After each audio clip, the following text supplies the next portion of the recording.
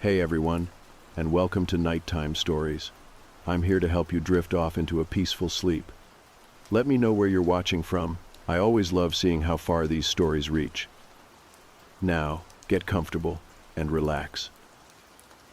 The last few flames in the fire flickered softly, casting gentle shadows that danced along the edges of my small camp. The logs I had left for the morning sat untouched in the pile beside me. I took a final sip from my canteen, the tea inside long gone cold, and sighed as I considered crawling into my sleeping bag. It had been a long day full of hiking and chopping wood, and every muscle in my body ached for rest. My name is Derek, and I had been hiking solo through a remote section of northern Vermont.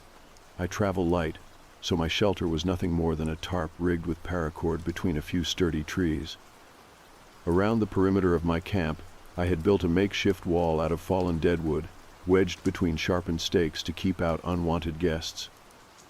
It would not stop a determined predator, but it might slow one down long enough for me to react. I unzipped my sleeping bag in the dim firelight and took off my boots, toes already sore and blistered from the rugged trail.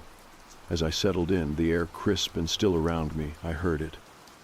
A sudden and sharp rustle from above, a wave of frantic wings, the sound of dozens of birds bolting from the treetops, shrieking into the night like something had startled them all at once. My eyes opened wide. The fire was now little more than glowing embers, not enough to illuminate the edges of camp. Still, I lay there, unmoving, trying to make sense of what I had just heard. The birds were not returning to their roosts. Whatever had scared them had not passed. It had made them flee. Then nothing. The silence was unsettling. If you have ever spent time in the woods overnight, you know that true silence is rare. The sounds of the forest are constant, especially at night. Frogs chirp, owls call. Rodents skitter through the brush. But now, it was dead quiet. No crickets, no wind, not even the distant cry of a coyote, just complete stillness. I slowly sat up, my ears straining. I reached for a dry log to toss onto the fire, hoping to rekindle some light. The embers still radiated heat, and the log would surely catch. As I lifted it, a loud crack echoed from just beyond my camp. I froze. I had picked this clearing carefully, not just for visibility and dryness, but because it was far from overhanging branches. There should not have been anything large enough to snap a limb nearby. Not unless something had walked onto the trail I had cleared earlier that afternoon. Another loud snap followed, closer this time. This was not the sound of twigs breaking underfoot. It was the unmistakable crunch of weight pressing down on thick branches. Whatever was out there was heavy, much heavier than any raccoon or deer. I squinted into the darkness, but could see nothing beyond the dying glow of the fire. The surrounding woods felt like a wall of black. Then it came, the smell. I have hunted and camped for years, and I have smelled my fair share of decay, but this was different. This was rancid, overwhelming, like spoiled meat left in the sun for days. I gagged silently, fighting to keep my breathing quiet. I could hear it moving now, slow, shuffling steps, brushing against the undergrowth as it followed the narrow trail I had cut through the woods. Whatever it was, it had to be at least 7 feet tall. The rustling came from the higher branches, and the shape of the trees told me nothing short of something massive could reach that height. I dared not breathe deeply. The air was thick with that rotten stench, like the very forest had soured. Then I saw it. At first I thought it was just a deer. Its silhouette stood on the edge of the trail, unmoving. Relief washed over me, embarrassed at the terror I had felt. But as my eyes adjusted and I focused more closely, the relief faded. This was not right. Only 2 legs. The figure stood upright. Its body was long and thin. The hind legs matched a deer, yes, but there were no front limbs standing on the forest floor. They hung limply at its sides, useless. Its posture was disturbingly human. My heart began to hammer. This was not a deer. I could not run. The forest beyond the clearing was too thick, too dangerous in the dark. The only way out was the trail, and that thing stood right at the start of it. I had no firearm on me. I was not hunting, just a 2-day hike. I had food, water, a decent knife, but nothing that made me feel even slightly safe against whatever this was. I decided fire might be my best chance. I dropped the log into the embers, pushing it into the core. It caught quickly. I tossed more on top, then reached around blindly for smaller sticks and dry twigs. One lit up, then another. In the flickering light, I saw it clearly. It had the shape of a deer, but its skin was peeling, hanging in strips like old rags. Its ribs were visible through wide gashes, its torso split open in places. Yet it stood there, balanced upright, its spine impossibly straight. Its head hung to one side, neck broken or twisted unnaturally. Antlers jutted from its skull like brittle branches. The sockets where eyes should have been glowed faintly red in the firelight. The longer I stared, the more it looked like something was inside it, something puppeteering the body like a costume. Its jaw dropped open, and it released a scream. The sound was not animal. It was long, high, vibrating with a sick rhythm that burrowed into my bones. My blood went cold. I told myself to run. I begged myself to move. But I was paralyzed. The creature took one step closer. Then, with a sudden burst, 2 of the larger logs caught fire and flames leapt into the air. The thing paused, turning its head sharply toward the fire. It looked back at me, then leaned forward. I thought maybe the flames scared it. I was wrong. It lunged. The 20 feet between us vanished in an instant as it tore across the clearing. Finally, my body obeyed. I spun around and bolted into the trees, hands raised to shield my face. Branches tore at my skin. My legs stumbled over roots and fallen limbs. I made it maybe 30 feet before I slammed into a thick limb and fell hard. The breath knocked from my lungs. I crawled underneath it and kept moving. Another branch struck my chest and I went down again, gasping for air. The smell was gone. Somehow, it had not followed. I lay there for what felt like hours until finally, I heard the familiar sounds of the forest return. An owl, a rustling squirrel, the world breathing again. I stayed put until the sky began to glow pale with morning light. Then I crept out, weaponless, cold and shaking. I never went back for my gear. I just walked, slowly, quietly. I walked until I saw my car and threw myself inside. As I started the engine, the smell hit me one last time. Rot. Death. I slammed the door, floored the gas, and never looked back. After I got back into town, I thought the nightmare was behind me. I told myself I had imagined it, that exhaustion had twisted a shadow into something unrecognizable, that maybe I had dozed off and dreamed the whole thing right there by the fire. But I knew I was lying to myself. Something about the way the trees had gone silent, the way the animals had vanished, the way that thing stood in the dark, it had been real. I stayed in a motel on the outskirts of town that night. I paid for 2 nights in cash. It was one of those places with brown carpeting, stiff sheets, and a faint smell of bleach lingering in the corners. But it was dry, and it was safe, and the windows locked, so it felt like a castle to me. I slept maybe 2 hours total, every creak from the building sending me upright in bed, heart pounding. The image of that thing, the twisted deer body with its hanging head and missing eyes, replayed over and over in my mind. The next morning, I left early and drove back home to Laconia. The whole drive, I kept glancing into the rearview mirror like something might still be following me. There was nothing. Just miles of trees blurring past. Still, I refused to stop for gas until I hit the edge of town, and even then I kept one hand on the nozzle and the other on the handle of the knife I had stashed in the side door. Back in my apartment, I locked all 3 of the bolts on the door, shut the curtains, and sat on the floor with my back to the wall. Tango, my black lab, looked up at me like he knew something was off. He licked my hand, nudged my knee with his nose, and laid his head across my lap. He stayed there until I finally fell asleep. The following week passed in a strange blur. I tried going back to my job at the hardware store, but I was jumpy and distracted. I snapped at a customer for getting too close behind me. I kept checking the security cameras, Even though we rarely had any kind of trouble, I stopped going out after dark. When I walked Tango in the evenings, I stuck to the streets with the most streetlights, and I always carried a flashlight, even if it was barely dusk. But none of that made me feel safe.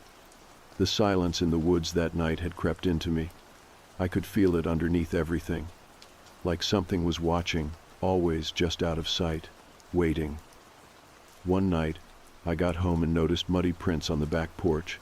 Not paw prints, not boot treads either, just long smeared marks that didn't seem to make any sense.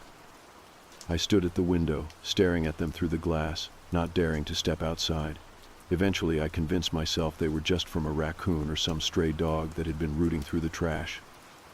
Then came the phone call. It was just past midnight when the landline rang. I had forgotten I even had the thing plugged in. Nobody ever called it. It was only there because my landlord insisted on including it in the utility bundle.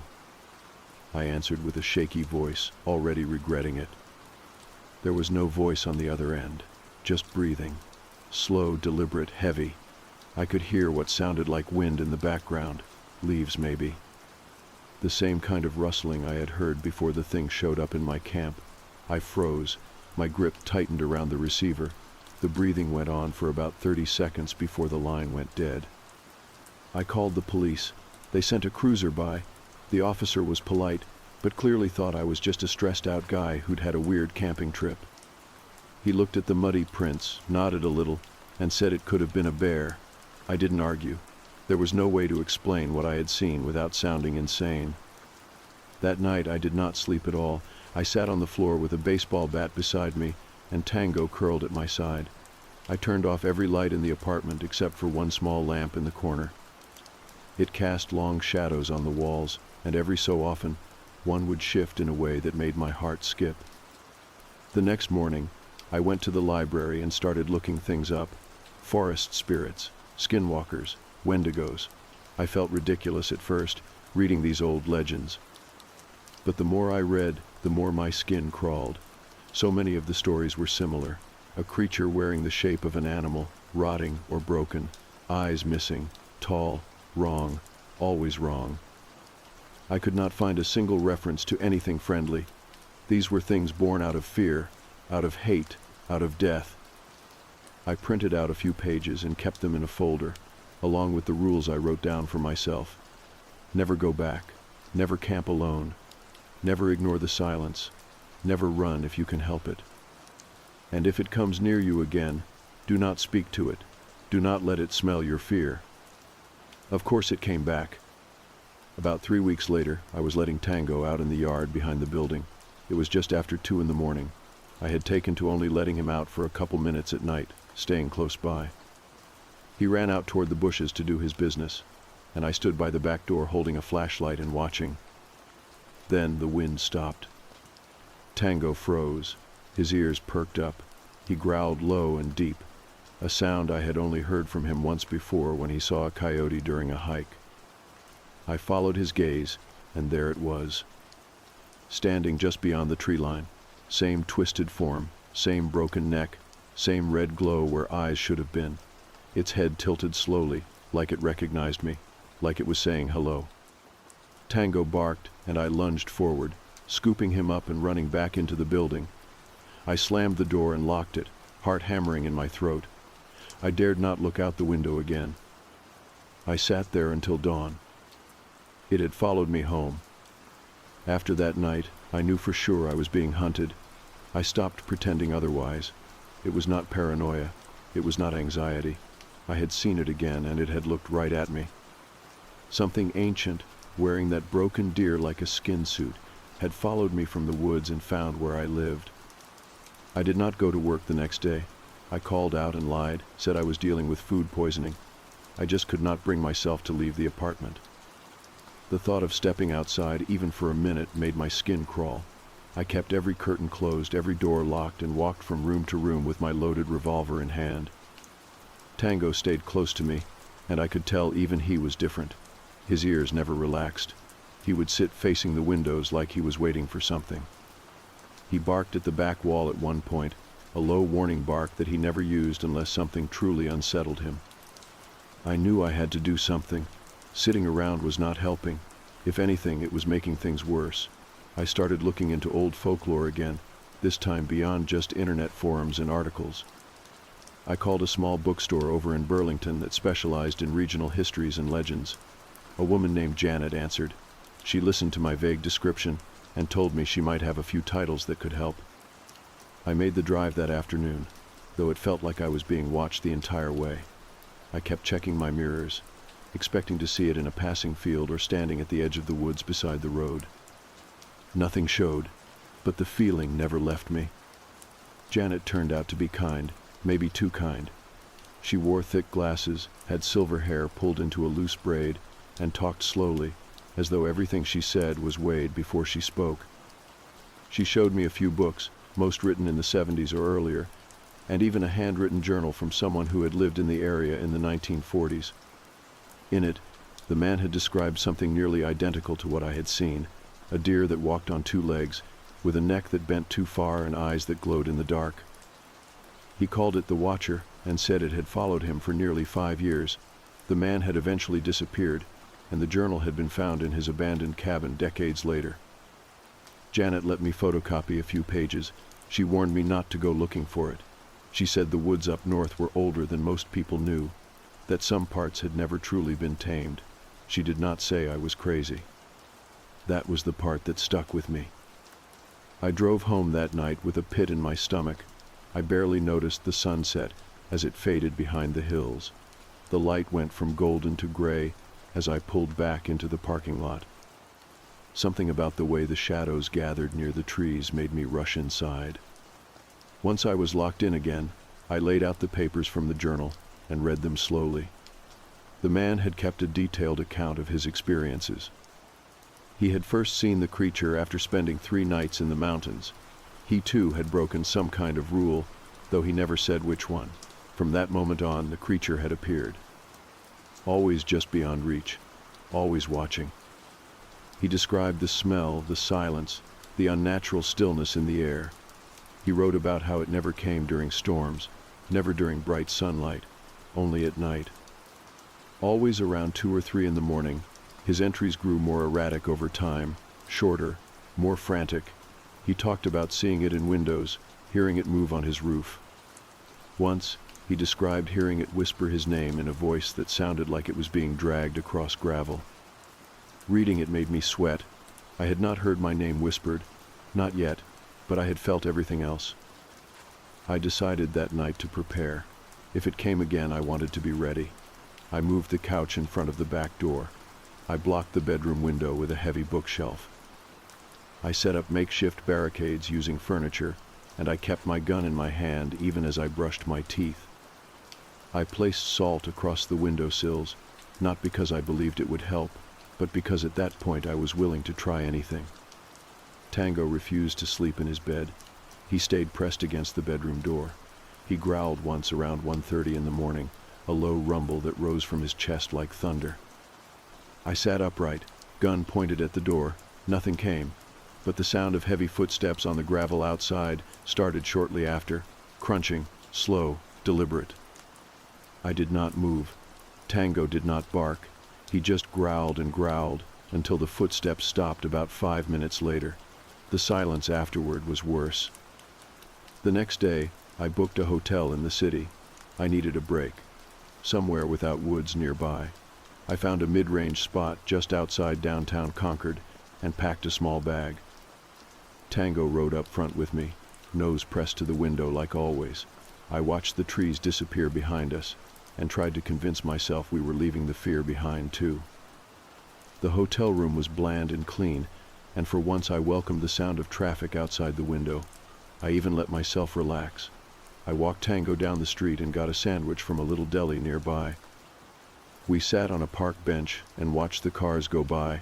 It felt normal, like none of it had happened.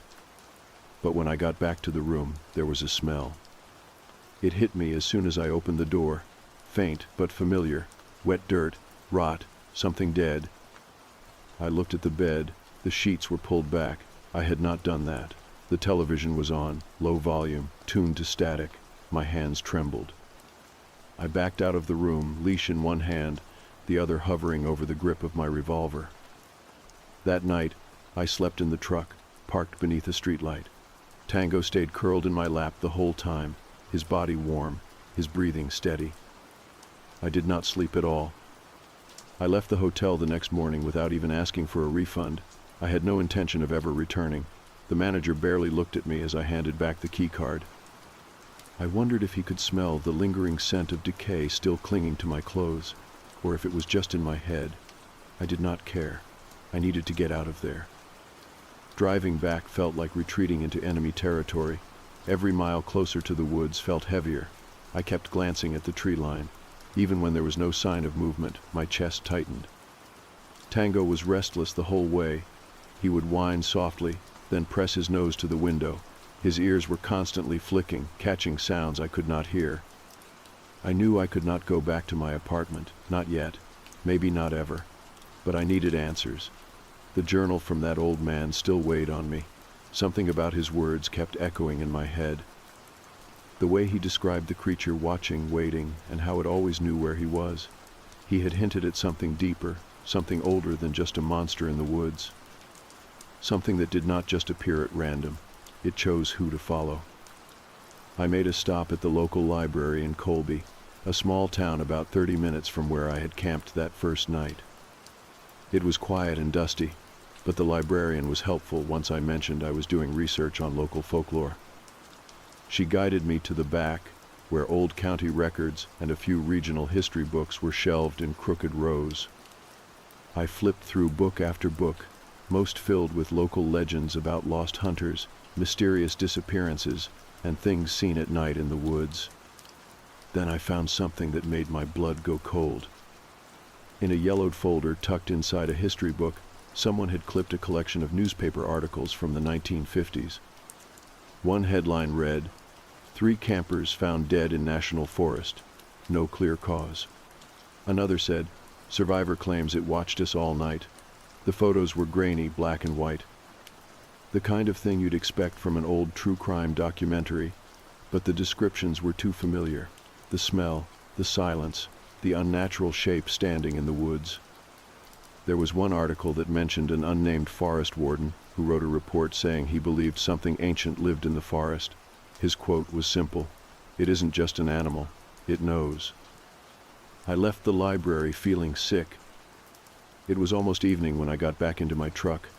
I knew I should go somewhere public, stay around people, but some part of me wanted to see it again. I cannot explain why. Maybe I thought if I confronted it, I would understand. Or maybe it was just that deep part of the human brain that wants closure, even if it costs everything. I drove toward the original campsite, toward the place where I had first broken the rules. It was late spring now. Everything was green and blooming. The trees looked peaceful in the dying light. But that peace was only skin deep. Beneath it, I knew the thing still lingered. It had not left. It had never left. I parked near the trailhead and left the engine running for a minute, just sitting, thinking. Tango stared out the windshield, his ears perked, his body tense. I checked my weapon, checked the flashlight, checked my phone, no service. I expected that. I grabbed my gear and stepped out into the warm evening air. It smelled of pine and wildflowers. But underneath that was something else, just a trace, just enough to make my stomach churn. We moved slowly through the trail, my eyes darting to every shadow. Birds chirped in the distance. The wind rustled the canopy above. It almost felt normal. But every time a branch creaked or a twig snapped, I jumped. The old campsite looked untouched. My fire ring was still there, though mostly covered in leaves and pine needles. Some of the logs I had placed were still stacked, gray and softened from months of weather. I walked the perimeter slowly, Tango sticking close. He growled once, staring into the dense thicket to the east, but nothing came from it. No sound, no movement. I stood in the middle of the clearing and waited. The sun dipped lower, casting long shadows through the trees. The warmth began to fade. The sounds of the woods changed too. The birds quieted, the wind slowed, and that stillness returned. I lit a small fire, just a few pieces of dry wood. I didn't need heat, I needed light. I sat down on a fallen log and watched the flames flicker. Tango stayed beside me, tense and alert. We stayed like that for almost an hour. Then I heard it. Branches snapping, deliberate, slow. I stood and turned toward the trail, heart racing. The fire cracked behind me. I reached down and gripped the revolver tightly. Another snap, closer this time. Tango let out a low growl that rolled through the clearing like a warning bell. I could feel him vibrating next to me. Then I saw it. At the edge of the trail, where the last sliver of sunlight touched the forest floor, it stood, just like before, 7 feet tall, maybe more. That same twisted, rotting deer body. Flesh hanging loose, antlers bent and broken, its neck still hanging to one side, like it had never healed. And those eyes, red, like coals burning in a fire. It did not move, it just stared. I raised the revolver slowly, my hand shook, I aimed center mass, just like I had practiced for years, but I could not pull the trigger, not yet. Something inside me screamed that it would not matter. That bullets would not help. The fire cracked louder behind me. The light cast shadows that danced over the creature's decayed form. And then, without warning, it took one step forward. Tango barked, once, sharp and loud. The creature froze. Then it turned its head slowly toward the fire and took a step back. Another step. Then it turned and walked into the woods, vanishing behind the trees as though it had never been there at all. I stood frozen, the gun still raised, breath shallow and fast. Tango whined, rubbing against my leg. I had no idea what had just happened, but it felt like something important, like it had come close and then changed its mind. I waited a while longer, then carefully I put out the fire, packed my gear, and we left the clearing. The drive back into town was silent. I didn't turn on the radio. I didn't say a word to Tango. He laid in the back seat, his breathing shallow but calm. I think we were both too drained to speak, too confused to make sense of what had happened. I had gone there expecting something violent, something final, but it had turned around and walked away. It saw us, it knew I was there, and it simply left. I parked outside a diner just off the main road, one of the few spots still open late. I wasn't hungry, not really, but I needed a place to sit, somewhere normal, somewhere with people. I left Tango in the car with the windows cracked and walked inside. The place was half empty, dimly lit, with a jukebox humming quietly in the corner. A waitress poured me a cup of black coffee without asking.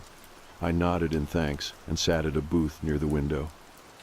I could see my truck from there, could see Tango's ears just barely above the window as he kept watch. I sipped the coffee, barely tasting it.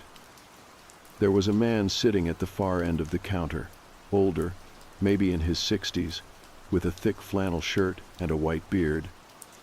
He had the kind of face you see on small-town farmers or loggers, tough and weathered by wind and sun. After a few minutes, he stood, picked up his coffee, and walked over to my booth. "You been out by the old trail?" he asked quietly. I looked up. His eyes were serious. He didn't sound accusing, just knowing. I nodded once. He sat down across from me like he had every right to be there. "I used to do search and rescue around those parts," he said, "years ago, before they shut it down unofficially, before the signs went up." "What signs?" I asked. "They don't say much, just warnings about closed trails, unsafe terrain, but we know why. Folks like us know." I leaned in, unsure whether I was being pulled into more myth or if this man had really seen what I had. "You saw it, didn't you?" He nodded. "I saw it back in 1987. Same place, same smell, same damn silence. I lost a partner that night, never found him, just blood and tracks. I came back down the trail alone and never went near those woods again." He reached into his pocket and slid something across the table, a small, folded photo, black and white, grainy. It showed a stretch of woods with something in the background, half hidden behind trees. A blur, but the shape was familiar, too tall, too thin, just wrong. "That thing out there," he said, "it's not an animal. It's not some bear with mange or a sick deer. It's older. It's not supposed to be here, but it is." I stared at the photo, my skin crawling. Then why hasn't anyone done something about it? He gave me a look I couldn't quite read. "Because most don't come back. Or if they do, they don't talk. You keep your mouth shut, people let you live your life. You start telling folks about things like this, they either laugh you out of the room or look at you like you've lost your mind. And the ones who believe you, well, they don't sleep so good afterward." I understood that all too well. "What does it want?" I asked. His eyes drifted to the window. "I don't think it wants anything. Not like we do. I think it just follows, watches. Sometimes it gets close, sometimes it takes, but mostly it waits." That sent a cold wave through me. He finished his coffee and stood up. "You should get out of here. Whatever it is, it marks you. If you saw it once and it let you go, that doesn't mean it will every time." I watched him walk out into the night and drive away in an old rusted pickup. I sat there a little longer, the coffee now cold. Tango barked once in the truck, startling me. I looked out. Nothing. Just the dark parking lot and my headlights reflecting faintly off the asphalt. I paid and got back in the truck. Tango nudged my arm, whining softly. I ruffled his fur and sat there for a minute before starting the engine. The road home was dark, winding through the edge of town before heading toward the apartment I hadn't been in for nearly 2 weeks. I parked out front and hesitated. Part of me expected to see it standing at the edge of the lot, but there was nothing. Just the hum of a street lamp and the chirp of a few late-night insects. I grabbed my bag, called Tango, and we went inside. The apartment smelled stale and untouched. I had kept the curtains drawn and the air off. Tango sniffed every corner like he was clearing the place, tail low and movements slow. I sat on the edge of the bed and exhaled hard. Was I safe now? Did it let me go? Or was this just a pause? I dug through my pack and pulled out the old man's journal again. I flipped through the pages until I found the last few entries. One had a line underlined twice. "It will come back. It always does." I shut the book and stared at the door. That night, I barely slept. Every sound outside made me flinch. The air felt heavy. The shadows under the door seemed to stretch a little farther than they should. Tango lay curled up at the foot of the bed, eyes half open. Around 3 in the morning, I sat up, not even sure why. I hadn't heard anything. But I could feel it. That weight again. Like something was watching from the other side of the wall. I got up and walked quietly to the window. I peeked out. Nothing. Still, I could not shake the feeling that I had only bought myself time. That maybe it didn't care about rules or fire or distance. It remembered me. I was marked. As I turned to go back to bed, Tango growled softly. His ears pointed at the door. I stood frozen. I waited. Minutes passed. Then silence again. Just before the sun started to rise, I finally drifted off. But the last thing I remember before sleep claimed me was the smell. Faint, almost imagined. Rot, decay, and pine. The sun rose with a strange kind of stillness that morning. No bird song, no passing cars, just an eerie quiet wrapped around the building like a blanket. I sat on the edge of my bed, staring at the cracks in the paint along the far wall, not really seeing them. Tango was pacing the living room, stopping every so often to look toward the front door, tail stiff and ears pricked. I hadn't slept more than an hour or two. The faint smell of rot had come and gone through the night, sometimes strong enough to make my stomach turn, then vanishing, as if it had never been there. I kept telling myself it was all in my head, that the fear had burned itself so deep into my brain I was just imagining things. But deep down, I knew better. You do not forget that smell. That sickly sweet scent of wet fur and old meat.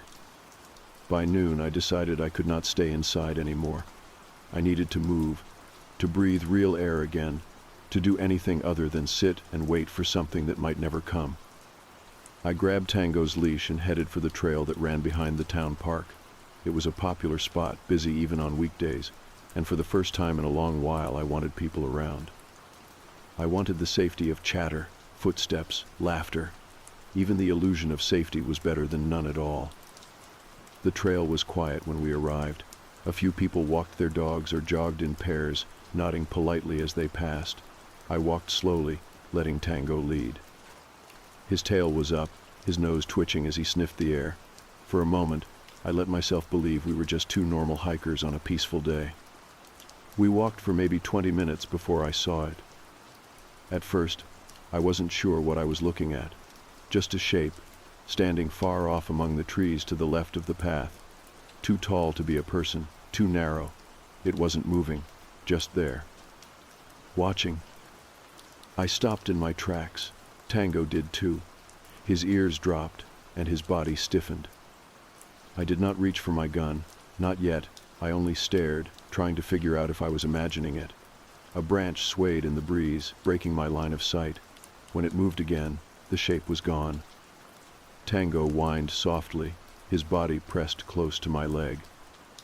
I took a step back, then turned. We walked back toward the parking lot, my pace steady but my eyes scanning the woods constantly.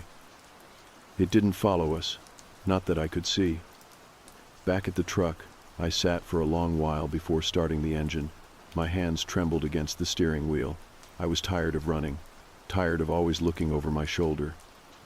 If it wanted to take me, it would. There was nothing I could do, but I would not sit and wait for it. I would face it again, on my own terms. That night I prepared to return to the woods. Not the campsite, not the trail where I had just seen it, somewhere deeper. I knew of an old service road that led into the national forest, long unused, barely more than a faint line of gravel choked by weeds. I packed food, water, my weapon, extra batteries for the flashlight, and a flare gun I had bought years ago but never used. I was not going hunting, I just wanted answers, or closure. Tango would not be coming with me.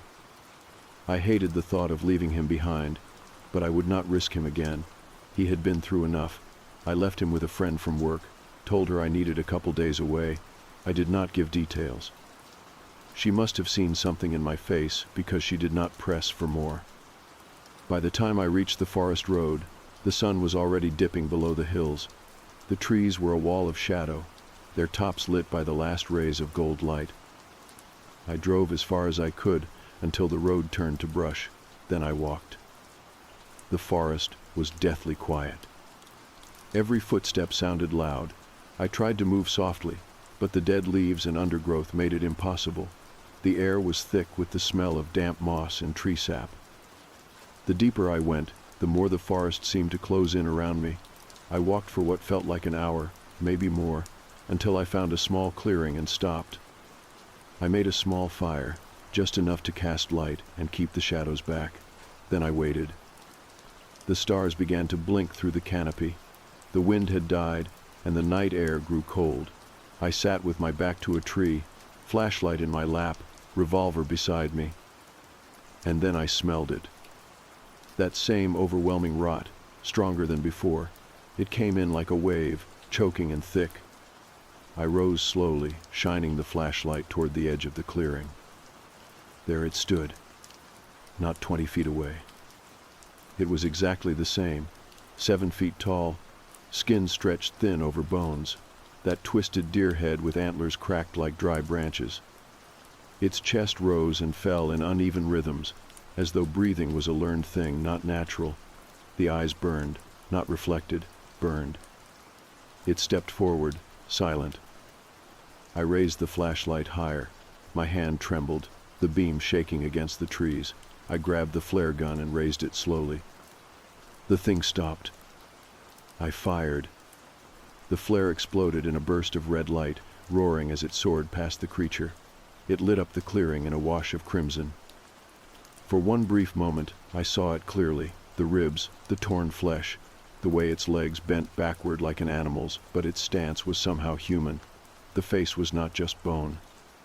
Something darker pressed against the inside of that skull, like something wearing a mask that no longer fit. Then the flare's light faded. It screamed. That same horrible, shrieking wail that made my blood freeze. My ears rang with it. I turned and ran. Branches tore at my face and arms. The forest blurred around me. Behind me, I heard crashing, fast and erratic. I didn't look back. I couldn't.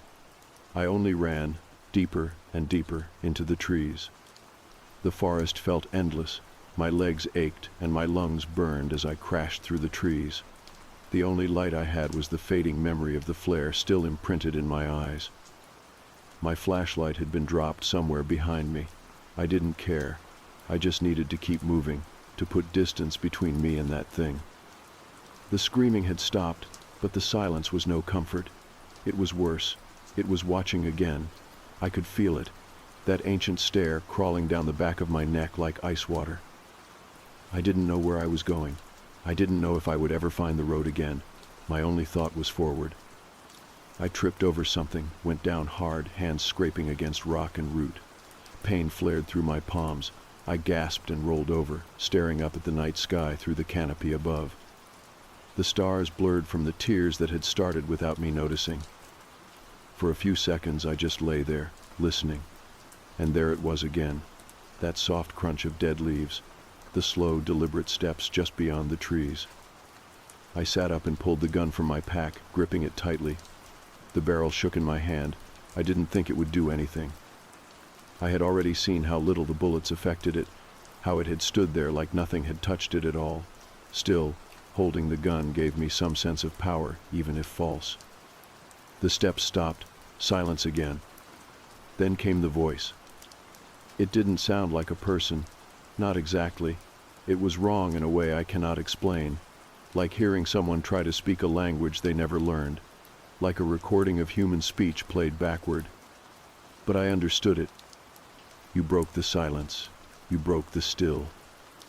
It sounded just like my own voice. I froze, my breath caught in my throat.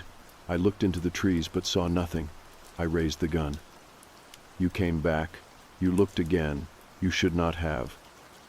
It spoke with the tone of someone reciting a rule they did not make but must enforce. I stood slowly, turning in place. Nothing moved, but I knew it was near, too near. You followed me, I said out loud, for years. The forest responded with wind, a sudden gust that rushed through the trees and made them groan. For a moment it sounded almost like laughter. I came because you listened, because you saw. The wind died, everything stopped. Then, from behind a nearby tree, it stepped out once more. The same deer-like body, the same half-decayed form, but something had changed. The flesh looked older, blacker, the rot deeper. The skull glistened in the moonlight, stripped of most of its skin. Its legs cracked as it moved forward slowly, as though the body it wore could barely hold up anymore. It was dying. I did not run this time. I raised the gun but did not fire. "What are you?" I asked. It tilted its head, that broken neck lolling to one side. Then, with a rasp that was barely audible, it said, "I am what remains." And I understood, not in words but in feeling. It had once been something else, human or close to it, something twisted by time and pain and dark things older than any of us. It was a remnant of something that should have passed on but didn't, something kept alive by fear, by stories, by people who could not let go. It had followed me because I had seen it, because I had not looked away, because I had remembered it. It feeds on memory, on attention, on the stories we tell. I took a step forward. My fear was still there, pounding in my chest, but something else had replaced it too. Understanding, pity even. "You can stop," I said. "You don't have to follow me anymore." Its head twitched. "Let me go." I didn't know if it meant itself, or me, or both. "I will," I said. "I won't speak of you again. I won't give you a name. I won't pass you on." It stood silent. Then it lowered its head. The light shifted. I blinked, and it was gone. Just gone. No running. No crashing through the trees. No scream. Just the empty forest and the faint crackle of the breeze high above. I didn't sleep that night. I waited for morning in the crook of an old pine, watching the shadows move with the stars. but I never heard another sound. The forest was quiet, but not unnaturally so. Birds began to chirp around 4. Squirrels stirred through the leaves. The world came back to life like nothing had ever happened. By sunrise, I found the road. I hiked the rest of the way back to the truck, exhausted, filthy, but whole. When I picked up Tango later that day, he jumped into my arms and licked my face like I had been gone for years. I held him tight, unable to stop the tears that came. We went home, and life went on. I moved again, this time somewhere far from any forest. I gave up camping, gave up hiking, gave up the quiet nights under the stars. I do not miss them. Some things are meant to be left alone. Some beauty hides dark things under the surface. I never saw it again. Not in the woods, not in dreams, not in mirrors or shadows or reflections. It was truly gone. Because I let it go. Because I stopped telling its story. And now, I am telling this only once. To set the record straight. And then I will forget. Because it asked me to. Because I promised. Because some things should be buried deeper than the roots of the oldest trees. Some things should never be remembered.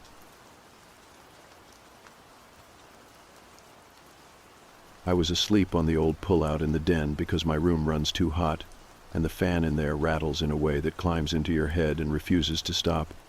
I gave up and carried a quilt to the cooler room with the window cracked a little. The last thing I remember before it happened was the quiet click of the fridge cycling and the faint sweet smell from the bakery down on Main that sometimes drifts up the hill when the air sits heavy. I had a hoodie bunched under my head, and the drawstring was digging into my cheek. A game controller lay half under the coffee table with its cable looped around a leg. The den smelled like lemon cleaner and old paper, and the couch springs remembered where people sit. The sound that woke me did not belong to our house. Not the dryer, not our grouchy smoke alarm, not the landline that only telemarketers remember. It was my phone on the table, and then the second one in the kitchen lit up, and then my mom in her room, and then Emma by the charger all at once, all with the same sharp tone that makes your brain sit up, even if your eyes are still closed. The room had that watery early morning feeling where edges seem wrong.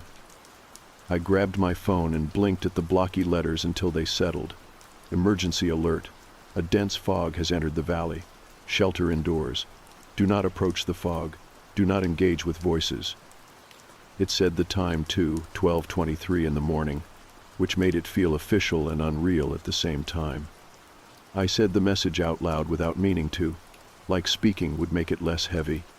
Kyle made a rough sound and sat up, one arm wedged under a cushion, the other landing in an empty pizza box that gave a tired crinkle. He had been crashing after a long run of games and had promised my mom he would be out early, which is something he says when he does not plan to be. His hair was crushed flat on one side. He squinted at me like I was the noise. Emma came down the hall with a blanket around her shoulders like a cape, charging cord trailing behind her like a tail. She looked small and stubborn at the same time, the way she gets when she is scared but does not want anyone to say it. My mom stood in the doorway with her glasses in one hand and her phone in the other, reading fast. Outside there was another sound, a soft seething I first thought was rain. When I listened harder, I heard the wind sliding along the eaves, and under it something like a low crowd, distant and damp, the way a football game sounds when you are a block away. The streetlight by the mailbox burned a small pale circle on the asphalt, and the edges of that circle went blurry, like someone was fogging a mirror. I put my palm on the glass and felt the cold come through. Down the street, the dark elbow where the road tucks under the trees had vanished, replaced by a moving wall the color of dishwater. You could see motion without seeing anything inside it, which felt worse than seeing nothing. My mom told us to step back from the window. She locked the back door and slid the chain, even though the chain never fits right. She checked the garage door, the side door, the little latch on the laundry room that sticks in winter. She moves toward action when she is nervous.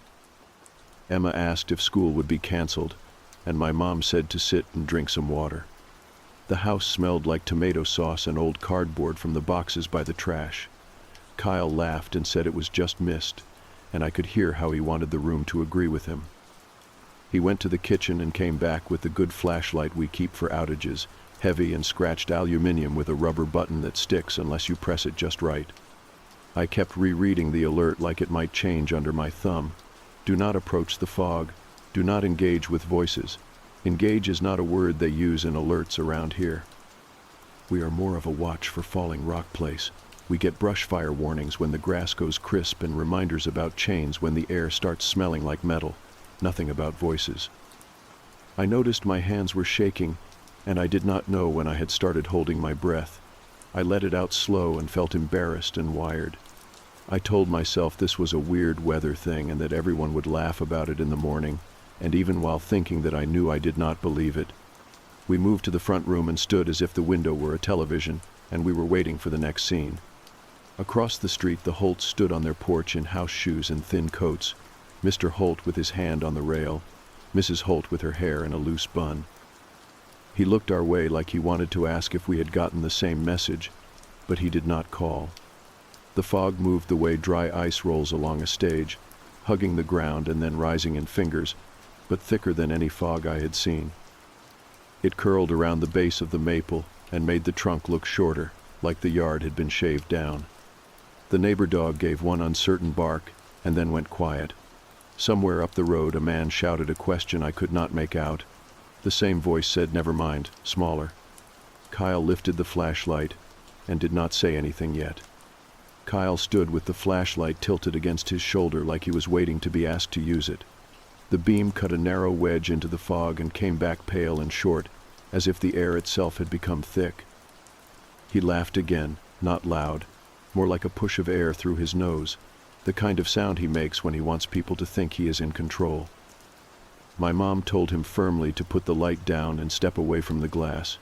He did not move. Emma pressed against my side and held the blanket closer around herself. I could feel the small tremors in her arms, and it made me stand more rigid because I thought if I did not move, maybe she would feel steadier. From somewhere deep in the fog came a sound like someone calling out. At first I thought it was the same man from earlier, the one who had shouted and then said, "Never mind." The voice was blurred, but then it rose in a clear shape that made my scalp tighten. It was Emma's voice. Not just the pitch or the softness. It was the exact way she drags the end of words when she is tired. It said her name, and then it said please, and then it stopped. I looked down at Emma, and she looked up at me, and her mouth was open, but no sound came out. She whispered that she had not said anything. My mom told her to go sit down and keep away from the window. She said it too quickly, almost like she was reciting it instead of thinking it. More voices swam through. One sounded like my grandfather, who had not lived in town for years. Another sounded like the Holt's daughter, who had moved to the coast last spring. Each one carried the right little bends and pauses, the things you only know if you have heard someone speak 1,000 times. Neighbors on their porches shifted and looked at each other. One man 2 houses down stepped into his yard, his slippers sinking in the wet grass.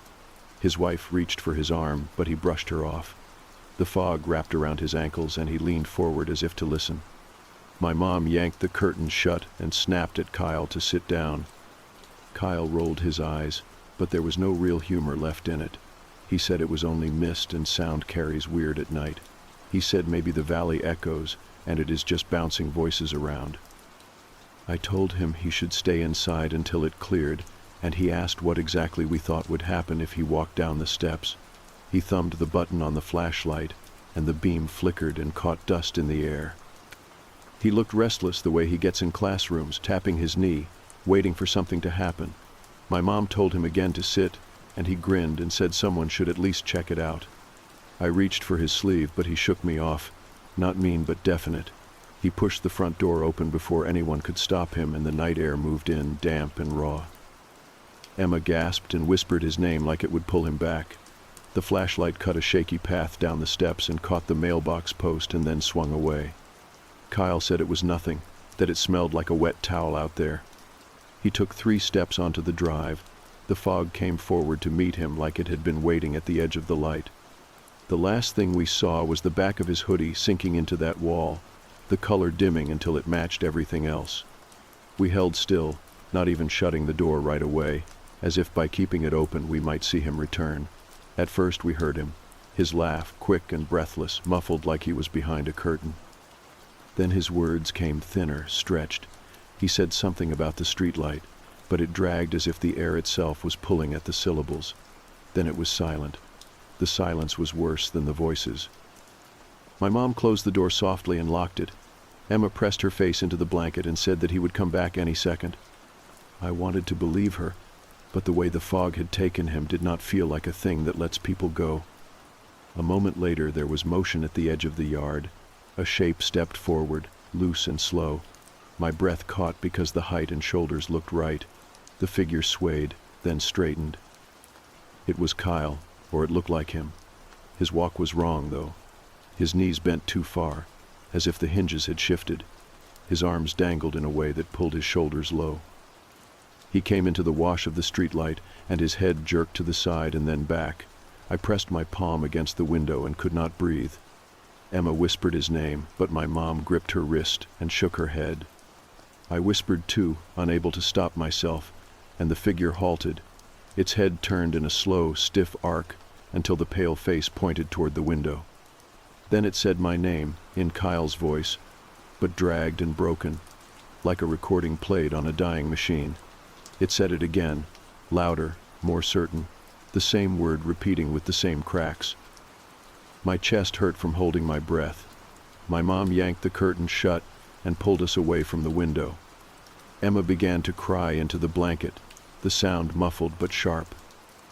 My mom kept repeating that we were staying inside, that we were not opening the door for anyone, no matter what they sounded like.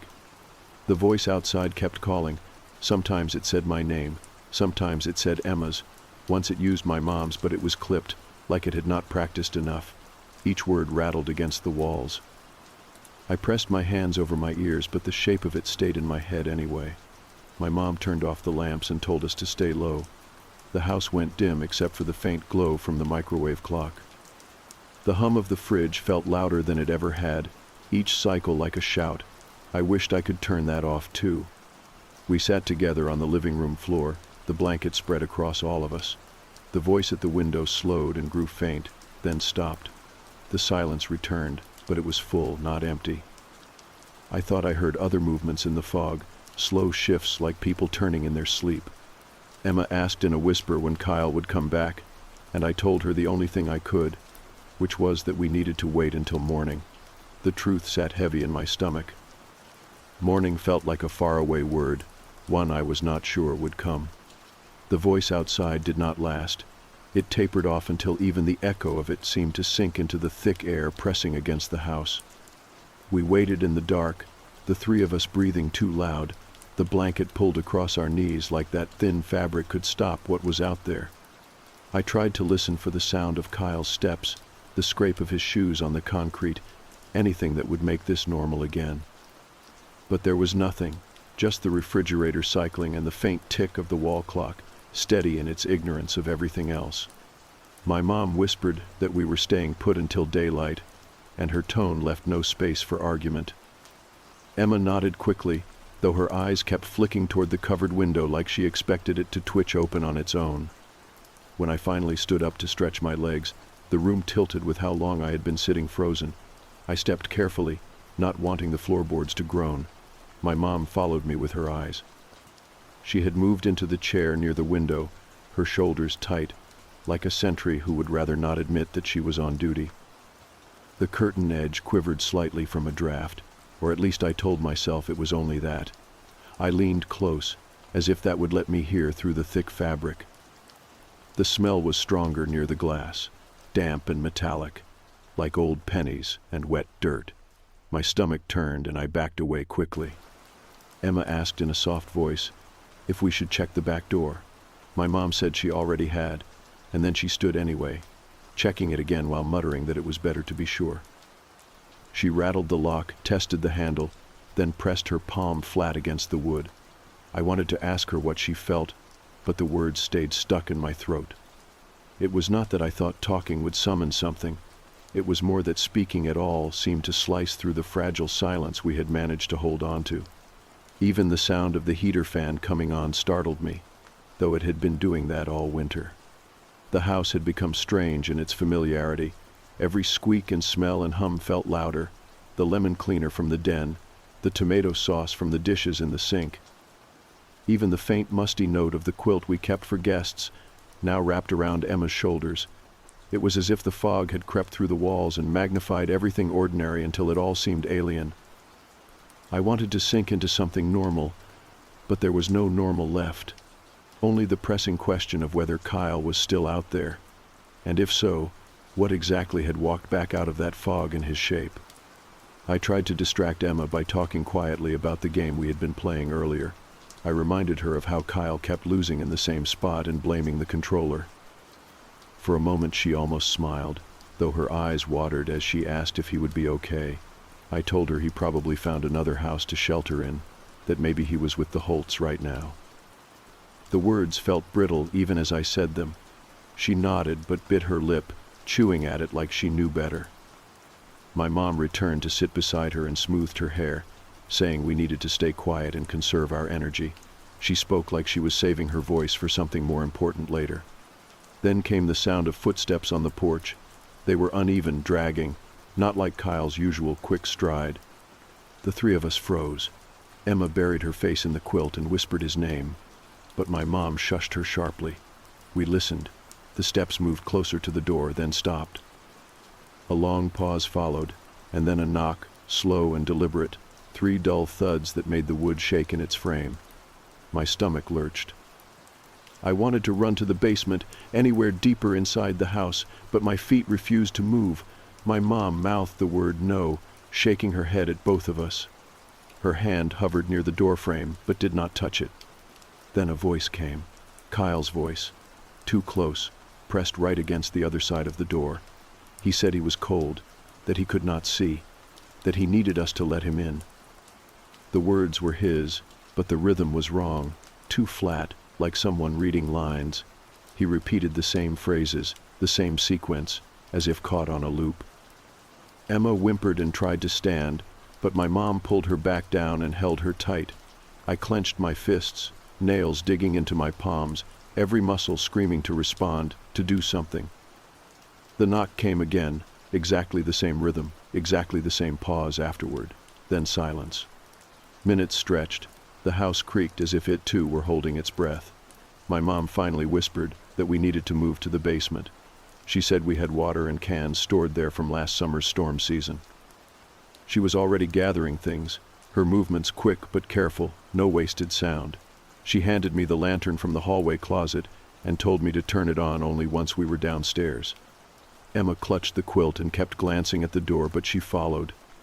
We tiptoed down the steps, each one a small protest in the old wood, until we reached the cement floor.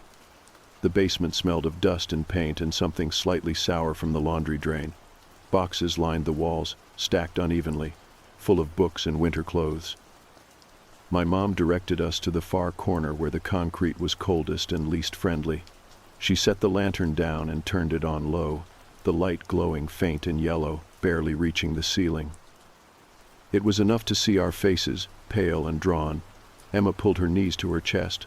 I sat beside her and tried to slow my breathing. My mom checked the small window wells, making sure each was latched, though the glass there had been warped for years. We stayed there listening. At first I thought I could still hear Kyle's voice upstairs, faint and repeating. Then I realized it was not fading. It was moving. The sound circled, slipping from one side of the house to the other, calling in the same flat phrases. Sometimes it used my name instead, bending it in his tone. Other times it used Emma's, lingering on the vowel too long, making it sound like a parody. I pressed my palms to my ears, but the sound seeped through anyway, low and invasive. My mom whispered for us to stay silent, that the best thing we could do was act like we were not here at all. Emma asked how long we would have to wait, her voice trembling. My mom answered without hesitation. Until morning. She said the fog would lift with the sun. She said it firmly, like a promise, though none of us had any reason to believe it. I stared at the concrete wall, tracing the cracks like a map, trying to measure how many hours until dawn. Each second dragged like an entire day, and the voices outside kept repeating, shifting, learning. I knew deep down that whatever came back out of that fog was not Kyle, and that morning might not change anything at all. The lantern burned in its small circle of light, and for a while that circle became the only world we had. The basement walls sweated faintly with moisture, and the floor was cold enough to sting through the knees of my jeans. Emma leaned against me, the blanket tucked tight around her shoulders, her eyes swollen and red, though she tried not to cry anymore. My mom sat across from us with her back against a box of Christmas ornaments, arms folded, her gaze fixed on the low stairwell like she was waiting for it to move. The air was stale with dust and detergent, and every sound outside seemed sharper than it should have been, like the fog carried noises straight into the foundation. It started with small movements overhead, a shuffle across the porch, the creak of a board near the kitchen, a scraping sound against the siding. At first I told myself it was branches bending in the wind, but the longer I listened, the clearer it became. These were footsteps, heavy, deliberate, sometimes dragging. The weight shifted, as if more than one figure circled, pacing back and forth. Every time the sound reached the top of the basement stairs, I felt my throat close. I pictured the thin wood of the door and how easily it could splinter. My mom pressed her finger to her lips when Emma looked like she might whisper something, and we held our breath together until the noise moved away again. Then came the voices, not just Kyle's anymore. At first it was him, calling my name in that broken cadence, repeating Emma's over and over until the vowels stretched too long. But then new ones joined. A man's voice I did not recognize called out like a neighbor asking for help. A woman's voice said she was lost, sounding raw and panicked, but repeating the same words in the same order until it looped like a recording. Emma clutched at my sleeve and whispered that she thought she heard Grandma. My stomach twisted because I thought I heard it too, the exact way Grandma used to say "sweetheart" when she picked up the phone. But Grandma had been gone for 2 years. The sound made my chest ache in a way that had nothing to do with fear, and I realized that was the trick. That was how it worked. The scratching at the basement windows started not long after. The glass was cloudy from years of grime, but a faint shadow moved across it, thin and elongated. Fingertips tapped against the pane, slow and rhythmic, like someone testing to see if we were listening. I pulled Emma closer, but she was already pressing her face into my shoulder, trying not to hear. My mom moved to the wall and crouched under the window, her hand flat on the cement like she could hold it shut by sheer will. Her face was pale and tight. She whispered that we could not answer, no matter who it sounded like. She told us to remember that nothing outside belonged to us anymore.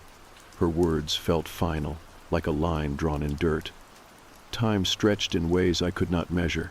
My phone was upstairs, buzzing endlessly with the alert I had dropped on the table, so there was no clock to mark the hours. The lantern flickered once and I panicked, thinking it was dying, but it steadied again.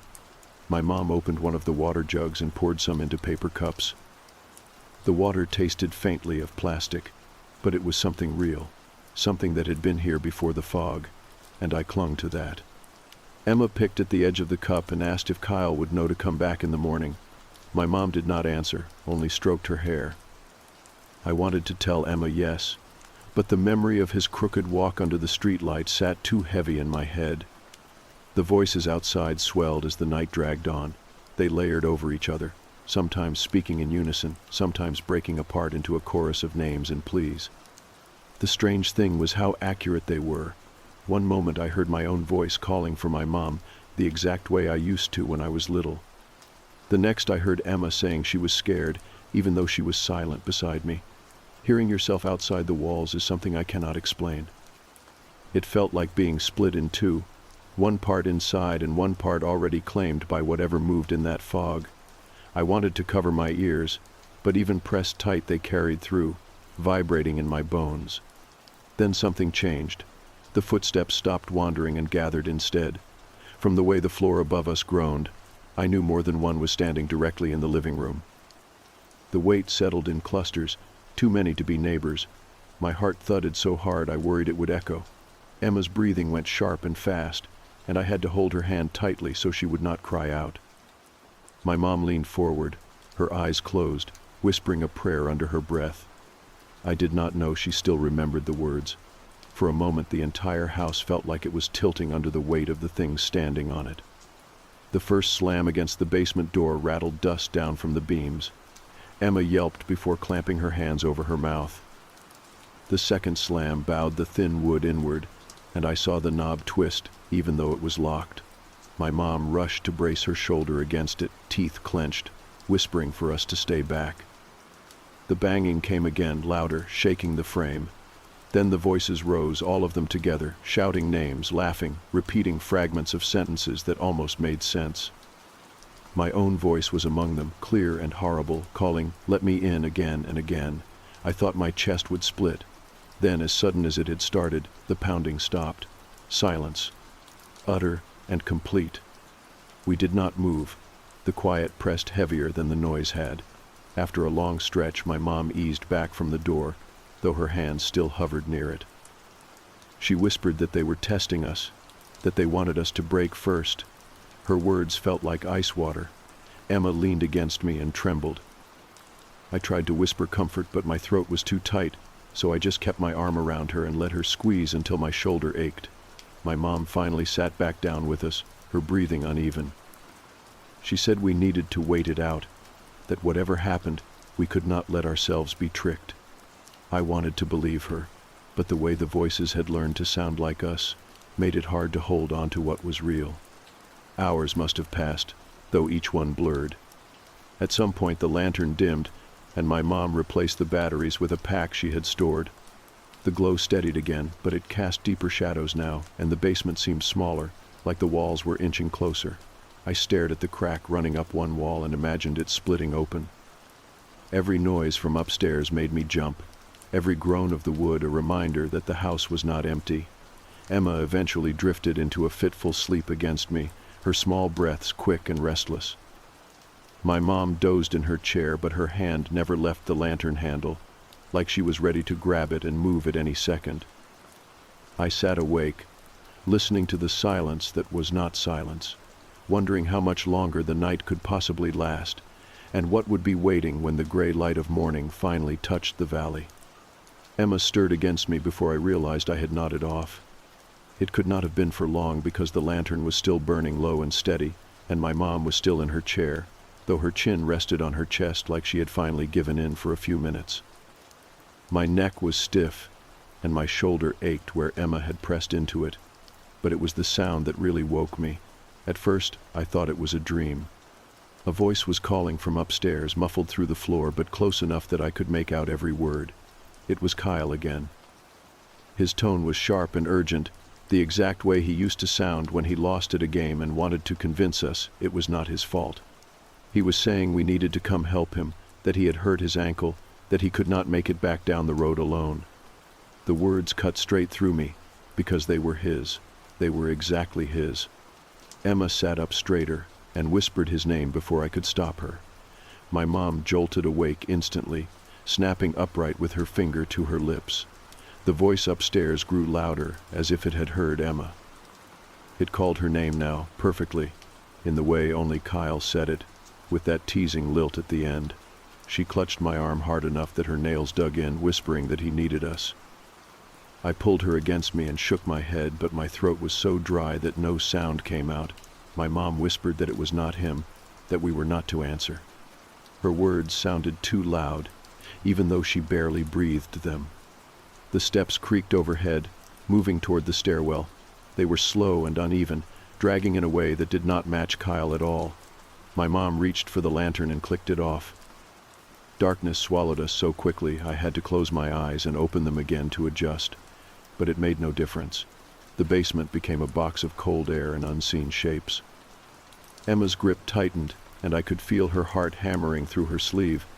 The steps reached the top of the basement door and paused. Then a soft knock came, almost polite, 3 taps like someone asking to be let into a friend's house. My mom covered her mouth with one hand. The knock repeated, this time harder, rattling the thin wood. The voice came again, closer, lower, as if it were speaking right into the crack under the door. It said my name this time, and I had the terrible thought that maybe I had called back in my sleep, given it something to mimic. The words repeated with a sick kind of rhythm, again and again, until my stomach lurched. Emma pressed her face into me to muffle a sob, and I held her tight. My mom shifted forward silently, placing her shoulder against the door again, bracing like she had before. After a long stretch, the steps moved away, not back outside, but across the living room. We listened as they circled slowly, dragging against the boards, until the sound faded toward the kitchen. My mom finally switched the lantern back on, turning it low. Her face was pale and drawn, eyes wide in the dim light. She whispered that it was learning, that it would keep trying different ways until we broke. Emma shook her head hard and whispered that it really was Kyle, that she could tell. My mom gripped her shoulders and told her firmly that Kyle was gone, that whatever was outside was not our friend anymore. The words made my stomach twist, but I knew she was right. Silence pressed in again, but I could not shake the sense of movement outside the basement windows. Once or twice, I thought I heard a scrape against the glass, faint as a finger trailing along it. I forced myself not to look. Emma curled against me, whispering that she could still hear him even when no one was talking. I wanted to tell her she was imagining it, but the truth was I thought I heard it too, deep in the back of my head like an echo that would not leave. My mom pulled one of the boxes closer and dug through until she found a small radio. It was an old ham set my grandfather had left us, heavy and scratched with a bent antenna. She said it might pick up something the phones would not. She turned the dial slowly, the static hissing in and out, and then a broken voice came through. It was not a neighbor, and it was not any emergency channel we knew. The words were chopped and warped, but clear enough to understand. Phenomenon is non-human. Entities mimic familiar voices to lure contact. Do not respond. Civilian areas inside the fog are considered compromised. The broadcast cut off with a screech of static and then nothing. My mom switched it off quickly and just sat there, staring at the dark wall. Emma whispered that she did not understand, that someone had to be coming to help us. My mom shook her head and said we could not count on it. The way she said it made me feel hollow, like something had been scooped out of me. She started talking about supplies, about how much water and food we had in the basement, how long we could stretch it. The way she spoke made it clear she was already planning for more than just tonight. We ate dry crackers and some canned peaches that tasted metallic but sweet enough to sting my teeth. The act of chewing, of swallowing something ordinary, steadied me a little. Emma ate quietly, though she kept glancing toward the stairwell. My mom wrote small notes on the back of an old envelope, tallying what we had left. Her handwriting shook slightly in the lantern light. I sat with my back to the cold wall and tried to ignore the faint sounds drifting through the fog outside. Once, I thought I heard my own voice again, calling my mom's name the way I had when I was little. I bit down hard on my tongue until I tasted blood, just to remind myself I was still inside, still me. The hours blurred. We stayed huddled in that corner, listening to the basement breathe around us, while the fog pressed against the house with its voices and its weight. Every so often a new knock came from above, or a new name drifted through the walls, like the things outside were taking turns wearing different masks. Emma fell asleep again eventually, her head in my lap, but even in sleep her fingers twitched like she was holding on to something. My mom stayed awake, watching, listening, her jaw tight. I wanted to ask her what we were supposed to do if the morning never came, but I kept it to myself. Speaking it out loud would have made it too real. When the next sound came, it was not from above. It came from right outside the basement door, close enough that the wood itself seemed to vibrate. A voice, soft and calm, said it was me. It said my own name in my own tone, perfect down to the pause in the middle. It told my mom to let me in, that I was trapped outside. I stared at the door in shock, every part of me cold. My mom's eyes snapped to mine, and for a moment I could not tell if she was looking at me or at whatever was on the other side. Emma stirred in her sleep, whispering something too quiet to catch. The voice repeated, steady and patient, waiting for us to answer. I sat frozen, my breath caught in my throat, knowing that the longer we stayed silent, the more it would learn, and the closer it would come to sounding exactly like all of us. The voice on the other side of the basement door kept repeating itself, patient and steady, as if it knew time was on its side. It used my name in my exact tone, the same rhythm I had heard in recordings of myself, and it told my mom to let me in. Hearing yourself outside your own body is a sickness you cannot describe. My first instinct was to shout, to tell it to stop, to prove that I was already inside, but I kept my mouth shut because I knew that was what it wanted. My mom's eyes stayed locked on me, and in that dim lantern glow I could see the calculation there, the small hesitation that chilled me worse than the voice itself. For just a breath she looked like she was not completely sure. Emma stirred against me, rubbing her eyes, and then she heard it too. She froze, blinking at the door, then whipped her head toward me with wide disbelief. I put my finger to my lips, but her breathing had already gone uneven. The thing outside must have heard it, because the next phrase it spoke was hers. It said it was Emma, that she was lost and alone in the fog, that she needed her mom and brother to come open the door. My mom shut her eyes and pressed her forehead to her knees. It sounded so much like Emma that I almost believed it even with her warm against me. The knocking started again, slow, deliberate, the knob twisted once, twice, the metal clicking against its catch. My mom leaned forward and braced her weight against the door. Her breathing was ragged but controlled, and she whispered that we could not answer, not even once.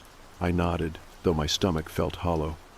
Emma clung to me, muffling her sobs in the quilt, and I rubbed her arm even though my own hands were shaking. The knocking stopped, but the voice carried on, switching between us, sometimes me, sometimes Emma, sometimes even my mom's own tone, pleading with herself to unlock the door. After what felt like hours, silence crept back. My mom eased away from the door, her body sagging with exhaustion. She whispered that the voices would not quit, that they would keep pressing until we were worn down. She told us the only way we would survive was by refusing every single time. Her certainty made me want to believe her, but in my chest I knew our strength was thinning. Every new voice chipped away a little more. Every phrase stolen from our memories left less of ourselves inside these walls. We tried to distract ourselves. My mom had us count supplies again, laying out the cans in rows, tallying the water, the lantern batteries. Emma found an old deck of cards in a box, and we played quietly on the cold floor. The ordinary movements gave me a fragile sense of control, but it never lasted. The fog pressed in through the cement, humming just beneath our hearing, and the voices never fully stopped. Even when they were faint, I caught scraps of them in the static air, like whispers underwater. Sometimes I thought I heard laughter, though I could never be sure. At one point the ham radio crackled on by itself. My mom rushed to it, twisting the dial. Through the static, a warped message bled through again. It was the same clipped voice as before. Phenomenon is non-human. Entities mimic familiar voices to lure contact. Do not respond. Civilian areas inside the fog are considered compromised. The word compromised echoed too long in my head. My mom shut it off quickly and stared at us with hard eyes. She said we had to accept that no one was coming. We were not waiting for help anymore. We were waiting to see how long we could hold out. The weight of that truth settled over me like wet wool. I thought of Kyle, of the way his shape had moved under the streetlight, jerky and wrong. I thought of the neighbors who had stepped outside, the screams that had been cut short. I realized the town was probably already gone. Whatever was in the fog had spread past our valley. Maybe it was everywhere. I did not say this aloud, but the thought sat like a stone in my stomach. The hours dragged. At some point, Emma curled up and fell asleep again, her head in my lap, her small breaths rattling. My mom stayed alert, though her eyelids drooped. I sat awake, listening. Outside, the chorus had grown. It was not just one or two voices anymore. It was dozens, maybe more. All calling, all imitating, some perfect, some broken. They overlapped until it became a constant drone, like a crowd pressing against the walls of the house. And within that sea of sound I picked out my own voice over and over again, calling to be let in. Each time it came, I felt less certain of myself, as if some part of me really had been stolen out there. Then, as the lantern began to dim, a new noise rolled through. It was not a voice. It was a scrape, deep and heavy, like claws or tools dragged across the siding. It circled the basement, metal against cement, slow and patient. My mom's lips pressed tight, and her knuckles whitened around the lantern handle. Emma stirred and whimpered in her sleep, and I held her close, willing her not to wake. The scraping continued until it reached the basement windows, then stopped. I held my breath. A soft tap followed, deliberate and slow, as though a fingertip tested the glass, then another, then silence again. My mom whispered that they were not just voices. She said they had shapes, bodies, forms we had glimpsed but not understood. She said the voices were only the lure, the hook to drag us out. Her words sent a cold shiver down my spine because I knew she was right. I thought of the figures we had seen earlier, tall and wrong, moving like broken marionettes. They were still out there, waiting, and now they knew exactly how to sound like us. I do not know how long the night lasted. The lantern finally went out, and we sat in darkness, our ears full of the voices pressing closer. My mom kept whispering that we had to stay quiet. That silence was our only weapon. Emma clutched my hand, her nails digging deep. My mind spun in circles, half believing I could hear Kyle just outside, begging to be let in, half certain it was already too late for him and for all of us. The chorus grew until it felt like the entire town was standing outside the basement door, each voice layered with desperation and hunger. When the first light of morning finally bled into the window wells, it was not a relief. The fog still clung thick outside, heavier than before, and the voices had not faded. They only multiplied, echoing back at us with the tones of friends and family and strangers alike. My mom looked at me with eyes that said she already knew the truth. The world outside our door no longer belonged to us, and morning was not going to change that. It was only going to show us how much had already been lost. The gray light seeping through the basement windows should have meant safety. For as long as I can remember, morning was always the reset button. No matter how bad a night felt, the sun made it tolerable again. But when the thin glow touched the damp cement wall and spread its weak color across the floor, nothing changed. The fog was still there, pressed heavy against the glass. The voices were louder than ever. And all I felt was the thick weight of understanding that this was not something we could wait out. Morning did not dissolve it. Morning just showed how permanent it had become. The three of us sat in silence, huddled around the cold lantern. Its batteries had drained hours ago, leaving us with nothing but the faint daylight creeping through the grime. Emma had woken before dawn and had not stopped crying since. She tried to be quiet about it, but the little gasps and hiccups kept slipping out. I rubbed her back and whispered nonsense to calm her, though the sound of my own voice made me flinch. I could not shake the fear that every word I spoke would be stolen and thrown back at me a moment later. My mom watched the stairwell, with eyes that did not blink enough. Her hands gripped the edge of a cardboard box so tightly the flaps tore under her fingers. The voices outside had grown into something like a choir, not in harmony, not organized, but layered so thickly that the air vibrated with them. They used every name we knew, in every inflection, switching from Kyle to Grandma to neighbors to strangers. They used Emma's soft little whine when she was a toddler. They used the way my mom's voice cracked when she scolded us. They even used my own words from last night, almost sentence for sentence. Hearing yourself outside your own body is worse than seeing a shape mimic your face. At least with a face, you can tell what is wrong. A voice fools the part of you that still wants to believe. At one point, the basement door rattled again, but not like before. This time the knob turned and held, twisting steadily as if a whole arm of weight leaned into it. My mom rose to her feet and braced her shoulder against the frame. The wood groaned, but the lock held. I rushed to help, pushing my own weight into the door. Emma clung to the blanket and cried harder, rocking in the corner. The pressure on the knob lasted long enough for my arms to tremble, then it released.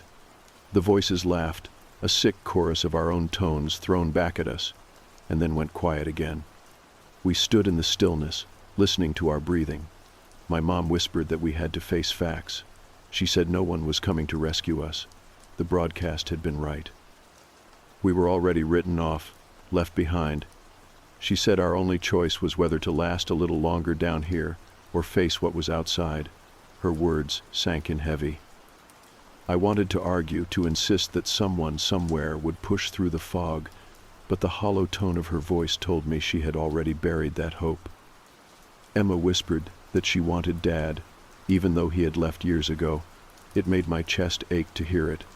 My mom only pulled her into her arms and rocked her slowly, like Emma was little again. The fog pressed harder. I could see it through the window wells, the pale churn of it, thicker than any storm I had ever seen. Shapes flickered inside, tall and warped, moving in slow circles. Every few minutes one of them would pause and lean close to the glass, leaving only a dark blur, then drift away again. I tried not to look, but my eyes kept pulling back to it. I thought of Kyle, of how quickly the fog had taken him, and I wondered how many more figures out there were already carrying the faces and voices of people I knew. We ate the last of the crackers even though none of us felt hungry. My mom forced us to drink water, saying we would need our strength. Strength for what, she did not say. My stomach twisted as I chewed, and the taste of cardboard filled my mouth. Emma nibbled at hers without lifting her eyes. The simple act of eating felt wrong, like pretending we were just riding out another power outage. The world above us was not the same, and food was not going to fix that. The hours blurred until the gray outside shifted towards something brighter. It was not sunshine, not really. The fog glowed as if it had swallowed the light itself. But the day was here, whether we wanted it or not. With it came the truth that there was no leaving the basement without walking straight into that brightness. My mom stood and paced, her hands rubbing her temples, her lips moving silently. Emma dozed against me, but her sleep was restless, her fingers twitching as if she were reaching for something she could not find. Then came the sound that broke the fragile balance we had been holding. A voice called from the porch, loud enough to cut through the walls. It was Kyle again, but not broken or looping this time. It was perfect, strong, natural, alive. He said he was sorry, that he had been wrong, that he just wanted to come back inside. He said he had found help. He said everything would be fine if we just let him in. His words twisted around my ribs and pulled at me in ways I could not fight. For one dizzy moment I believed him. I almost stood. My knees bent, my palms pressing against the floor. My mom saw it and grabbed my arm hard enough to bruise. She shook her head fiercely, her eyes wild. She whispered that it was not him, that it would never be him again. Her voice cut through the fog in my mind, but the damage had been done. I had wanted to believe, and wanting was dangerous. Emma woke at the sound and began to cry again, calling for Kyle even though she knew. The voices outside swelled, copying her, repeating her cries until they drowned her out. It was unbearable, like listening to her multiplied 100 times. We stayed that way until the day dragged toward evening. The voices never stopped. They grew and grew, filling every space around us, until the house itself seemed to hum with them. By then I knew we would not be leaving. Not tonight, not ever. The supplies were nearly gone. The fog showed no sign of thinning. My mom sat with Emma clutched against her chest, her eyes fixed on the stairwell, her face carved with exhaustion. I leaned against the wall, empty, listening to the sound of my own voice calling from outside the windows, begging to be let in. As the lantern died for good, and the light from above dimmed into another long night, the three of us huddled together in the cold. We said nothing. There was nothing left to say. The fog had come to stay, and the voices would multiply until they filled the world. What little space remained for us was shrinking by the hour. When I closed my eyes, I heard myself outside, louder and closer, promising I would not leave until the door opened. And in that final stretch of silence between us, I realized the truth. The house was no longer our home. The valley was no longer our town. The world was no longer ours. It belonged to the fog now, and we were only waiting to see how long it would take before we were claimed too. I grew up in the hills of southern Appalachia, not far from a little town called Winton, tucked about 40 minutes outside of Boone, North Carolina. Folks around there don't talk much, but when they do, they usually speak with the weight of something older than words. The mountains there aren't just old, they feel ancient. Not like history book ancient, something deeper, something that remembers you. Most people don't believe in the weird stuff that happens out there, and to be fair, it's not like I went around looking for it. But if you grow up long enough in that kind of country, you learn to notice when things don't feel right, when the air changes, when the birds go quiet, when the dog doesn't bark.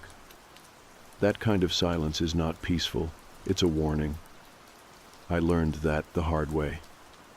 It started back when I was 21 and going to night classes at a small community college called Laurel Ridge Tech, just over the mountain. I was studying automotive repair. My plan was to get certified, maybe open up a garage one day. My classes ran from late afternoon until after dark, so I usually got back home sometime around 10 or so, depending on traffic. I'd stop for a soda, maybe a snack, and take the back roads home in my old '72 Ford pickup. Normally I liked the drive. It was quiet, peaceful, and gave me time to unwind after a long day. That night, though, I decided to stay on the main road. I just wanted to get home, throw my boots off, and get some sleep. It was a Thursday, and I didn't have class on Fridays, so I had plans to hit the woods early and hike out to this bluff, where you can see the sunrise stretch over the ridge. That was the plan. But the road home felt different that night. The second I took the exit for Winton Hollow, I felt it. The kind of weight you only feel when something is watching you. It was like the air had thickened. The smell of pine and damp dirt that usually sat heavy in the holler was gone, replaced with something I couldn't place. I glanced over at the gas station on the corner, 24-hour joint, always open, and it was dark. No lights, no cars, just a shell sitting quiet in the moonlight. That place hadn't been dark in all the years I'd driven by it, not once. I told myself maybe the power was out. Happens out here sometimes, but the feeling didn't lift. If anything, it got worse. My hands were sweating on the steering wheel, and my foot hovered over the clutch like I expected something to jump out at me. I drove slower than usual, shifting gears as quiet as I could. The moon was up, but there were no stars, just a heavy black sky hanging over the mountains. There's this old barn I always pass on that stretch of road, right before the turn that curves around the east ridge. It's falling apart, half the roof caved in, weeds growing out of the slats. Most folks don't give it a second look, but I always found it comforting, like a mile marker between the world of work and home. It had been there longer than I'd been alive, maybe longer than my daddy had too. That's when it happened. Something big and fast darted out in front of my truck, maybe 10 feet ahead. I slammed the brakes. Tires screeched. The old fence posts I had in the bed clattered against the sides. Thump, thump. I hit it, no doubt. I felt the jolt in my chest. I sat there for a second, hands tight on the wheel, the engine humming low. My first thought was I'd just run over somebody's dog, and now I was going to have to go knock on their door and explain. Out here, dogs are family. You hit someone's dog, you better be ready for a talk, or worse. I put the truck in reverse, slowly started backing up. That's when the smell hit me. Rot. Wet meat left in the sun. If you've ever smelled death, real death, it's something you don't forget. I figured maybe I hit a deer or something and didn't see it. Maybe it had already been rotting by the road. I looked into the mirror, half expecting to see a mess in the road, maybe fur, maybe blood. But what I saw made my stomach twist. It wasn't a dog, not anymore. It was standing, not on 4 legs, on 2. Tall. Too tall. I don't scare easy, but I froze. My brain couldn't even figure out what I was looking at. The headlights lit it up just enough to see its shape. Lean, twisted, hunched like a starving man too tall for his own bones. Its skin hung loose, patchy with mud, and something like hair, but not quite. Its arms were long, wrong, like they had too many joints. The thing's head turned slowly toward the truck, and that's when I saw the face. It wasn't human, but it wasn't animal either, somewhere in between. The eyes, or where eyes should have been, were just sunken holes. The skin was gray and slack, and the mouth was filled with teeth, more than any living thing should have, all twisted like they were fighting each other for room. It looked right at me. Not at the truck, at me, like it saw through the glass, through the steel, through my skin. It looked at me like it knew me, like it had been waiting. I couldn't breathe, couldn't think. I just sat there with the truck idling, staring into the eyes of something that should not exist. Then, from one of the houses nearby, a porch light flicked on. Just a soft yellow light in the dark. That was enough. The thing snapped its head toward the light, and then moved. Fast, faster than anything that size should move. It turned and ran into the woods on two legs, almost like a man, but not even close. I slammed my truck into first and tore out of there. Gravel spit up behind me as I shifted and sped toward home. My knuckles were white on the wheel. I didn't stop for anything. Not until I pulled into my folks' driveway and shut off the engine. They were asleep, both of them. The house was quiet. I didn't wake them. What could I even say? I went down to the basement, locked the doors, loaded every gun I owned, and waited. The air was too still. The house didn't creak like it usually did. Even the dogs were silent. I didn't sleep that night, not even a minute. And when the smell came back around 3 in the morning, drifting in faint from nowhere, I knew that thing wasn't finished with me yet. I stayed awake until the sun came up, not because I wanted to, but because I physically couldn't make myself lie down. Every sound outside the house made my heart skip. Every creak, every gust of wind brushing against the windows, even the way the old heater kicked on, it all felt wrong, like something was off kilter. My fingers were still wrapped around the stock of my 12-gauge, and I was sitting in the corner of the basement, facing the glass doors that looked out into the woods. I never took my eyes off that tree line. When the morning light finally pushed its way through the glass, it felt like coming up for air after being underwater for too long. But the feeling didn't completely go away. It was like the house had soaked it up, whatever that thing brought with it, and now the walls remembered. The woods behind our house sat still and quiet, just the way they always had, but I couldn't shake the thought that something had been standing out there watching me all night. That day, I didn't go hiking. I didn't even go outside. My folks asked me what was wrong, said I looked like hell, and I just shrugged it off. Told them I didn't sleep well and that I was feeling under the weather. My mom made me some tea and told me to rest, but the truth was I was afraid to close my eyes. I didn't know what would happen if I did. What if I saw it again? Or worse, what if I didn't wake up at all? I kept my mouth shut, not because I didn't trust them, but because I didn't even believe what I saw myself. The mind plays tricks. That's what I told myself. Maybe it was stress. Maybe I was just tired. But no matter how hard I tried to convince myself, I couldn't forget the look of that thing's face. Not a dream, not some shadow. I hit it with my truck. I heard the sound, felt it. Then it stood up like it was never hurt. I made it through that weekend without any more incidents, but I couldn't stop checking the back doors at night.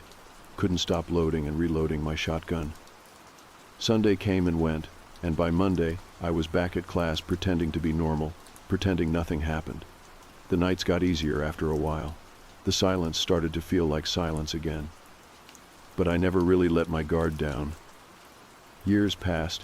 I graduated, started working at a shop in town, moved into a small rental not far from my folks. Time dulled the fear, but it never erased the memory. It was always in the back of my mind like a splinter under the skin. Life went on, but that night stayed with me. It wasn't until I met Kara that I talked about it again. She was from a family not far from the next ridge over, in a holler called Wolf's End. Her people had been there longer than mine, and I'm not just talking 2 or 3 generations. I mean her folks were rooted in those mountains like the trees themselves. Granny women, medicine keepers, folk healers, that kind of family, the kind that didn't laugh off stories like mine. I met her at the hardware store where I'd been helping her uncle fix up his old farm truck. Kara had this calm about her, like she didn't scare easy. After a few months of seeing each other, I told her what I'd seen. I was expecting her to laugh or tell me I'd dreamed it, but she didn't. She just listened. Her face didn't even change. When I finished, she waited a beat, then said something I'll never forget. "They know when you notice them. That's how it starts." I asked her what she meant, and she told me that not every creature in these hills is made of fur and flesh. Some of them are older than names, older than the bones in the ground. They're not ghosts, and they're not animals. They're something else, something that watches, that waits. And sometimes, when you see them, really see them, they don't forget you. After that talk, Kara took me out to her grandmother's place, old house at the bottom of a slope, surrounded by blackberry bushes and old rusted wind chimes. Her grandmother was blind, but had a presence like she could see everything. I told her the story too, half expecting her to wave me off like some dumb boy making up tales. But she didn't. "You let it in when you looked back," she said. I didn't know what to say to that. She just nodded to herself, reached into a drawer, and pulled out a small pouch filled with herbs and something that looked like black salt. Told me to keep it by my door. Said it wouldn't stop it, but it might confuse it, slow it down. Kara and I ended up getting married a few years later, moved into her family's old place on the ridge. Quiet property, big yard, tree line far enough away that I could pretend the woods weren't staring back at me. We kept dogs, big ones, the kind that bark before you even know something's wrong. Life was good, peaceful even. But the memory was always there, just under the surface. I thought maybe the years had been enough to leave it behind, that whatever followed me had lost interest, that I was safe now. Then came the night we had to quarantine our dog. We'd gotten this huge mountain dog, a mix of Great Pyrenees and who knows what else. Friendly as could be, but strong. Smart, too. He got into a scrap with a sick raccoon one day, so we had to keep him penned up until we could get the vet out. We put him in the old dog run up behind the house, on the edge of the woods. It was secure, had held in generations of hunting dogs before him. I didn't think twice about it. That was a mistake. The last night of quarantine, Kara and I walked out to check on him after dark. The trail was quiet, except for the crunch of leaves under our boots and the occasional hoot of an owl. Our dog was sitting there waiting for us, tail thumping the ground, happy as ever. We hooked him up to the leash, started walking back. But halfway down the trail, I felt it. That old feeling, like the air was too thick, like something had pressed pause on the world, and then I caught the scent, that same rotten, stomach-turning stench. I hadn't smelled it in years, but the second it hit my nose, every hair on my body stood up. Kara must have noticed my expression because she stopped walking. She didn't ask what was wrong. She just tightened her grip on the leash. And then we heard it. Barking. Coming from behind us. The exact bark of the dog we had with us on the leash. The sound of barking froze us in place. Not the low, suspicious bark of a dog on alert, but the full, tail-wagging bark of excitement. Only it was wrong. Not because of the sound itself, but because the dog making that sound was standing right beside us, stiff and growling low in his throat. Kara gripped the leash harder. I reached for the flashlight clipped to my belt and turned it toward the direction of the sound. But the light only lit up trees and undergrowth, nothing else. The woods looked empty still, but the barking didn't stop. It echoed through the trees, like it was moving, circling. It was coming from ahead of us now, then to the left, then behind. Our dog stopped growling and started backing up slowly. His hackles were up, muscles coiled tight, ready to bolt or fight. That was all the warning I needed. Kara and I didn't speak. We just turned and started walking fast, not running. Running felt like a bad idea. Something told me that whatever was out there would take it as an invitation to chase. The house lights came into view up ahead, glowing soft and golden through the branches. But we weren't close enough yet. Not close enough to feel safe.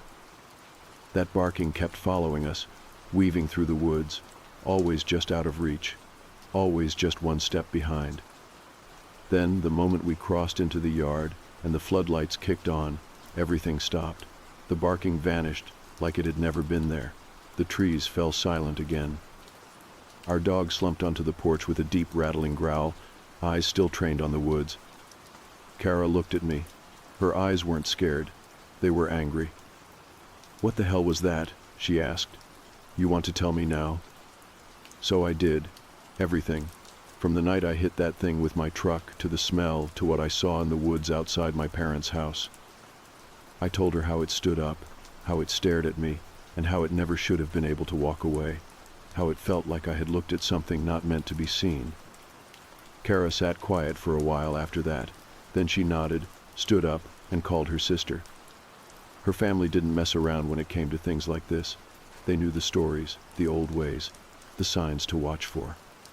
Her sister showed up before the moon was high, carrying a pouch of herbs and a jug of something that smelled like wood smoke and bitter roots. She walked the perimeter of the property, muttering in a language I didn't understand, scattering salt and ash and crushed leaves in the four corners of the yard. She didn't flinch when I told her what we heard. "This thing," she said, "it doesn't want the dog. It wants you. But the dog's in the way." That line sent a chill through me that didn't leave. We went back inside and she gave me a list of rules, simple things. Don't leave the porch after dark. Keep iron by the door. Light a white candle at sunset. Say a few words. She said it wouldn't stop the thing, but it would confuse it, slow it down. The next morning, Kara and I walked up to the old kennel where our dog had been kept. What we found stopped us both cold. The fence was torn, not bent, not damaged by a dog trying to escape, torn like paper, metal twisted back like something had reached in and ripped it apart. The ground was covered in deep scratches, too wide for a dog's paws. One of the wooden dog houses was smashed flat, like it had been stomped by something enormous. The other was gone completely. And the smell, that same stomach-turning stench of rot and decay. Kara's sister came up later that day. She stood in the ruins of the kennel, closed her eyes, and said nothing for a long while. Then she turned to us and said it had marked this place now. That it was going to keep watching, keep circling, and if we weren't careful, it would try to come through. We didn't ask what "come through" meant. We didn't want to know. We started taking precautions. Every night, we did what her sister told us. Salt, candles, iron. We walked the perimeter. We spoke the words. I cleaned my shotgun daily. Loaded it fresh every night. We didn't go out after dark. Didn't look out the windows once the sun was down. We tried to keep our lives normal, but the tension was there, always. Some nights, the dogs would bark at nothing, just stand at the back door, growling and staring into the dark, like something was just beyond what we could see.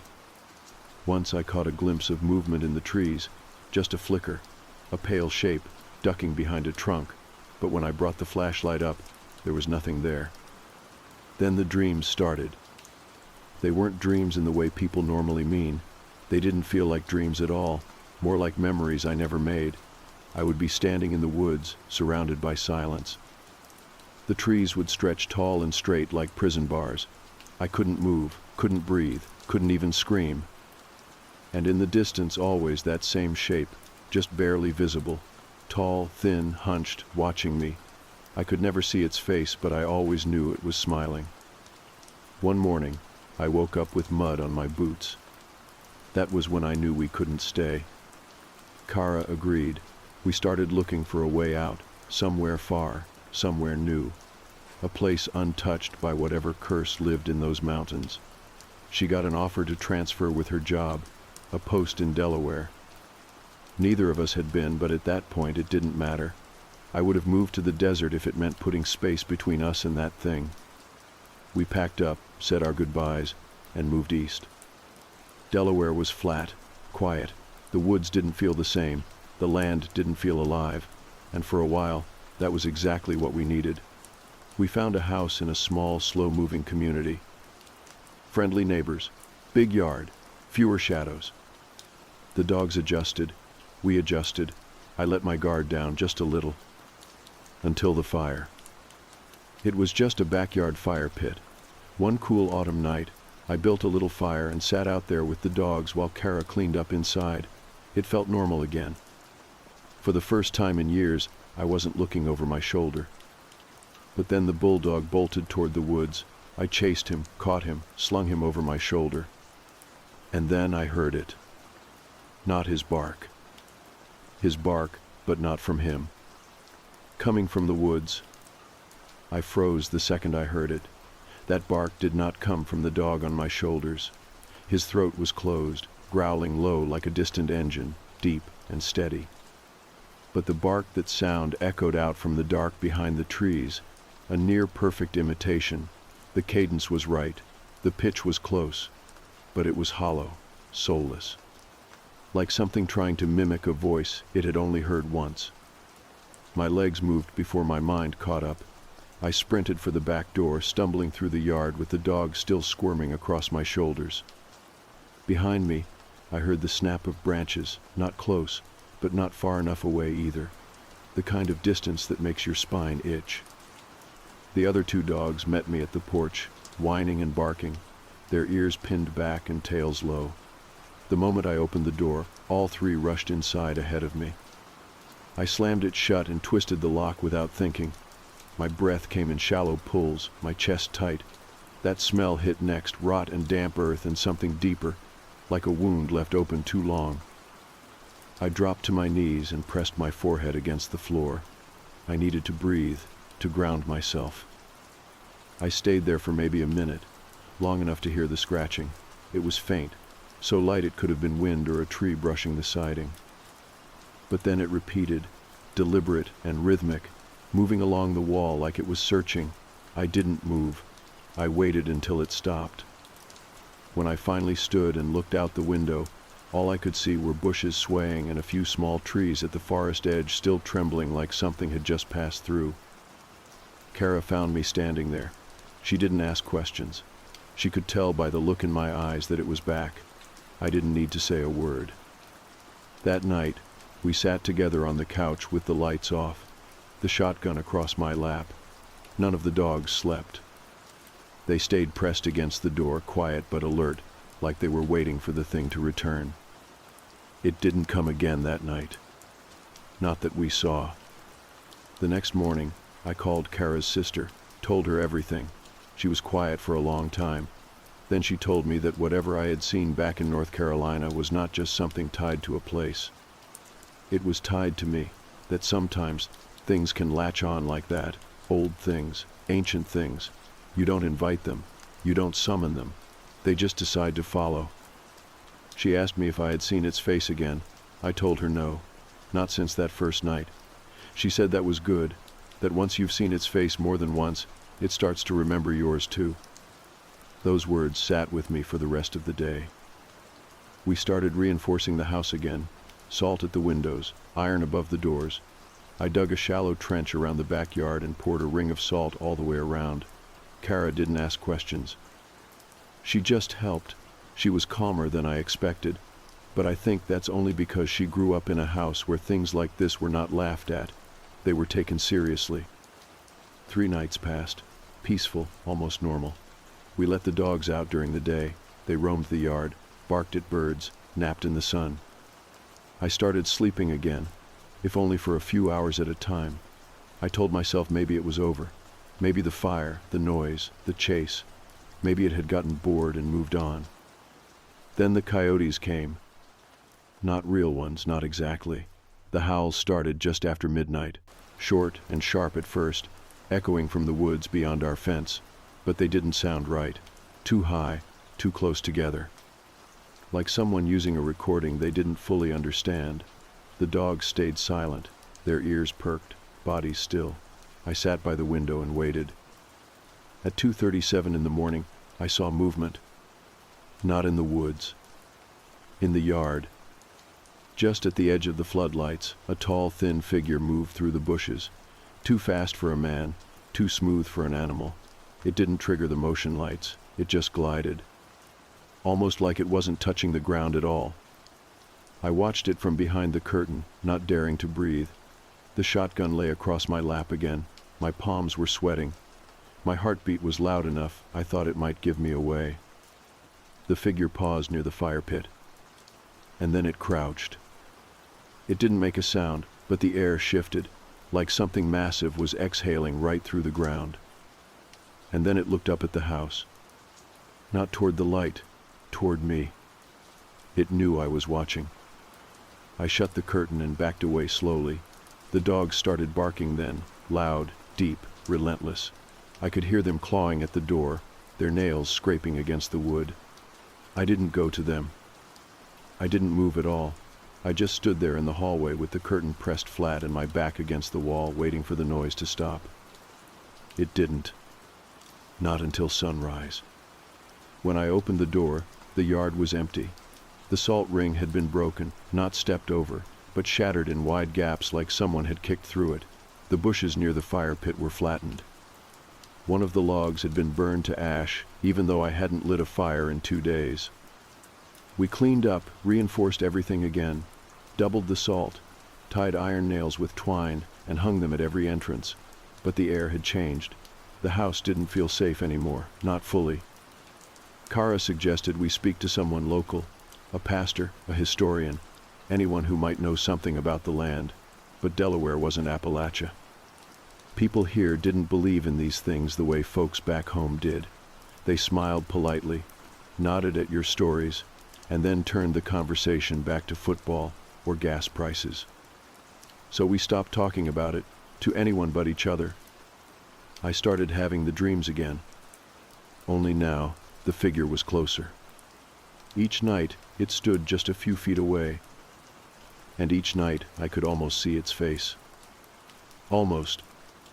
The dreams stopped being dreams on a Tuesday night. It had rained earlier that day, not a heavy storm, just one of those steady, cold drizzles that settles into your bones, the kind that makes the whole world quiet. Damp leaves clung to the edge of the windows, and the woods out back looked darker than usual, like the trees had sunk a little deeper into the ground. I remember sitting by the window with a cup of coffee that had long gone cold, watching the sky turn from gray to nearly black, and feeling a kind of pressure in my chest I couldn't explain. Kara was asleep on the couch. The dogs, all 3 of them, were huddled around her. They didn't act scared anymore, not exactly, but they hadn't been themselves in days. They stayed close, never wandered off, and refused to go into the backyard unless I was with them. I stood by the window for what felt like an hour, watching the tree line. I wasn't looking for anything, but I also wasn't not looking. It's hard to explain. You just get to a point where you're so used to the possibility of something being out there that you stop hoping it's not. Around midnight, the motion light flicked on. I didn't move, I just watched. There was nothing in the yard, not at first. The trees shifted, the air buzzed with that quiet static again, and I could feel my pulse rise even before anything stepped into the light. And then, like it always had, it showed itself. But it was different this time. It didn't hover on the edge of the woods. It didn't pace or crouch or circle the house. It walked straight into the yard, upright, tall, taller than before. Its arms hung low and uneven. Its skin looked even looser, like a coat that didn't quite fit anymore, stretched thin in places and torn in others. But it was the face that stopped me. It was fully formed now. Not human, not animal, just wrong. Its mouth hung open in a wide, impossibly deep grin, like something stretched too far for too long. The sockets where eyes should have been were black and sunken, but now, faintly, I saw the shimmer of something inside them, something aware. And then it did the thing I hadn't prepared for. It pointed, right at the window, right at me.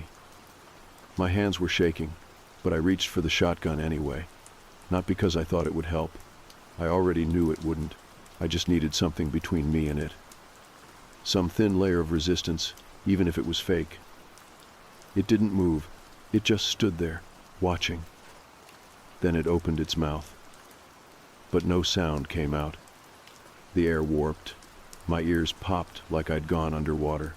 Behind me, the dogs began growling, then barking, then whining. I turned just long enough to see Kara bolt upright on the couch, her eyes wide and wild. She looked at me, then past me, and I saw the realization hit her like a punch.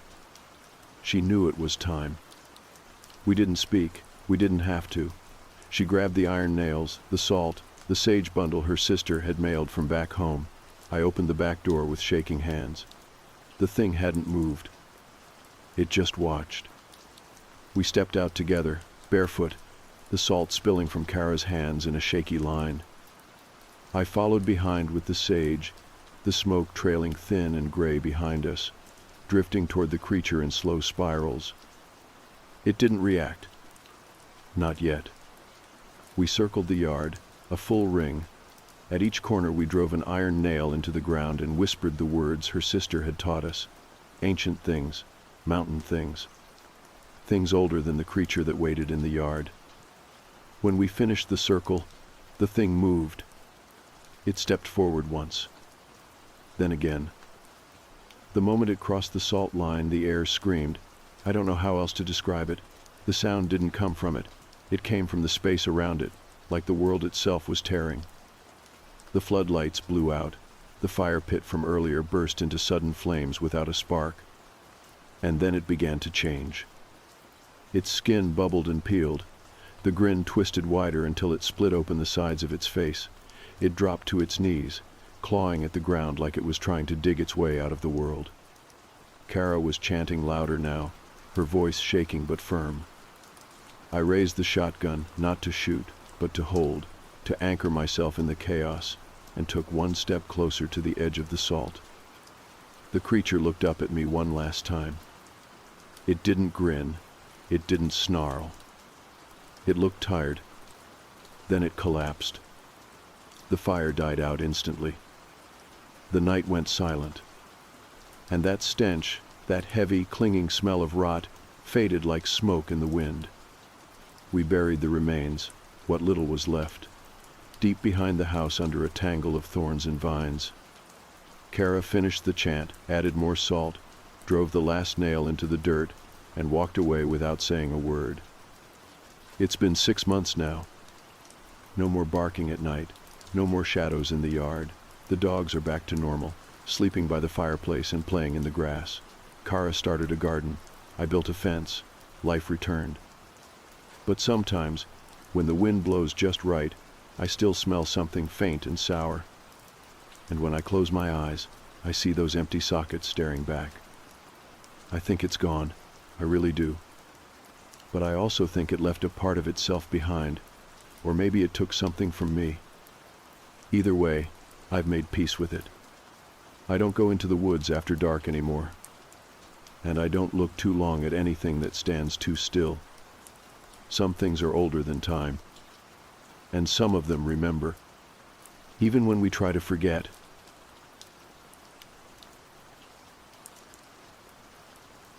I had not taken a proper break in nearly 4 years. A real one. Not just a weekend drive to Jackson or a quiet cabin rental outside of Boise. My work with the state police had been non-stop since I was stationed in Twin Falls back in 2020. It was a busy place, but I liked it. Still, when my supervisor finally approved a 2-week stretch of vacation time, I did not think twice. The summer had been long, and I wanted to unplug somewhere quiet. I had already spent time exploring craters of the moon and most of the Sawtooth Range, so I wanted to go somewhere I hadn't been in years. Yellowstone had always been on my mind since I visited once as a kid, maybe when I was 9 or 10. I remembered the geysers and the bison, but not much else. That made it the perfect spot to rediscover. I booked campsites inside the park itself and grabbed a few backup spots in the surrounding Caribou-Targhee National Forest, just in case something went wrong. Hotels were far too expensive for a solo trip, and honestly, I preferred a tent. I packed up my gear, stocked my truck with food and essentials, and made sure my dog Ranger had enough of his food and toys to stay comfortable. Ranger was a 4-year-old Alaskan Malamute, with more personality than most people I knew. Loud, stubborn, loyal, and entirely too smart for his own good. The drive from Twin Falls took most of the day. Around 6 hours later, we arrived at our first stop, a campground near Hebgen Lake. I had a reservation, but when I got to the site, someone was already parked there. A big RV with all the windows open, and a family roasting marshmallows in my fire ring. I tracked down the camp hosts, a retired couple who looked beyond stressed. They apologized, explaining that the reservation system had glitched and double-booked a few sites. Mine was one of them. All the other campsites at that location were taken, but they offered me a refund and a voucher for a place called Pine Hollow Campground, just a short drive away. They assured me it would have plenty of space. I figured it was better than spending the night in a hotel for hundreds of dollars, so I thanked them and drove off with the voucher. Pine Hollow Campground wasn't on any list I had found while researching for this trip, which was strange. You'd think something so close to Yellowstone would be well known. The dirt road leading in was long and narrow, shaded by thick pines that looked like they had been standing for a century. As I approached the main loop, I saw a permanent-looking RV in the center of the campground. A wooden sign on a post nearby read, "Welcome to Pine Hollow, knock to check in." I leashed up Ranger and walked to the RV. After a moment, a small, weathered woman opened the door. Her hair was nearly silver, her eyes dark and sharp despite her years, and her face held that ageless expression you see in folks who have lived through everything. She greeted me with a tired but kind smile. Her voice had a musical rhythm, and I noticed right away she spoke with an accent I couldn't place, maybe a local tribal dialect. I handed her the voucher and explained the situation. She nodded, then waved a hand toward the road behind me. "Choose whichever spot you like, then come back and sign in." I did just that. I found a site near the edge of the campground, tucked back far enough to give me privacy but close enough to the bathrooms and dumpsters to be practical. It had a fire ring, a bear box, a worn picnic table, and soft earth to pitch the tent. The best part was the view behind the site, nothing but forest. No road, no lights, no sign of civilization, just miles of wilderness. Ranger sniffed every tree like he was checking them for ghosts, then finally laid down with a sigh while I set up our home for the night. I walked back to the RV and filled out a logbook with my name, license plate, and campsite number.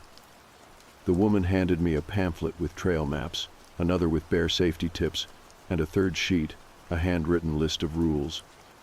I read it. It felt strange. No fires after sunset, no lights outside the tent, no speaking about what you hear or see at night. If you hear something behind you, don't turn around, don't leave the trail. Don't let your pet outside after dark. If you do leave your tent, do it quickly and without a flashlight. Lock everything. That last one made me pause. I had never heard of locking a tent. The woman noticed my hesitation. "They're not just suggestions," she said, her voice suddenly firmer. "They're what's kept this place safe." Her eyes locked onto mine, and for a second, I felt like I was back in uniform, getting barked at by a drill sergeant. I nodded, folded the rules, and slid them into my back pocket. She handed me a cheap padlock with a small key attached by a plastic tie. $5, she said. I handed her a bill and walked back to my site, trying to shake the weird energy. It was probably just some over-the-top way of keeping campers cautious about wildlife. Nothing more than that. I got my fire going and heated up a can of stew while Ranger patrolled the perimeter like a soldier on guard. He was quiet, alert. He did not even whine for food like he usually did when I ate outside the tent. As the sky dimmed, I put out the fire, gathered all my food into the bear box, and double-checked the tent. I left Ranger's leash inside and made sure his paws were clean before letting him inside with me. I zipped the tent flap closed and looped the padlock through the zipper holes. Inside, I turned on my lantern and settled into the sleeping bag with a worn-out paperback. Ranger curled up at my feet. He didn't sleep, though. He just laid there, ears twitching, staring toward the front of the tent. When I finally dozed off, it was to the sound of wind pushing through tall pine trees and the faint feeling that the forest was somehow waiting. I woke up sometime after midnight. Ranger let out a low growl, the kind that vibrated deep in his chest. It was not loud, but it was firm, like a warning. I sat up slowly in my sleeping bag and clicked off the lantern out of instinct. My hand moved without thinking, reaching for the Glock tucked just beside the tent wall. I did not unholster it, just held it close. The sound came next. Soft, deliberate footsteps. They moved just outside the tent, slow and careful. I held my breath. Ranger had gone completely still, not a sound from him. Not a whine, not a bark, Not even his usual snorting huff when he was annoyed. He was a statue, muscles tense, ears alert. I strained to hear more. The footsteps paused. Then the zipper on the tent flap started to move. I froze. The tent was locked. I had slid the padlock through the zipper loops like the woman had told me. But now the zipper was being tugged, back and forth, as if something out there was testing it. Not a raccoon, not a bear. They would have gone straight for the food in the bear box. This was something else. Something that knew the zipper needed to be opened. The movement stopped. Silence returned, thicker than before. Even the crickets had gone quiet. That was the moment my instincts really kicked in. Silence in the forest is never a good sign. Then came a sound I will never forget. A low guttural exhale, right at the wall of the tent. Warm, moist breath brushed against the nylon. I could hear the faint sound of something breathing through its nose, sniffing. Ranger pressed his head into my side, trembling. This dog, who once charged at a charging bull elk without hesitation, was scared. I kept my hand on the grip of the pistol but didn't move. I didn't breathe. I remembered the rules. Stay still, don't make noise, don't shine a light, and most of all, do not react. After what felt like an eternity, the thing moved away. I could hear the crunch of pine needles and the faint shuffle of something massive retreating into the woods. Still, I didn't move. I lay there with my eyes wide open, heart racing, barely blinking. I waited until the first sign of daylight began to tint the edges of the tent before I unlocked the flap and stepped outside. The campground looked exactly as I had left it. Trees swayed gently in the breeze. Birds chirped as if the night before had been peaceful.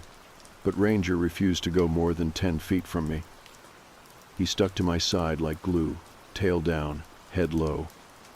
I walked to the picnic table and found the elderly host sitting there as if she had been waiting. No sign of food or drink, just her and that piercing stare. "You left your tent last night," she said flatly. "I didn't," I replied. "I stayed inside, locked the zipper. Something tried to open it." She nodded, her eyes narrowing slightly. "Then you followed the rules. That is good. Many do not." "What was it?" I asked. "What's out here?" She shook her head. "Not what. Who? Or maybe something between the two." "People?" "Not anymore." She stood and walked back to her RV without another word. I spent the rest of the morning debating whether I should pack up and leave, but something about the mystery, about the way the forest seemed to breathe and watch and wait, made me stay. Maybe it was pride. Maybe curiosity. Maybe something else. That afternoon I took Ranger on a long hike. The trails were stunning. Vibrant wildflowers lined the meadows, and the rivers cut through valleys like silver veins. I tried to forget the night. I tried to pretend it had just been some kind of vivid dream, a trick of isolation and exhaustion. By the time we got back to the campsite, it was close to dusk. I followed the rules to the letter this time. I started no fire. I packed all food into the bear box. I made sure Ranger was inside the tent long before sunset. I even skipped brushing my teeth because the bathroom was too far to risk it. The moment the sun dipped behind the ridge, the forest changed again. The howling started. It was not wolves. I had heard wolves before. This was deeper, throatier, sometimes high-pitched like a woman screaming, sometimes low and drawn out like a dying animal. It echoed from different places around the campground. Sometimes it sounded close, sometimes far. Ranger lay on my legs, unmoving, his eyes fixed on the tent flap. I held the Glock in my lap, safety off, my finger resting on the frame just like I had been taught. The howling continued for nearly an hour, then stopped abruptly. The silence returned. That was worse. I kept thinking about the rules. If they were just some camp tradition, why did they feel so necessary? Why had the host reacted so strongly? Why had something tried to open my tent? Eventually, despite everything, sleep came, fitful and light. I dreamed of shadows that walked like men but breathed like animals. I dreamed of fireflies with teeth and trees that whispered in voices I almost recognized. When I woke up, it was to sunlight filtering through the tent walls. Ranger was already sitting up, alert. I followed his gaze and found nothing unusual. But the silence still lingered, heavier than it should have been. We stepped out of the tent and began our morning routine. Coffee on the jet boil, kibble for Ranger. The sounds of birds slowly returned, as if the forest had just remembered it was morning. I looked over at the RV in the center of the campground. The host was sitting in her usual chair, unmoving. I gave a polite wave. She didn't wave back. She just stared. I sat at the picnic table with my coffee, staring out at the dense woods behind my tent, and thought about the previous night, about the zipper, the breath, the howling. And for the first time, I considered the possibility that I was being watched, not just by animals, but by something else entirely. That morning I took my time packing up breakfast and cleaning up camp. I still hadn't decided if I was going to stay another night. Everything inside me was telling me to go. But something quieter, something more curious, kept pulling at me to stay. Maybe I wanted to prove to myself that I wasn't afraid, or maybe I was already in too deep. Either way, I kept the tent up and the food packed tight in the bear box. I figured some time out on the trail would help clear my head. Ranger was itching to move too. I leashed him up, slung my day pack over my shoulder, and we set out for a longer hike. There was a loop trail about 7 miles from the camp that circled a high mountain lake. I had marked it on my map when planning the trip. It was supposed to be scenic, remote, and quiet. Perfect. We drove to the trailhead, parked, and hit the path. The first few miles were a steady climb through dense woods. Then the trees opened up to reveal a meadow with tall grass and wildflowers stretching all the way to the lake. The lake itself was crystal clear, ringed with jagged peaks and boulders the size of small cars. It was one of those rare places that actually looked better in real life than it did in the pictures. I sat on a boulder and let Ranger splash in the shallows while I pulled out a granola bar and drank some water.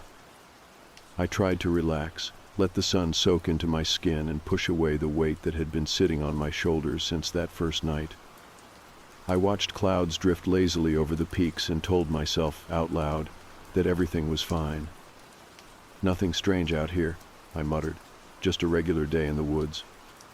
Ranger chased a butterfly and flopped down in the grass to chew a stick. For a moment, it worked. The peace I had been looking for finally settled in. But it didn't last. About halfway back on the loop, something felt off. It was not anything I saw or heard. It was what I didn't hear. No birds, no rustle of wind in the trees, just silence. Heavy, unnatural silence. Ranger stopped dead in his tracks. His ears twitched. His nose worked overtime, sniffing the air in quick bursts. Then I felt it too. That feeling like you're being watched. Not the kind where you look up and see someone staring at you from across the room. The kind that sinks into your bones and makes your skin crawl. I scanned the woods but saw nothing. No movement, no shapes between the trees. I picked up the pace. Ranger stayed close to my side now, tense and alert. I didn't run, but my legs moved faster than usual, and my hand rested near the canister of bear spray on my belt. The rest of the hike back to the truck was a blur. I barely remembered the trail.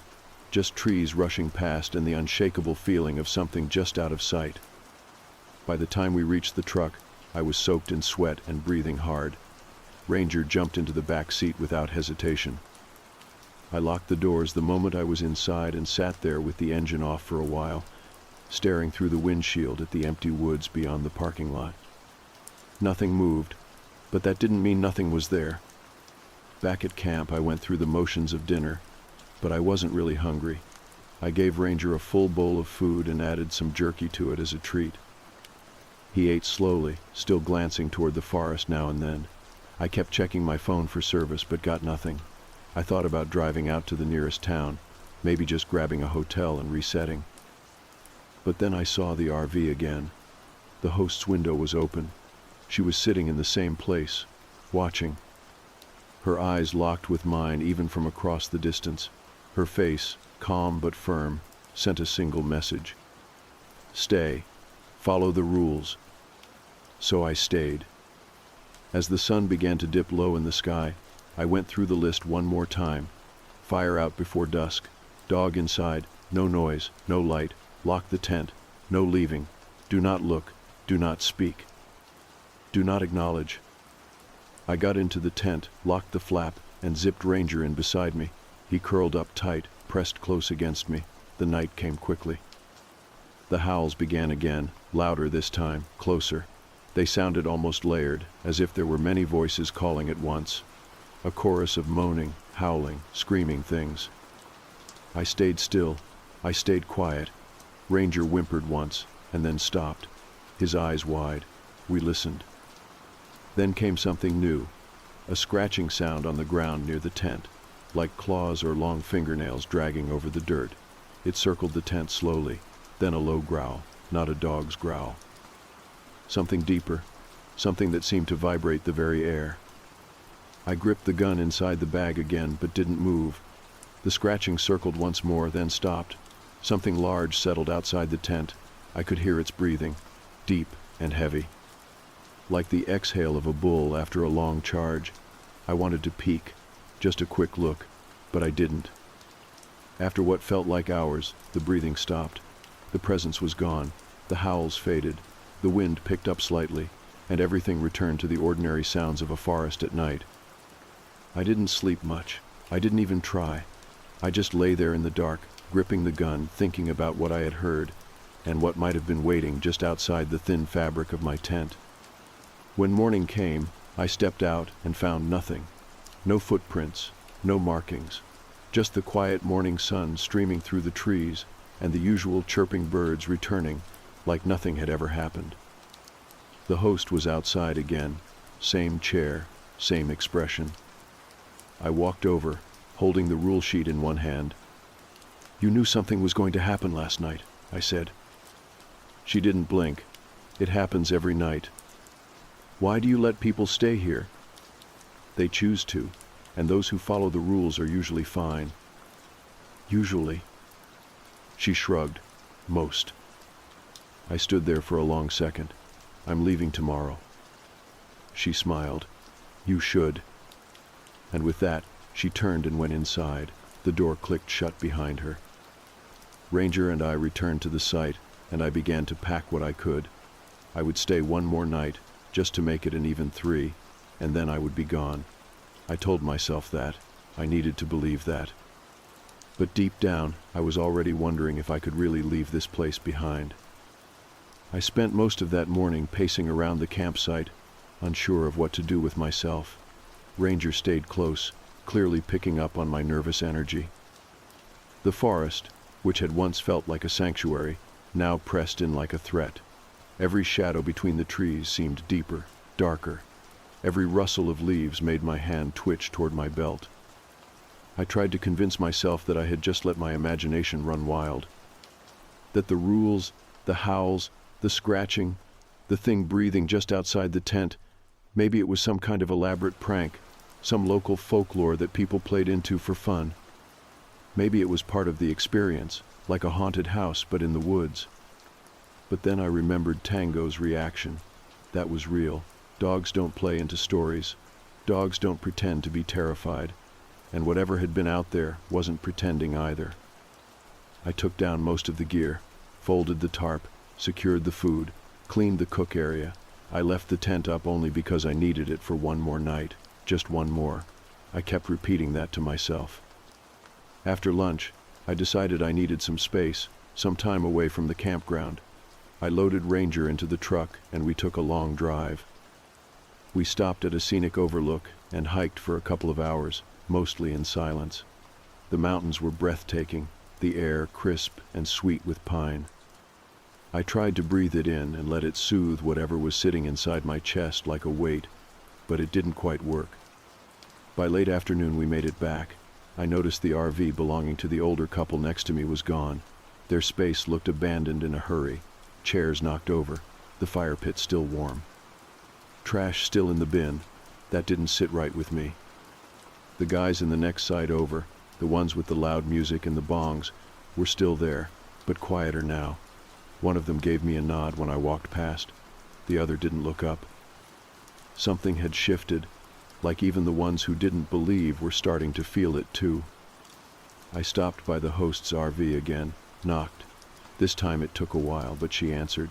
She looked more tired than usual, like she hadn't slept either. "I'm leaving in the morning," I told her. She nodded slowly. "Good. I have one more question." She waited. "Have people died here?" She stared at me for a long second, then said, "Yes." "Why doesn't anyone do anything? Why let this place stay open?" She gave a small shrug, like the answer was too large to fit into words. Some things are older than rules, older than laws, older than this land even. You can't change them. You can only respect them. I wanted to ask more, but her face said the conversation was over. I thanked her and turned to leave. "Lock your tent tight tonight," she added before I got out of earshot. Back at camp, I made a small dinner. Ranger barely ate. He paced the edge of the site, nose low to the ground, growling softly at things I couldn't see. I didn't bother with beer that night. I wanted to be sharp. As the sun dipped below the tree line, I felt the pressure again, that weight in the air, like the woods were holding their breath. I made sure the fire was out before dusk. Ranger was zipped into the tent before it got too dark. I double-checked the lock, gun next to my sleeping bag, flashlight off. I laid down fully dressed, shoes and all, just in case. For a while nothing happened, just the usual night sounds, a breeze, a few distant owls, the kind of quiet you're supposed to get in the mountains. Then the howling began. Not far, not distant like the last 2 nights. This time it came from inside the campground. It was louder, wilder. It wasn't one creature but several, dozens maybe, each howl layered over the next. Some were high-pitched and sharp, others were low and guttural. Together they made a sound that turned my blood to ice. Ranger started to shake. He buried his head under my arm, whining softly. The howling lasted longer this time. It moved. I could hear it pass between the campsites, like a pack moving with purpose. When it reached ours, the growling started again. Something heavy moved outside, then another, then another. I closed my eyes and held my breath. They circled the tent, sniffing, breathing, scraping claws against the canvas. And then something spoke. Not words, not language, but a sound that felt like speech, like whatever it was wanted to communicate but couldn't. A series of clicks and hums, low vibrations that settled deep in my chest. It made my heart skip. Then silence. A long, terrifying silence. Until something touched the tent, a slow dragging motion across the top. I could hear it right above my head. My hand tightened around the Glock. I didn't move. A thump, then another, like something pacing on top of the tent, and then the zipper pulled, just once. A test, maybe. I held my breath. I wanted to scream. I wanted to cry. But I just waited. Eventually, it stopped. One last howl, a long, mournful sound that faded into the trees. Then nothing. I waited a full hour before I let my muscles relax, another hour before I dared to sleep. When I woke up, it was daylight. The sky was clear. Ranger was already sitting up, ears alert. He licked my face like everything was normal, but I could see it in his eyes. He hadn't slept either. I stepped out of the tent and saw fresh footprints in the dirt. Not animal, not human, something else. Long toes, deep heel prints, claw marks dragging alongside them. They circled the tent twice before disappearing into the trees. The RV next door was still empty. The guys on the other side, their sight was torn apart, tent shredded, belongings scattered. No one was there. I packed as fast as I could, tossed gear into the truck with no real order. Ranger jumped in the back seat before I even opened the door all the way. I didn't blame him. I drove out without saying goodbye. The host's RV door was shut. No sign of her. I didn't stop. I didn't look back. But I did follow the rules. And that was probably why I made it out alive. The drive away from Howling Pines felt like escaping a nightmare while still being half asleep. The road out was long and winding, lined with dense trees that seemed to close in behind me. Ranger was silent in the back seat, pressed against the window, staring out as if expecting something to come chasing after us. I didn't turn on the radio. I didn't want music. I didn't want noise. My thoughts were loud enough. I kept thinking about the rules, about the way the old woman looked at me that morning when I asked about the deaths. There was something about her, about that campground, that felt older than any story I had ever heard. It was not just folklore, not just spooky campfire nonsense. It was real, tangible. And I had followed the rules barely. I stopped about 30 minutes out at a gas station with a small diner attached. I needed coffee, needed to calm the shaking in my hands. Ranger followed me in, tail low but alert. The woman behind the counter gave me a smile and asked how my trip was going. I just said, "It's been a long week." I sat at the corner booth and drank my coffee in silence. Every time someone opened the door, I flinched. I kept expecting to hear howling or see something standing in the trees across the lot. But there was nothing, just regular people and regular life. It made the events of the past 3 nights feel almost distant, like a dream already fading, almost. I had 3 days of vacation left and had planned to hike near the Madison Range, but now I wasn't sure I could sleep in a tent again, not so soon. Still, the thought of going back to Missoula early and sitting in my empty apartment made my skin crawl. I didn't want silence, not that kind of silence. So I compromised. I booked a room at a cheap motel in Ennis, a quiet town that felt far removed from the tension of the woods. The room wasn't great.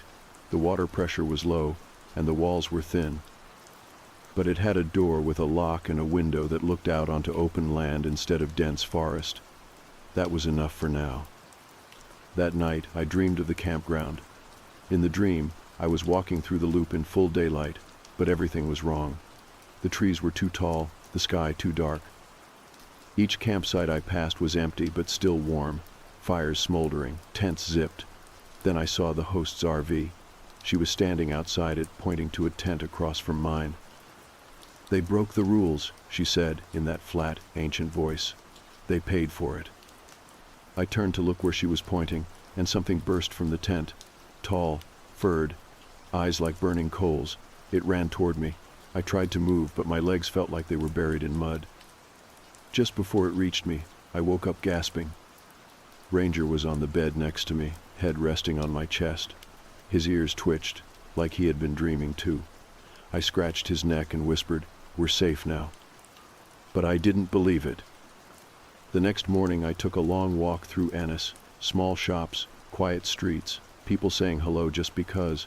I stopped at a bait shop and ended up talking with an old man about fishing spots. He asked where I'd been camping.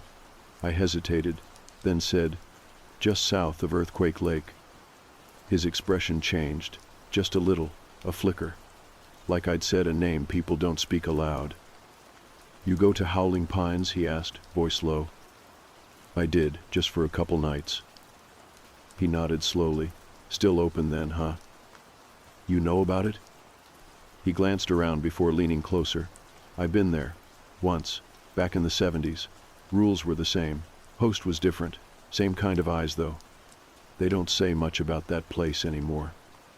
Locals keep quiet. Smart folks don't go back." "What is it?" I asked. He didn't answer, just shrugged and said, "Best not to ask questions you don't want the answers to. You got out. That's what matters." I thanked him and left, more unsettled than before. It wasn't just me. Others had seen it, felt it, and they had kept it secret, like the campground itself depended on silence to survive. Back at the motel, I tried to relax. I watched a baseball game with the volume down and wrote a little in my journal, trying to put it all down in a way that made sense, but it didn't. Every time I thought about the howls, the rules, the breathing at the tent door, it felt like trying to remember a nightmare in full detail. You get pieces, but never the whole thing. That night was quieter. No dreams, no sudden panic, just sleep. The kind of sleep that comes when your body is too tired to stay alert any longer. The next day, I drove out to a local lake and let Ranger run through the shallows. He barked and splashed, more like himself. I watched him and smiled, but the tightness in my chest still hadn't gone away. I didn't know if it ever would. Later that evening, while packing up the truck to leave the next morning, I found the pamphlet the host had given me at check-in. It was tucked into a side pocket of my bag, the hiking trails, the bare safety tips, and the handwritten list of rules. The ink had faded, the paper looked older than it should have, and there was something new scribbled in the corner. In shaky handwriting, someone had written, "Do not forget, it follows the broken." I stared at that line for a long time, longer than I meant to. Then I folded the paper up and tucked it into my wallet. It was a warning, a reminder, and something told me it was meant for me. Even after leaving, I couldn't shake the feeling that I had been changed, that something had brushed up against me in those woods and left a mark, not a scar you could see, but something underneath. That night, I locked the motel room door tight, turned off every light, and kept Ranger on the bed beside me. And when the wind howled through the trees outside, I didn't sleep. Not yet. I left Ennis just after sunrise, the truck rolling slowly over the gravel of the motel lot.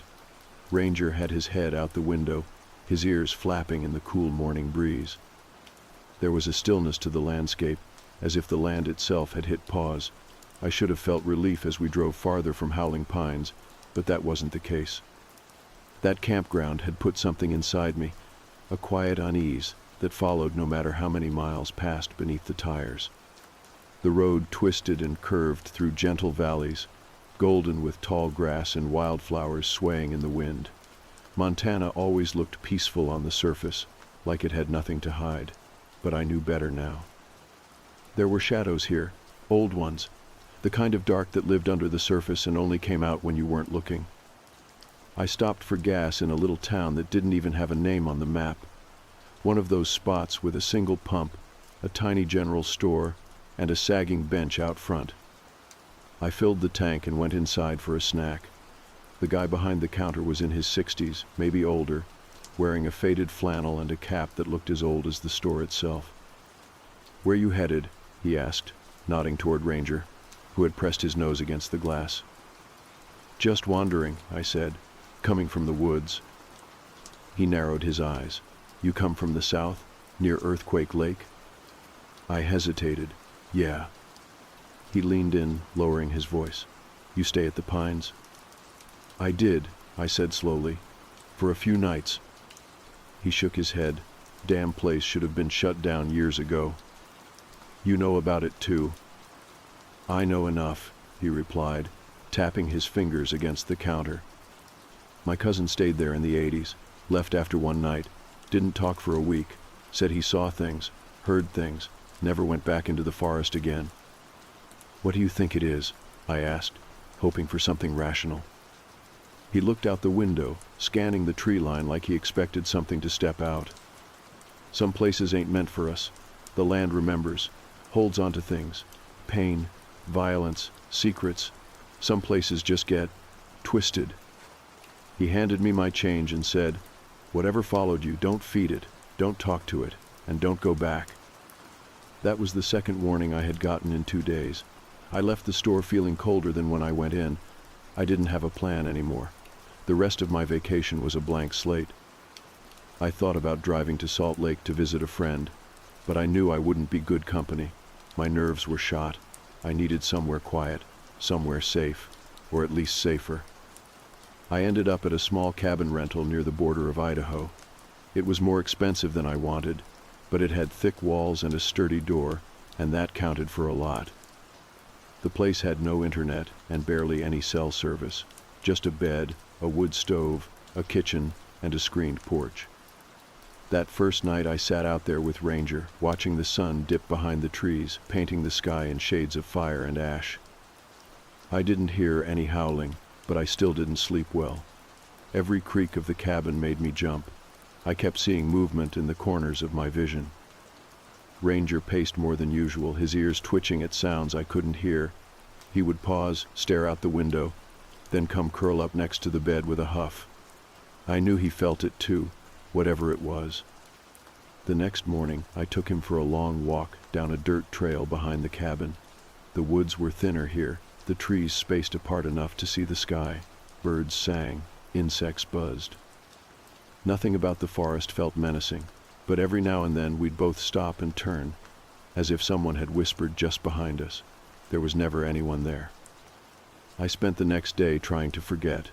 I cooked a big breakfast, let Ranger nap on the couch while I read some paperback thrillers from a bookshelf in the cabin. For a while, it worked. The world felt normal again. Just a guy and his dog out in the middle of nowhere, letting the world go quiet. But that night, the silence grew too thick. Around midnight, I heard a sound, soft, like something brushing the outside of the cabin wall. Ranger sat up immediately, ears pointed straight forward. I got out of bed slowly, grabbing the flashlight and the Glock from the nightstand. I turned off all the lights inside the cabin and moved to the window, careful not to make a sound. There was nothing there. But the sound came again, this time from the back wall. A soft, dragging noise, not like an animal scratching, more like fabric brushing wood, or fingers. My breath caught in my chest. Ranger was growling now, low and steady. I didn't open the door. I didn't check outside. I just waited, gun in hand, until the noise stopped. It took over an hour. By morning, there were marks on the back wall. Not claw marks, not scratches, just dark smears, as if something with dirty hands had been feeling along the cabin. There were no footprints, no trail. Just those smudges. That was when I knew. It hadn't stayed behind. It had followed me. Not directly, not like something walking on two legs, but whatever was in that campground had attached itself to me. Or maybe it had just taken an interest. I had broken the rules. I had drawn attention. I packed up the truck that afternoon. I didn't care about the refund. I just wanted to get out, to go somewhere it couldn't reach, if such a place existed. I drove for hours, ending up in a tiny rental house just outside of Bozeman. I figured I'd stay there until it was time to go home, until I could pretend none of this had happened. But the truth was settling into my bones. This was not over. The little rental house near Bozeman was tucked between two low hills and backed up to a field of yellow grass that seemed to stretch endlessly. It had a short gravel driveway, a creaky wooden porch, and a single oak tree in the front yard that bent just slightly to one side, like it had grown tired of standing up straight. The owners were a retired couple who lived about a mile away.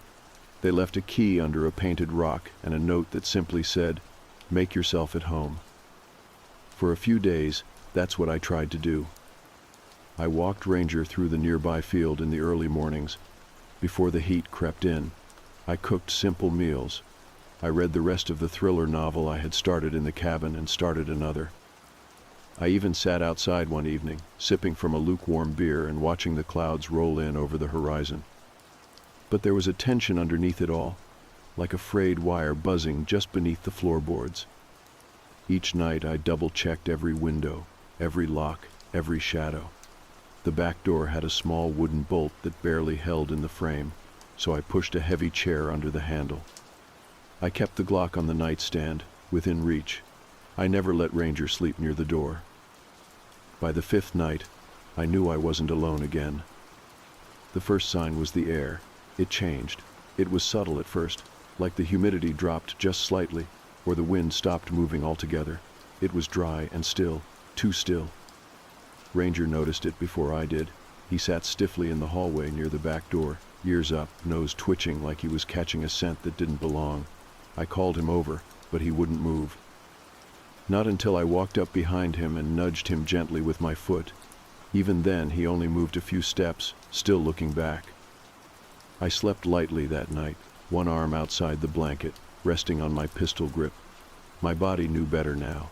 It expected something, and it wasn't wrong. Sometime after midnight, I heard the creaking of the front porch. I sat up slowly, heart pounding. The house was silent otherwise. No footsteps, no knock. Just that soft, slow creak of weight shifting across old wood. Ranger whimpered once and crawled over to my side of the bed. I kept the lights off, moving to the window and peeking through the curtains. I couldn't see anything out of place, but that didn't ease the tension in my spine. And then the porch creaked again, heavier, closer to the door. I didn't open it, I didn't shout, I didn't move an inch from that window. I remembered the rules. No contact, no lights, no reaction. Just observe, just wait. The noise stopped. The air remained frozen in place. Minutes passed. Then I heard the back door rattle. Not a knock, not a twist of the knob, just a single, faint rattle, as if someone or something was testing it, trying to understand it. The bolt held. The chair stayed firm. I didn't breathe for what felt like an hour. And then, once again, silence. Not even the bugs outside made a sound. It was like the world had gone into hiding. I sat back down on the edge of the bed and waited for sunrise, too afraid to sleep, too tense to sit still. By morning, nothing looked out of place. No tracks on the porch, no markings on the walls, nothing broken or opened, just an oppressive silence that made the hairs on my arms rise. I decided to drive into town and speak to someone. I didn't know who. Maybe a ranger, maybe a local. I needed confirmation that I wasn't losing it. That something had followed me out of that forest, and it wasn't just paranoia taking root. Bozeman was a cozy town, nestled at the foot of the mountains and full of tourists and hikers this time of year. I parked on Main Street and walked into a small bookstore cafe. The man behind the counter looked about my age, with salt and pepper stubble and kind eyes. I ordered coffee and casually asked him, "Hey, you ever hear of anything weird out in the woods around here?" He chuckled. "You'll have to be more specific. You mean the usual ghost stories and missing hikers kind of weird?" "Something like that," I said.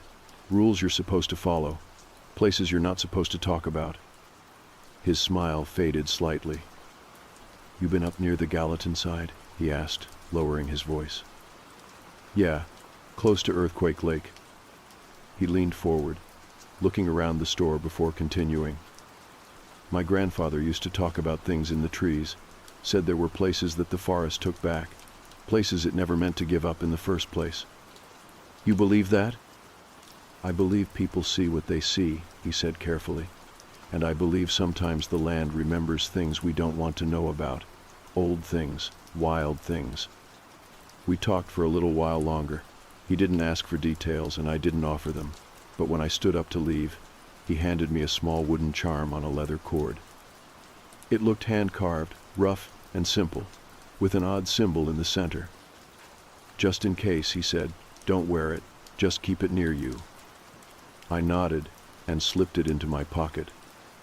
Back at the rental house, I hung it above the door, not because I believed it would do anything, but because part of me needed to pretend I had some kind of defense. That night, the air was dead again.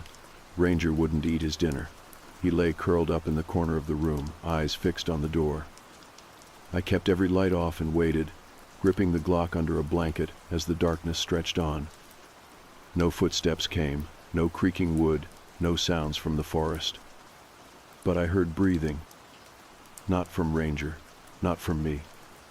Outside the window, just beneath the sill, something breathed. Slow, heavy, and steady. It lasted maybe 2 minutes. Then silence. Whatever it was patient. It was waiting. And now, so was I. By the time the breathing outside my window stopped, I knew I had reached the edge of something, not just the limits of my nerves or my rational mind, but something deeper. The feeling that had crept into my bones ever since the first night at Howling Pines had finally taken root. This wasn't about camping anymore. It wasn't about national parks or strange rules or trying to enjoy the outdoors. Something had chosen me, or maybe it had followed me. Either way, I no longer felt like a visitor. I felt like prey. That morning I packed the truck before the sun had fully risen. I didn't eat, neither did Ranger. He seemed relieved, as if the decision to leave had somehow lifted a weight from his shoulders. The little rental house looked completely normal in the daylight, almost charming. But I didn't bother to clean up or leave a note. I just locked the door behind me and tossed the key back under the painted rock where I found it. We hit the highway going west, passing valleys of tall grass and twisting pine-covered slopes. My plan was simple: get out of Montana entirely. I needed time and distance to clear my head. Maybe visit an old army buddy down in Nevada. Maybe just keep driving until I reached the ocean. Around noon, I stopped for gas in a tiny town with a single pump station and a diner. I grabbed a sandwich and gave Ranger some water. He ate for the first time in over a day, and that alone was enough to give me a sliver of peace. I sat on the curb and looked up at the cloudless sky. It felt like the first moment of calm in weeks. An old man in a flannel shirt shuffled past me, gave Ranger a little nod, and said, "Nice dog." "Thanks," I replied. "Smart, too." The man squinted at me. "You just come out of those woods?" I hesitated. "Yeah, around the Gallatin side." His lips pressed into a thin line. He looked out across the highway like he was trying to remember something. "Some places you're not meant to linger," he said. "Some woods remember things better than people do, and they don't like being forgotten." I didn't know what to say to that, so I said nothing. He didn't either, just tipped his cap and wandered into the diner. I kept driving. For the next 2 days, nothing strange happened. No whispers, no breathing, no dreams. Ranger stopped pacing at night. I stopped waking up in cold sweats. Whatever it was, I had left it behind. By the time I crossed into Utah, I allowed myself to feel like it was over. I stayed in a cheap motel outside Salt Lake City and got a full night of uninterrupted sleep for the first time since this whole ordeal began. When I woke up, I realized I didn't feel afraid anymore. I didn't feel watched. I felt like myself again. I spent the day hiking with Ranger on an easy trail by a river. It was bright, dry, open. You could see for miles in every direction. The sky was endless, the way it's supposed to be in the West. The air didn't feel heavy anymore. My thoughts didn't race. That night, I sat on the motel balcony with a cold drink and watched the sun dip behind the horizon. For the first time in weeks, I started to believe I could go back to normal life. Eventually, I returned home to Missoula. I had a little house not far from the station, quiet and comfortable. I was still technically on leave, so I took another week to get settled and unpacked. I didn't tell anyone what really happened, not the department, not my friends, not even my sister when she called to check in. I just told them I had a strange trip, and I was glad to be home. And mostly, I meant it. Ranger adjusted well. He followed me from room to room for the first few days, never wanting to be more than a few feet away, but slowly, he relaxed. Started sleeping by the front door again instead of curled up at my side. The house felt safe. The rules didn't apply here. But I still kept my Glock nearby, and I still locked every door every night. Weeks passed. Life got normal again. I returned to work. Traffic stops, calls, reports, nothing out of the ordinary. Occasionally, I'd get the urge to drive out into the mountains. Take a long hike, just me and Ranger. But the idea of setting up camp never quite felt right again. I stuck to day trips. And then, one morning, a package showed up on my doorstep. No return address, no postage, just a small worn box wrapped in twine. Inside was a folded piece of parchment paper and a crude wooden carving of what looked like a wolf or dog with its mouth open wide. The note read, "You followed the rules, thank you." That was it. No signature, no explanation. I stared at it for a long time. My first instinct was to burn the carving, toss the box, pretend it never arrived. But I didn't. I placed it on the mantel above the fireplace. I don't know why. Maybe as a reminder, maybe as a warning, or maybe, just maybe, as a kind of offering. A silent agreement between myself and whatever it was that haunted those woods. I never returned to Howling Pines, never even looked it up online. It was like the place vanished, as if it had only existed for the people who needed to be there, or for the people who needed to learn something. And once it was done with you, it let you go, if you followed the rules. Ranger grew older. We still walked every day, still hiked the river trails and the open fields near the city. He always stayed close, never straying too far from my side. And every so often, usually just before sunset, he'd stop and look off into the trees, ears alert, tail still, watching. And I would feel it too. The smallest shift in the air, the quietest echo of something that doesn't belong. But it never came closer. It just watched. And I always kept walking, never looking back, never breaking the rules. Because in the end, that's what saved me. That's what let me leave. And that's what keeps me safe. Even now, even here, far from the forest, but never far enough to forget.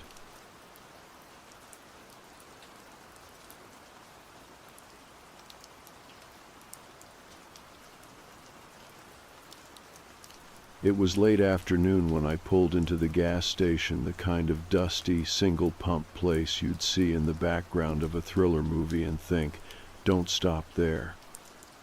But my tank was almost on E, and the next exit wasn't for another 40 miles. I was already running on fumes and pushing my luck.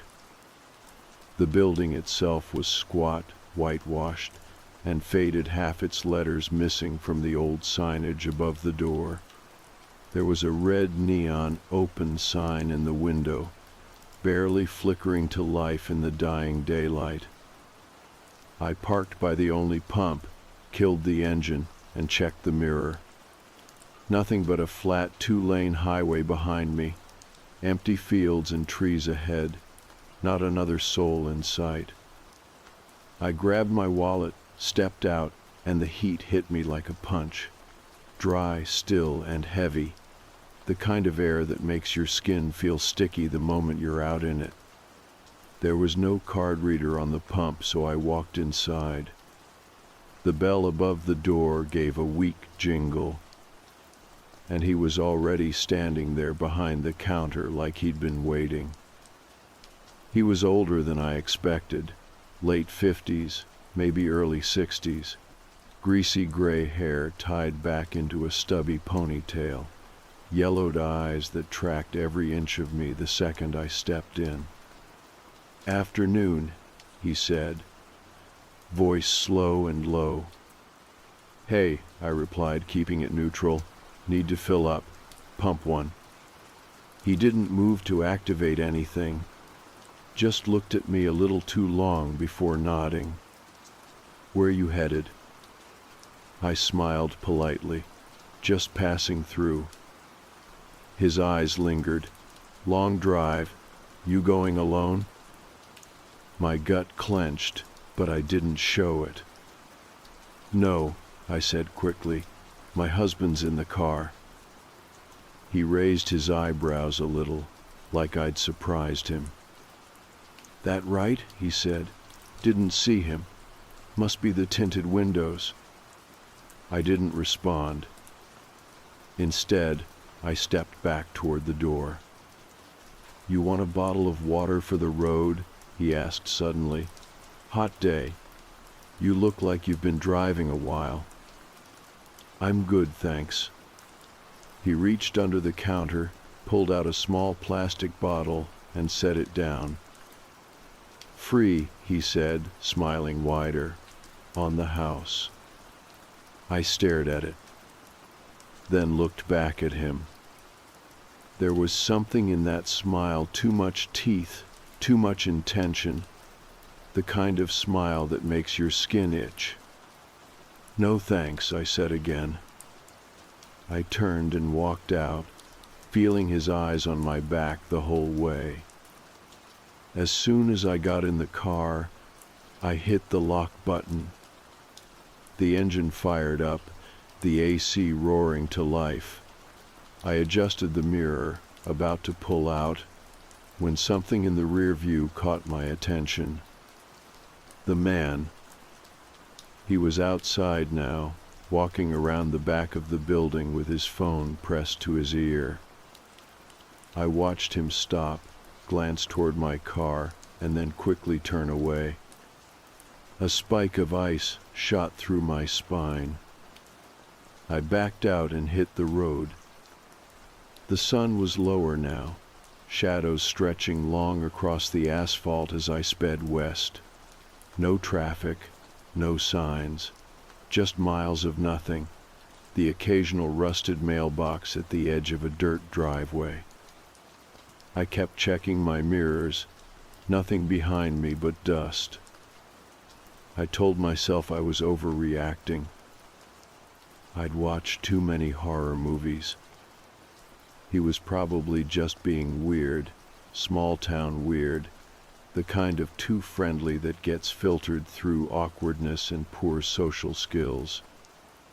But I couldn't shake the look he gave me, the way his tone shifted when I said I wasn't alone, like he'd already decided I was lying. After 20 minutes of quiet driving, I let out a shaky breath and turned up the radio, trying to distract myself. And that's when I saw the headlights in the mirror. A truck. Big, boxy, pickup style. I leaned forward slightly, watching as it gained on me slowly, but deliberately.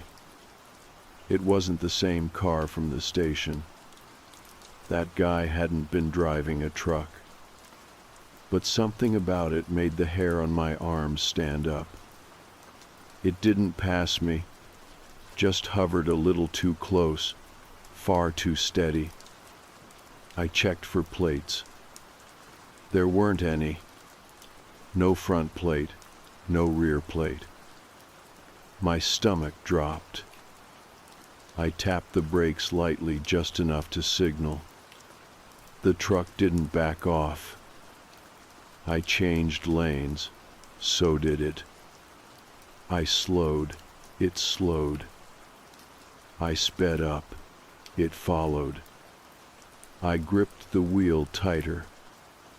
No towns nearby, no rest stops, just this stretch of highway, growing darker by the second. I pulled out my phone, heart pounding, and checked for service. 1 bar, maybe 2, then nothing. No signal. My hands started to sweat. I turned the volume on the radio down and tried to breathe, eyes flicking from the road to the mirror to the road again.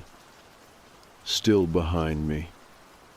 I turned off onto a narrow service road, gravel crunching beneath my tires, dust clouding the mirror. The truck didn't follow. For a second, I thought I'd lost it. But then, just as I reached a bend in the trees, I caught the glint of headlights turning in. It was back. Slower now.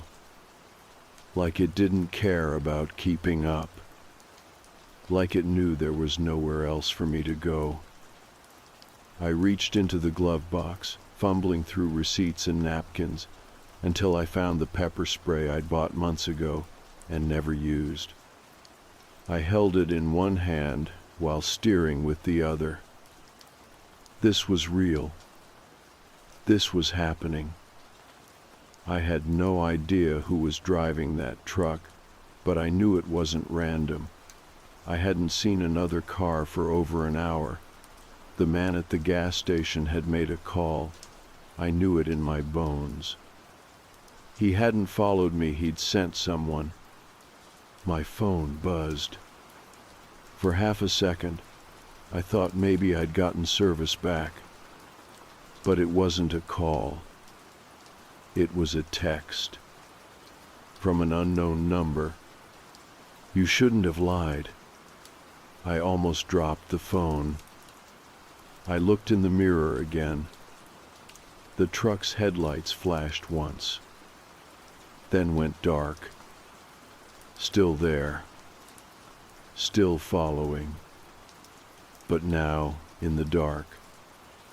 No lights, no sound. Just the outline of a shape moving behind me. I pressed the gas. The gravel road turned narrow, tighter, lined by woods on both sides. No more signs. No more exits. Just me. And him. The trees closed in on either side like ribs. My high beams cut through the darkness, barely illuminating the road ahead, which had gone from gravel to dirt. My knuckles were white on the wheel, the pepper spray clenched in my other hand, shaking just enough that I had to rest it on my leg to steady it. The truck behind me wasn't using its lights anymore. I only knew it was there because I could see faint movement in the shadows, the slight sway of branches from displaced air. No engine noise, no headlights. Just the presence of something massive creeping through the woods behind me, using the dark like it belonged to it. The phone sat in the passenger seat. I kept glancing at it, hoping for a flicker of signal, anything. But it was blank, useless. The text still glared on the screen. You shouldn't have lied. I tried to think through the options. If I kept driving, I'd eventually have to stop. The road couldn't go on forever. If I turned off and tried to hide, I'd be easy to box in. I needed a town, a house, a person. But this wasn't the kind of area where you stumbled on someone's front porch. This was the kind of place where people had no trespassing signs and pit bulls. This was the kind of place where you disappeared, and no one asked too many questions. Another bend in the road, then another. Still behind me. Still no headlights. Then movement. Off to the right, a shape darting between trees, fast, low to the ground. A second person? I nearly veered off the path, jerking the wheel to avoid something that might have been nothing at all. My tires hit a patch of soft dirt and skidded before regaining grip. I hit the gas harder. Branches scraped the roof. The undercarriage rattled. Every bump in the road sounded like bones snapping under the tires. My brain was running in loops. Why me? Was this a thing? Something organized? A network? Did they wait at those back road stations looking for people like me alone, tired, just enough out of their comfort zone not to fight back? I thought about the man behind the counter, the way he smiled too long, the way he didn't even blink when I said my husband was in the car, like he was testing me. I failed the test. Now someone else was driving behind me, sent by him or working with him, and they wanted something. What, I couldn't guess, but nothing good. Then, ahead, something new. Lights. Not headlights, floodlights. Two of them, faint through the trees. I blinked, trying to make sense of them. A structure, a house? I kept driving, steering toward the light, desperate now. The road curved hard left and opened into a small clearing. A trailer sat at the center. Old, beat up, covered in rust and shadow. The floodlights were mounted high on poles, aimed down at the clearing like they were set up to deter animals or people.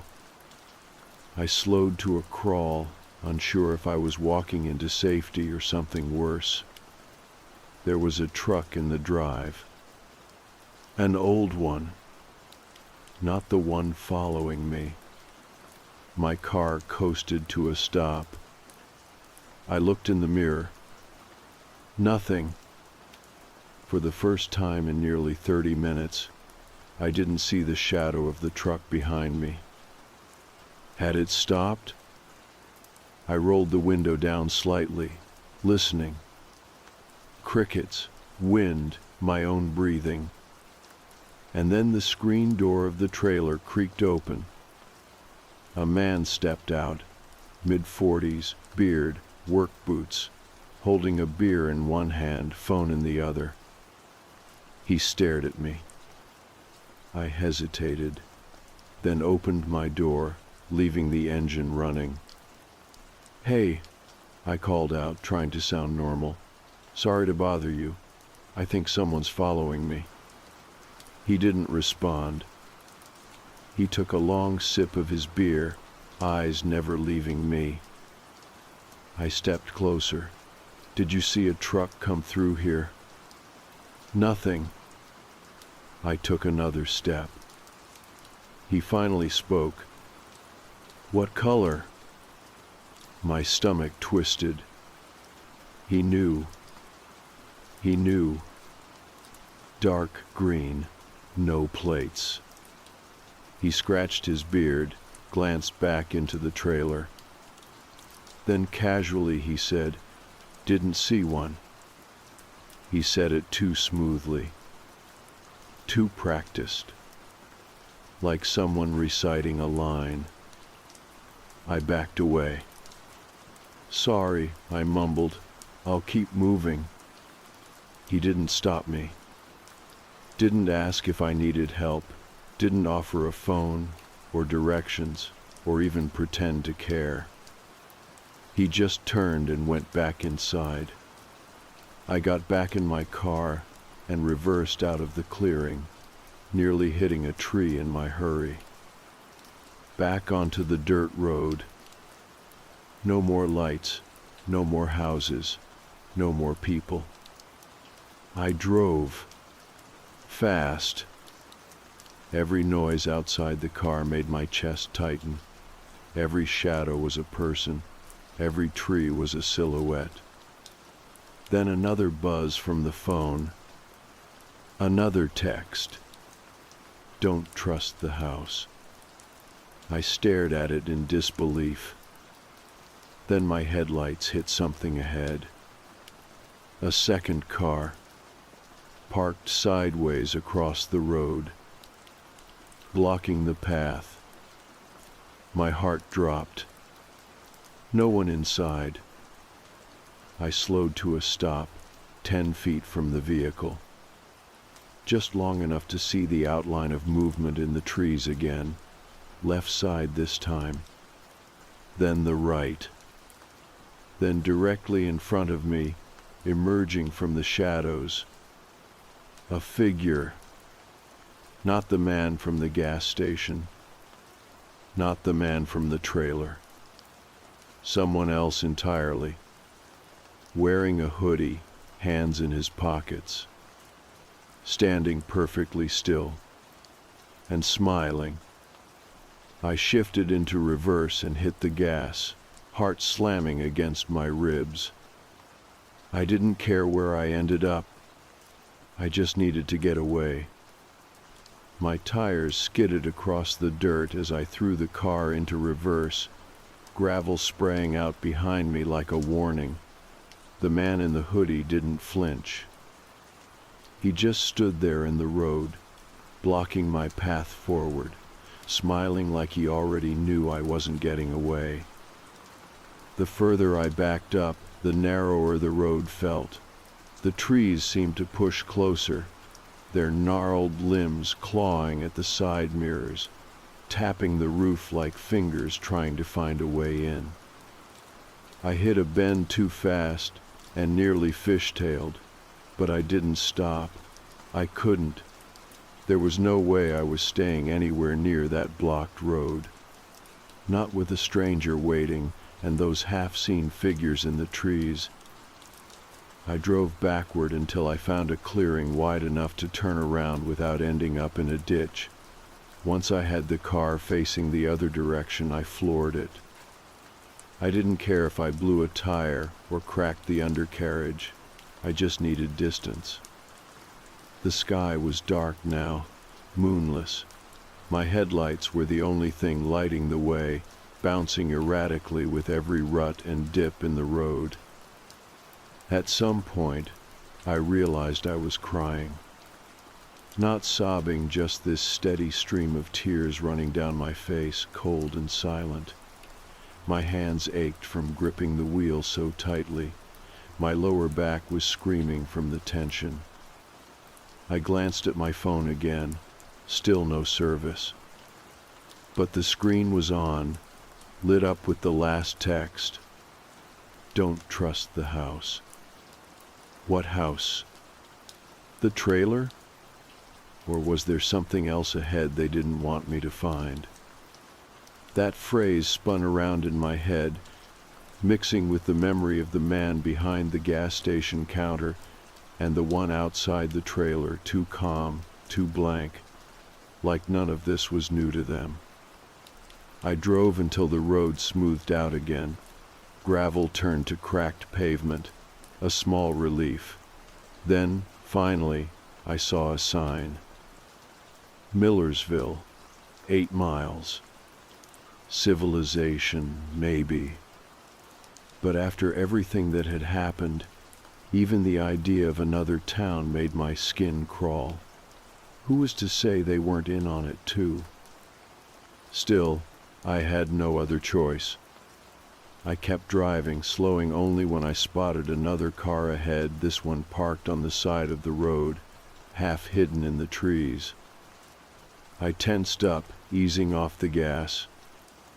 But no one was inside. It looked abandoned, dusty, like it had been there a while. Still, I didn't stop. Not until I reached the outskirts of Millersville. The first thing I saw was a small diner, its neon sign flickering, one of the letters burnt out. There was a payphone out front, the kind I hadn't seen in years. I pulled in, parked close to the building, and scanned the lot. 3 other cars, all empty. I didn't go inside. Not yet. Instead, I walked straight to the payphone, digging in my glove box for coins like it was 1,995. I called my sister. It rang once, twice. Then, hello? Her voice almost cracked me.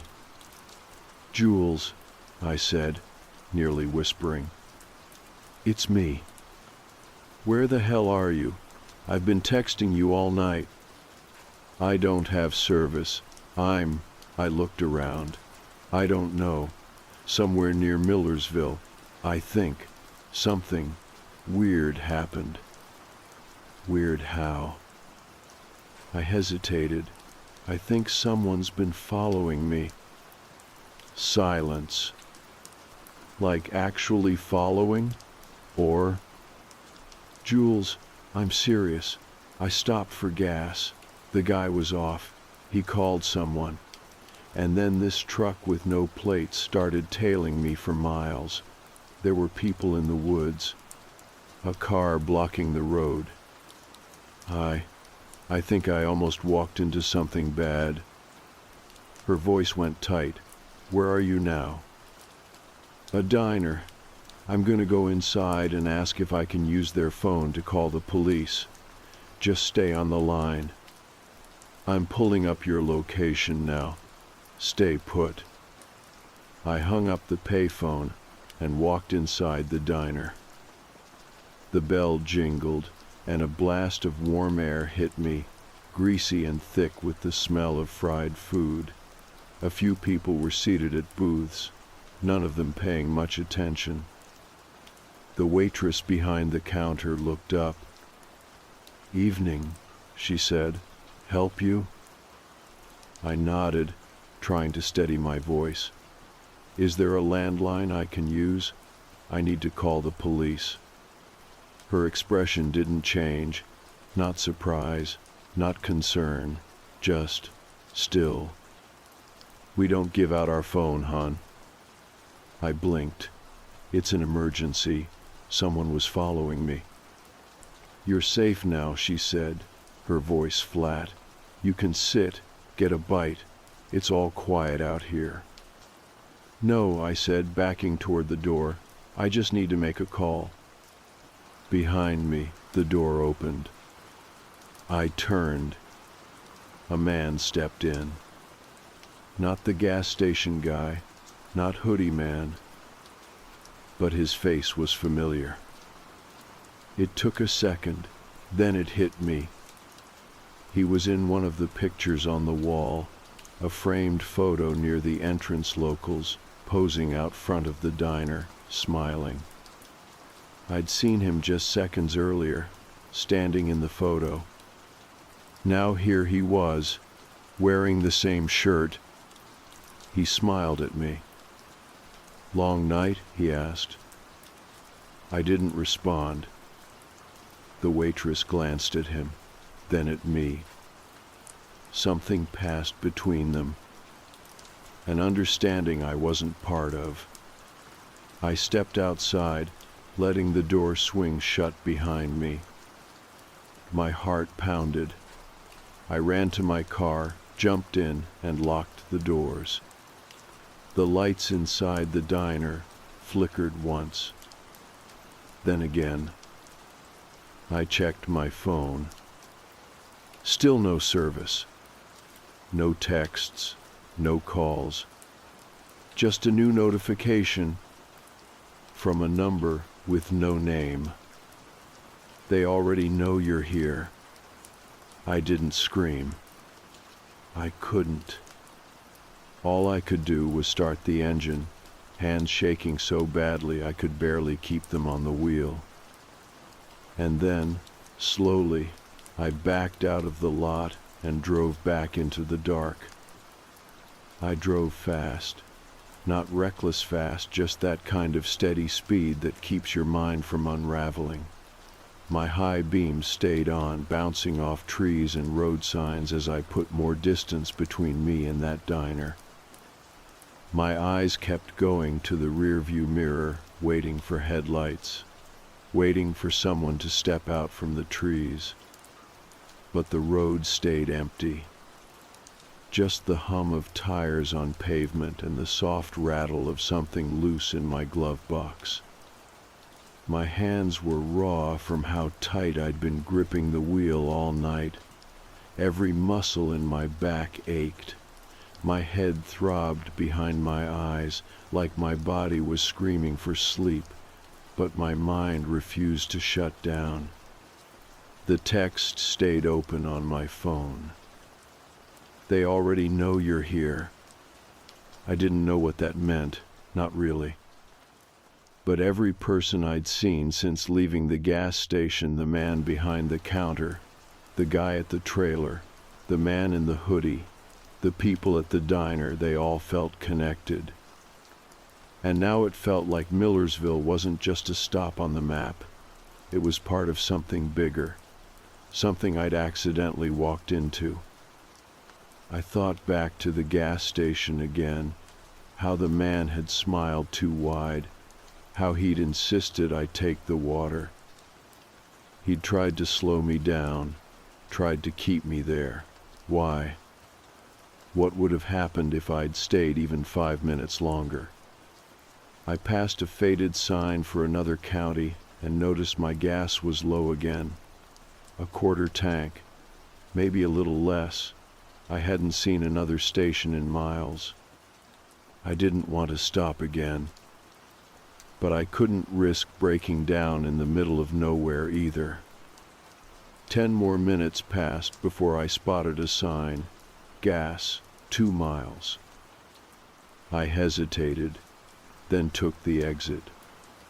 The road dipped, leading into a denser patch of woods, darker than before. The trees here leaned closer to the road, casting long shadows that looked like figures standing still. Then I saw the station. Small, old, lit by a single overhead bulb flickering like it was on its last breath. But it was open.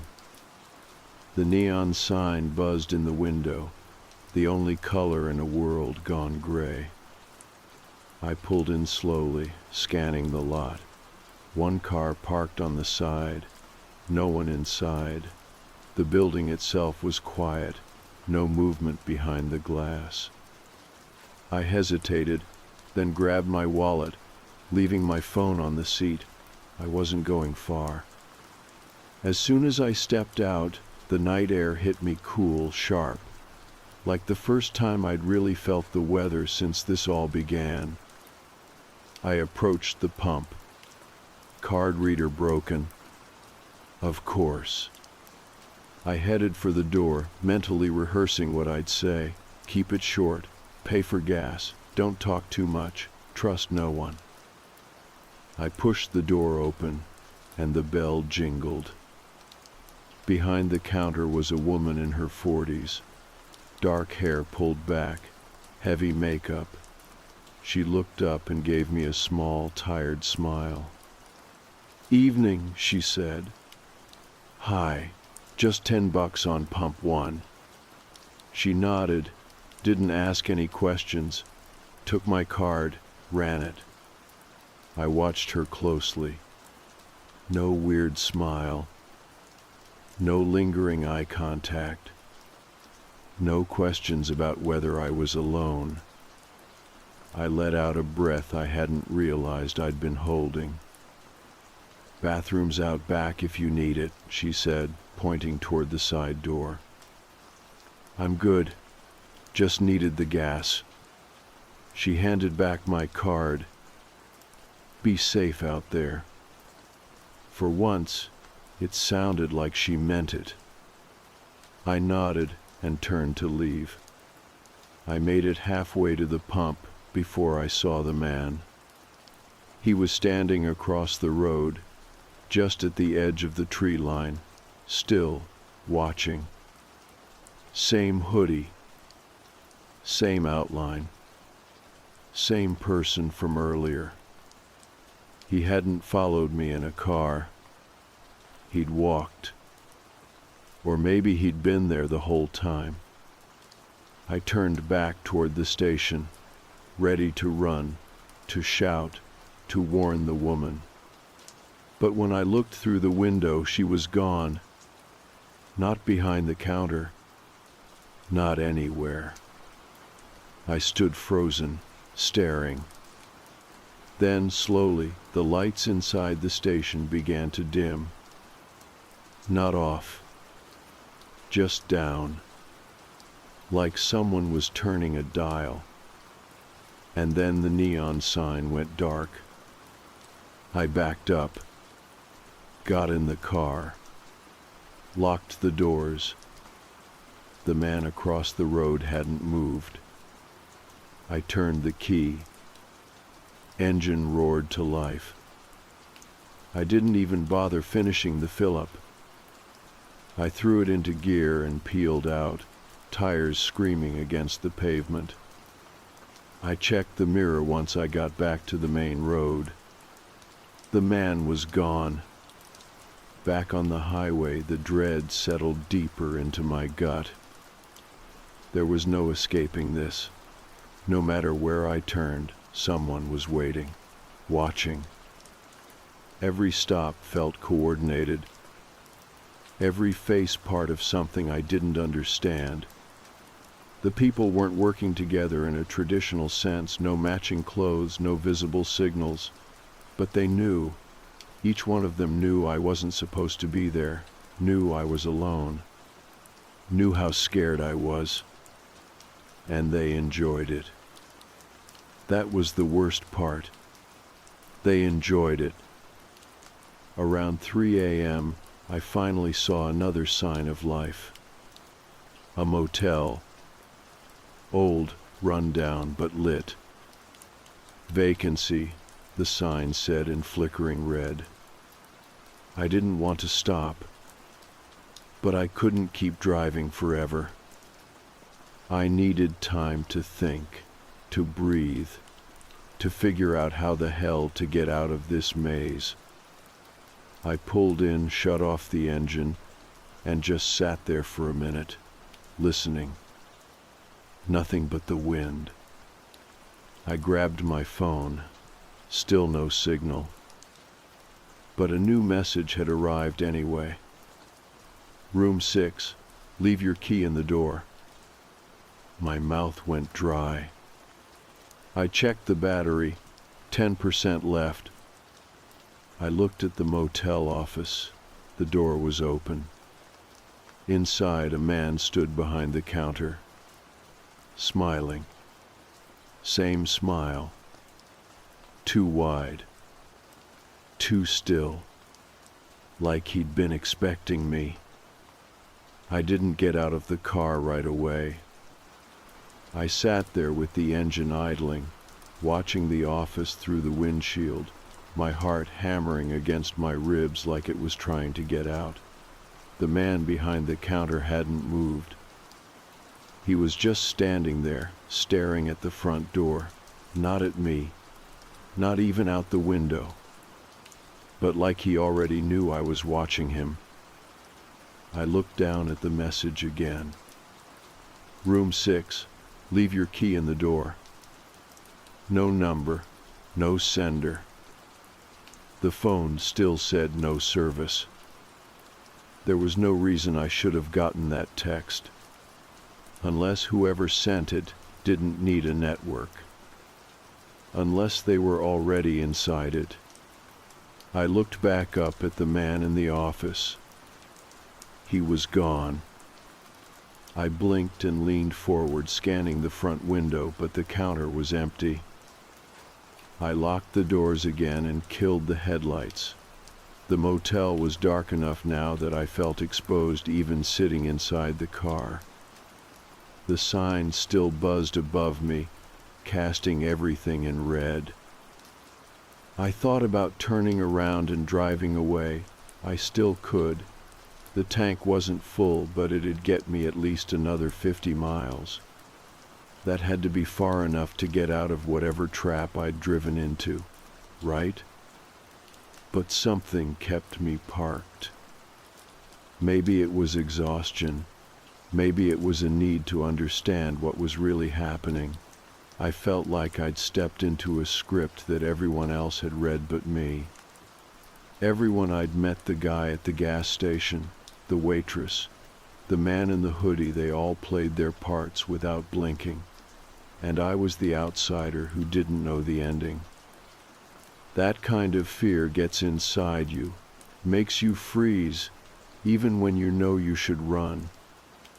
Finally, I turned off the ignition and got out. The gravel crunched beneath my shoes. Every step toward the motel office sounded louder than it should have, like the world was holding its breath. The office door creaked open with barely a push. No one inside. The air smelled faintly of mildew and old cigarettes. There was a lamp on the counter and a bell. The register was one of those old-school flip number types, dust-covered, barely functioning. A room key sat on the desk. Plastic fob, number 6, printed in faded black letters. I didn't want to touch it. I did anyway. When I picked it up, a piece of paper slid out from underneath it, small, yellowed, folded twice. It said, in neat block letters, "One night, that's all you get." That was it. No signature. No date. Just that sentence. I didn't want the room. I didn't want to stay.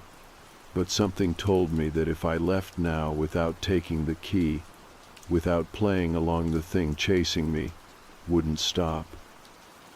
Maybe it wouldn't stop even if I did. But at least if I stayed, maybe I'd learn something. Maybe I'd figure out what the hell this was. I walked out into the night again and found room 6 halfway down the strip. A single light flickered above the door.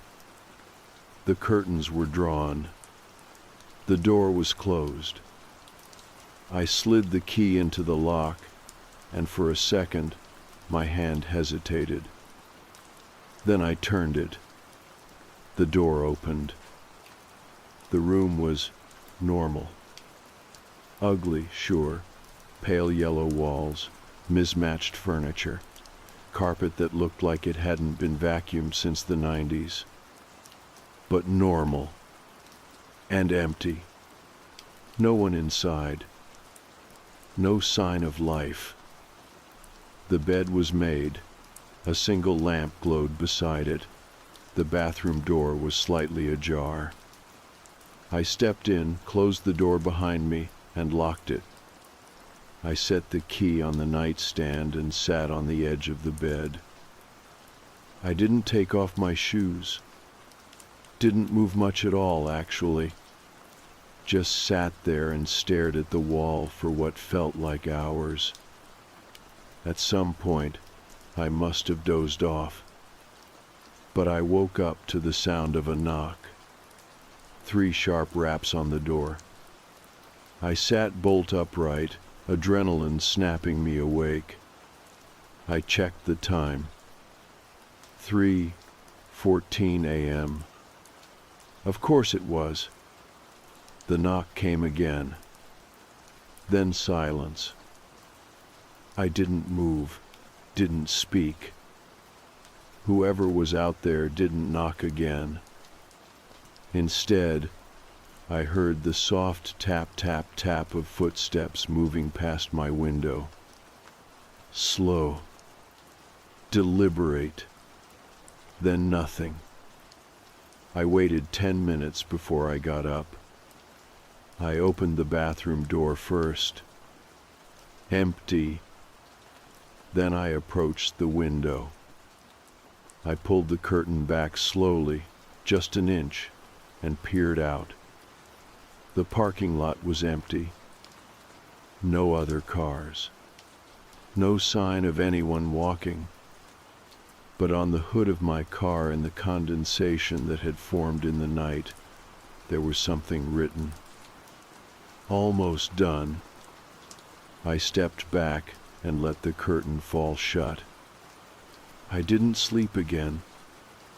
Morning came too slowly. By the time the sky began to lighten, I was packed and standing by the door with my keys in one hand and the pepper spray in the other.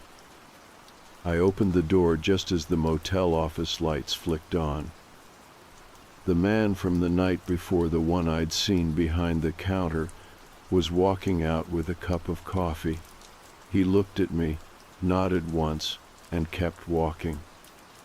Didn't speak. Didn't ask how I slept. Just walked across the lot and disappeared around the side of the building.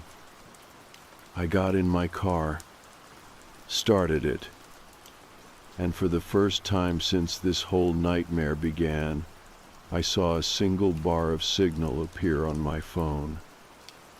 It lasted maybe 5 seconds, just long enough for one more message to come through.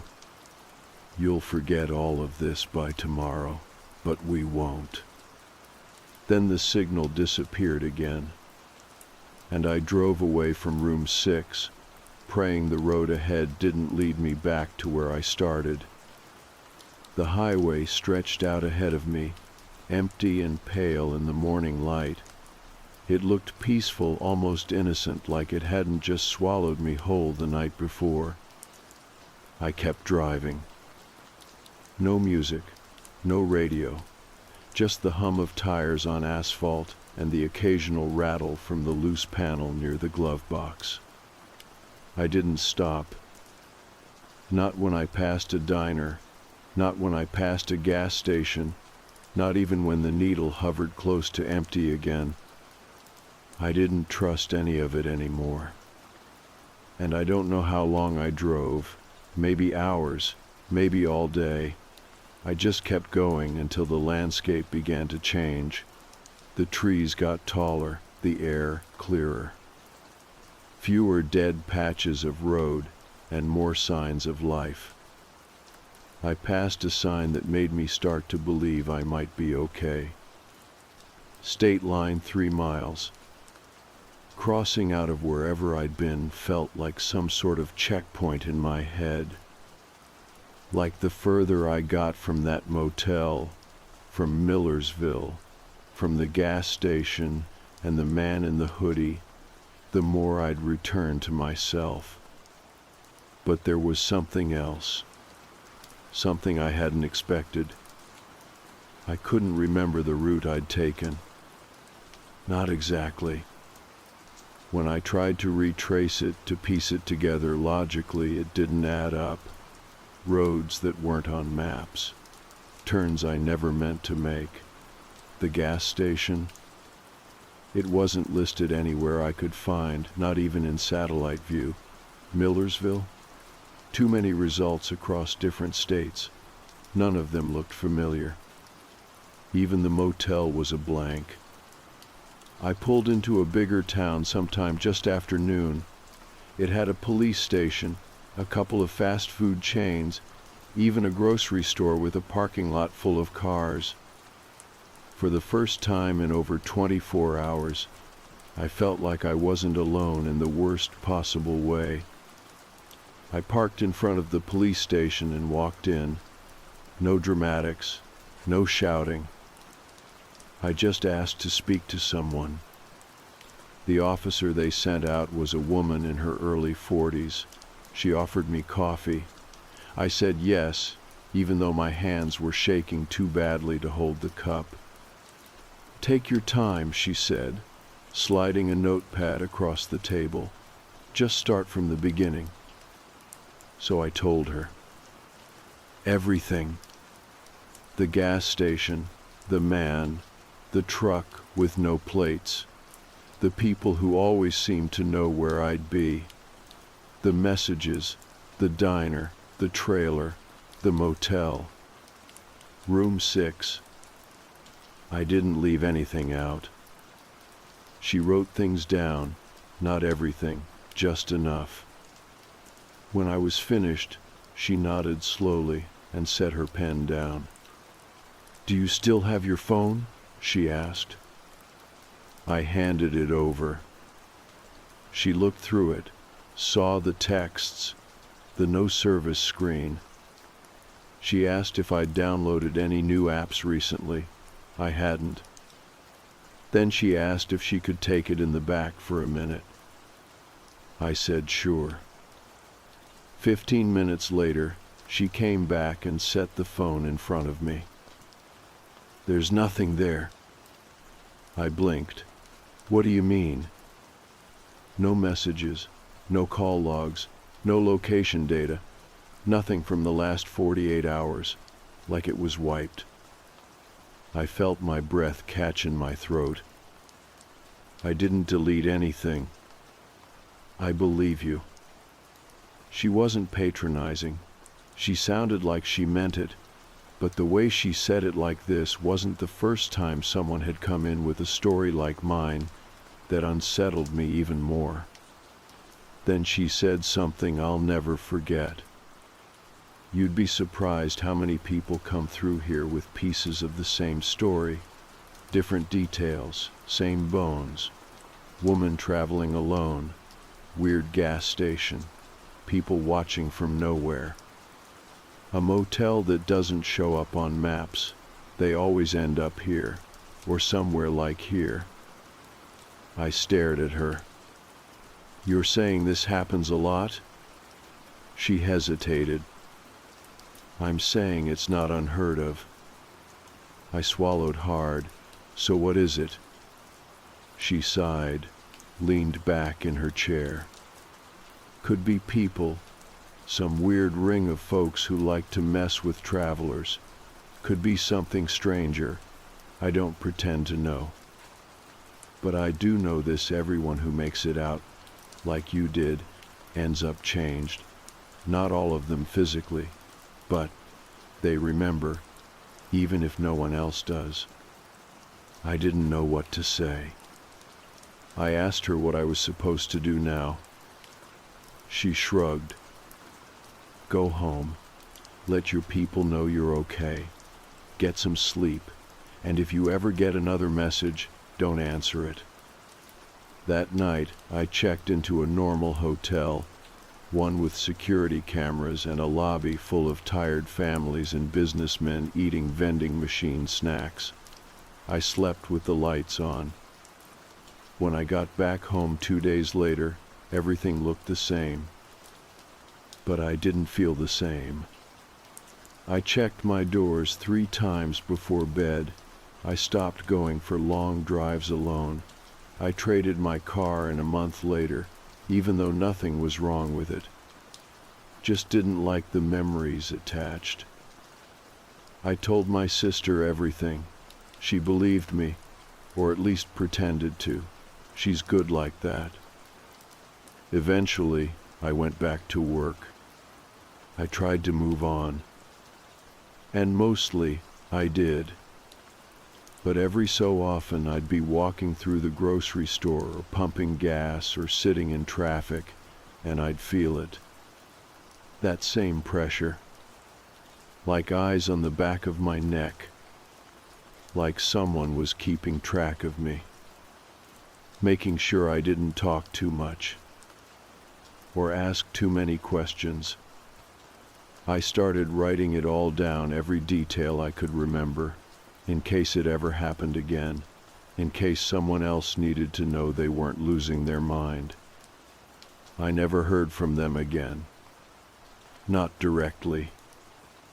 But one night, maybe 6 months later, I was cleaning out an old backpack I hadn't used since the trip, and I found something wedged deep in the bottom pocket.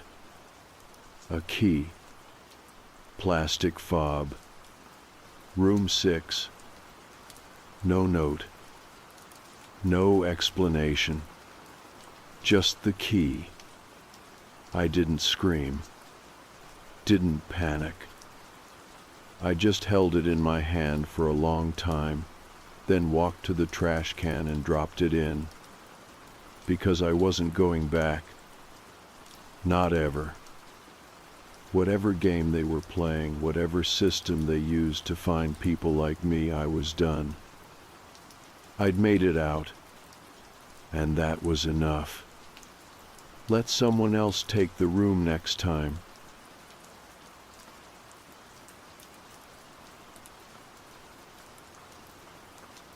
This is going to sound fake. I know that. If I were reading this, I'd think someone was messing around or making up office creepypasta. But I'm not here to impress anyone.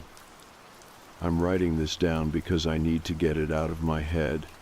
Like if I don't document it, it'll keep slipping, like it already has. I work in one of those bleak mid-size offices you only see in the back corners of cities. Not downtown, not flashy, just 3 floors of beige hallways and break rooms that smell like burnt coffee and anxiety. We process insurance claims, that's all. I've been here for 5 years. Same cubicle, same terrible chair, same 4 co-workers in my row. We never switch desks. You know how some offices do that hot desk thing where you float around? We're not like that. Everything's fixed. So when I say there was a guy in the cubicle next to me, I mean that literally. He was always there. Always. His name was Jim. I didn't know his last name. I don't think anyone did. He was the quiet type, nodded when you said hi. Didn't join in on office birthdays or bagel Fridays, but he wasn't rude. He always wore a red tie. Not bright red, more like that faded maroon color. Same one every day. I think he must have had 5 of the same tie. It became kind of his thing. Red tie, brown folder, black coffee, always black, no sugar, no milk. Just poured straight from the break room pot into a chipped white mug that said number 1 something. I could never read the rest, because the glaze was cracked. Every morning he got in before me. That's saying something because I'm usually here by 7:15. He'd already be sitting down, typing quietly, face blank, screens already lit. I asked him once how early he got in, and he just shrugged, said he liked the quiet before the phones started ringing. And then yesterday, he was gone. I didn't think much of it at first. People take sick days, but something about the silence from his cubicle felt different, wrong somehow, like the shape of the room had changed. It's hard to explain. The kind of quiet that feels deliberate. At 10:30, I asked Janice, she sits 2 rows behind me, if she'd seen Jim this morning. She blinked at me like I'd asked her if she believed in ghosts. "Who?" she said. "Jim," I repeated. "Cubicle to the right of mine, red tie, quiet guy." She tilted her head like she was trying to place it, then shook her head. "I think you mean Rick. You sit next to Rick." I laughed a little, waiting for her to smile. She didn't, and she was dead serious. "There is no Rick in our row. There has never been a Rick." I got up and walked the floor, asked 2 more people. Same thing, blank stares. One guy said, "Are you thinking of someone from another floor?" I told him I'd sat next to Jim for 5 years, that we started around the same time, that we shared a desktop printer, that Jim once let me borrow his space heater in the winter when the vents were busted. Nobody knew what I was talking about. So I went back to the cubicle, and it was empty. I don't mean someone's out for the day empty.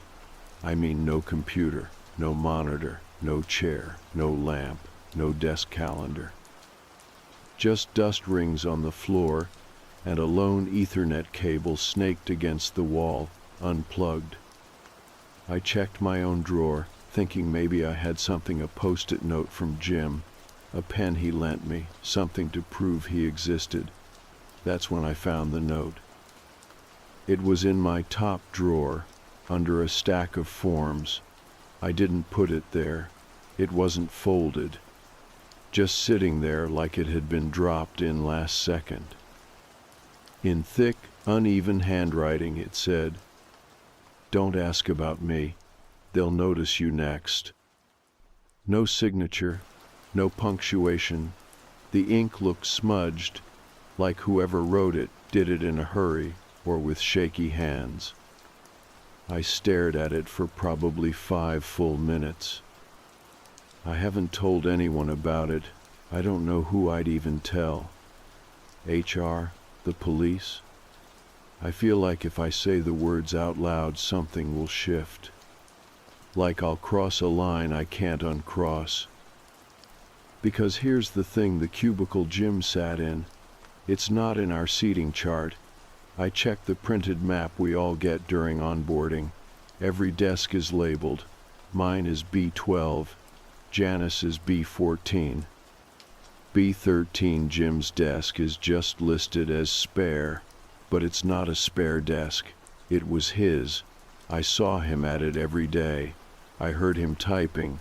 I heard him clearing his throat. I've passed him coffee creamer during our 3 p.m. lull. And now it's like he never existed. I looked through my work inbox. No emails from him. I swear we exchanged at least 5 or 6 password resets, printer jams, calendar stuff, all gone. His name isn't in the directory, not first or last.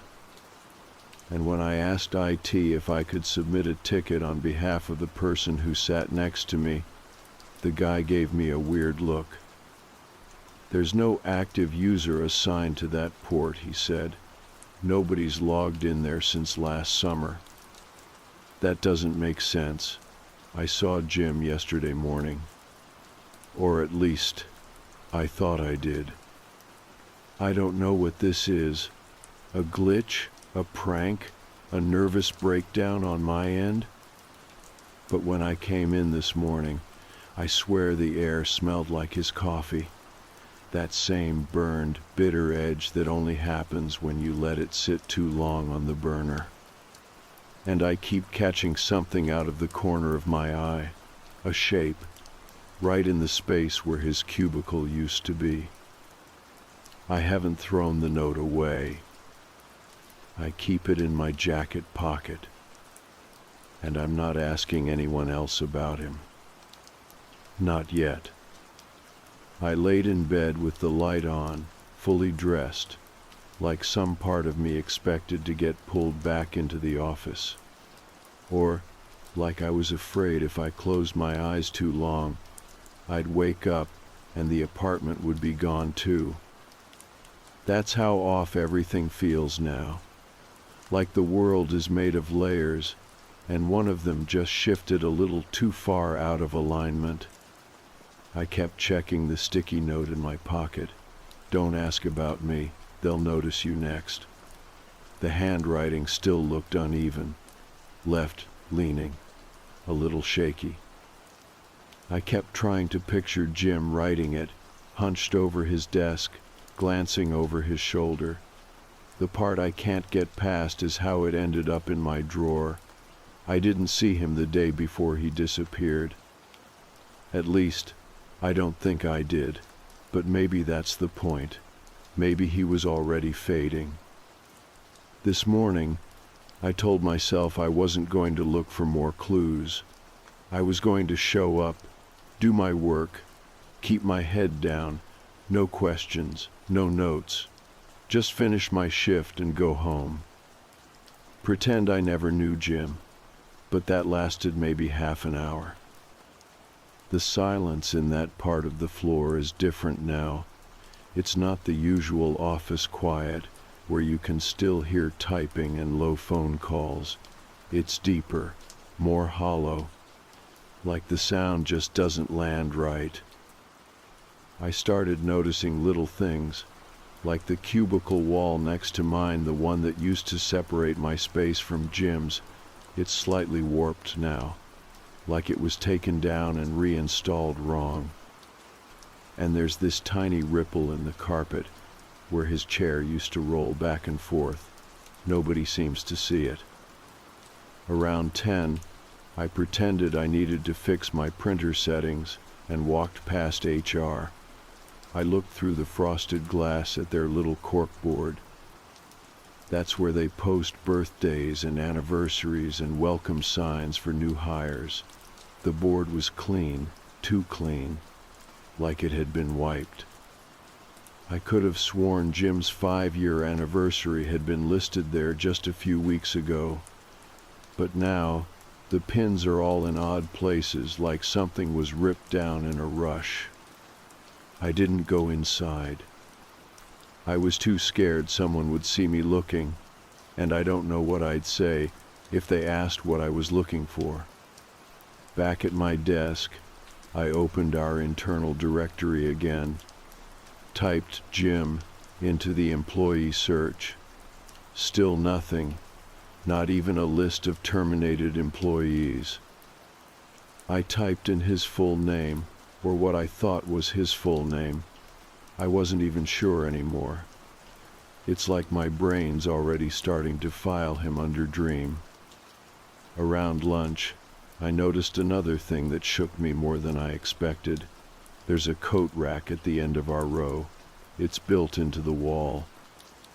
Kind of an ugly thing, beige metal. 3 hooks, never fully straight. Every day, Jim used to hang his coat there. Same charcoal jacket, a little too tight in the shoulders. I know, because it used to brush against mine when we both arrived early. Today, the rack was gone. Not empty. Gone. The wall where it used to be was patched and painted over, badly, like someone did it in a rush with the wrong shade of beige. You can still see where the screws used to go, 4 faint holes like pinpricks. When I asked maintenance about it, the guy just looked at me and said, "What rack?" and I swear he meant it. He wasn't being sarcastic. He genuinely didn't know what I was talking about. That's when I started watching other people more closely. Just little things. How they moved through the office, who they nodded to, what names they dropped in conversation. Most of them avoided the space beside my cubicle completely. They'd circle around it, like it wasn't there. A few glanced at it, confused, like they expected something else. But none of them stopped.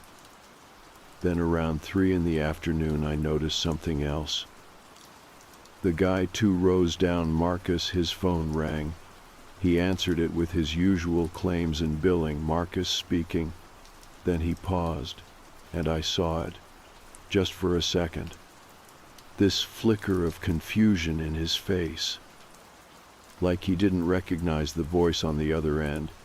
He kept nodding, saying, "Uh-huh." But his eyes were scanning the room, like he was looking for someone who wasn't there anymore. Then he hung up, looked around, and his expression was completely blank, like he had already forgotten the call.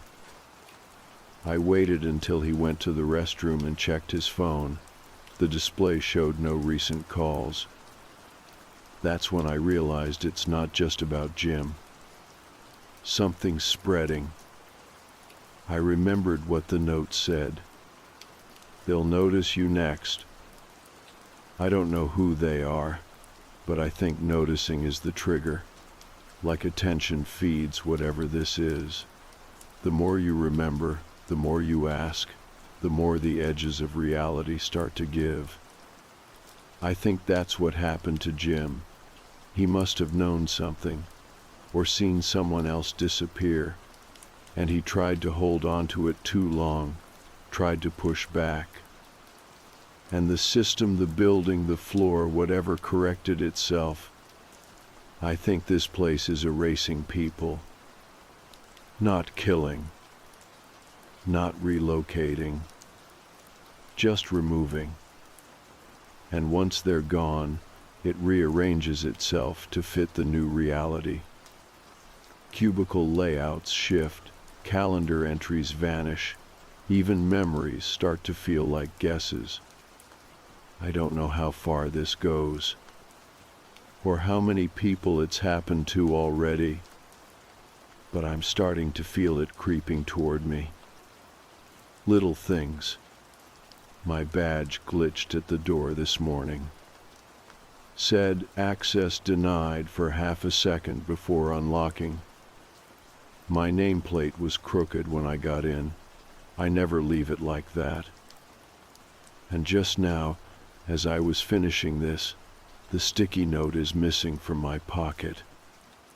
I didn't drop it. I checked the floor. I checked my jacket. Gone. The air feels heavier now, like the office is watching me breathe. I left work early that day. I didn't ask.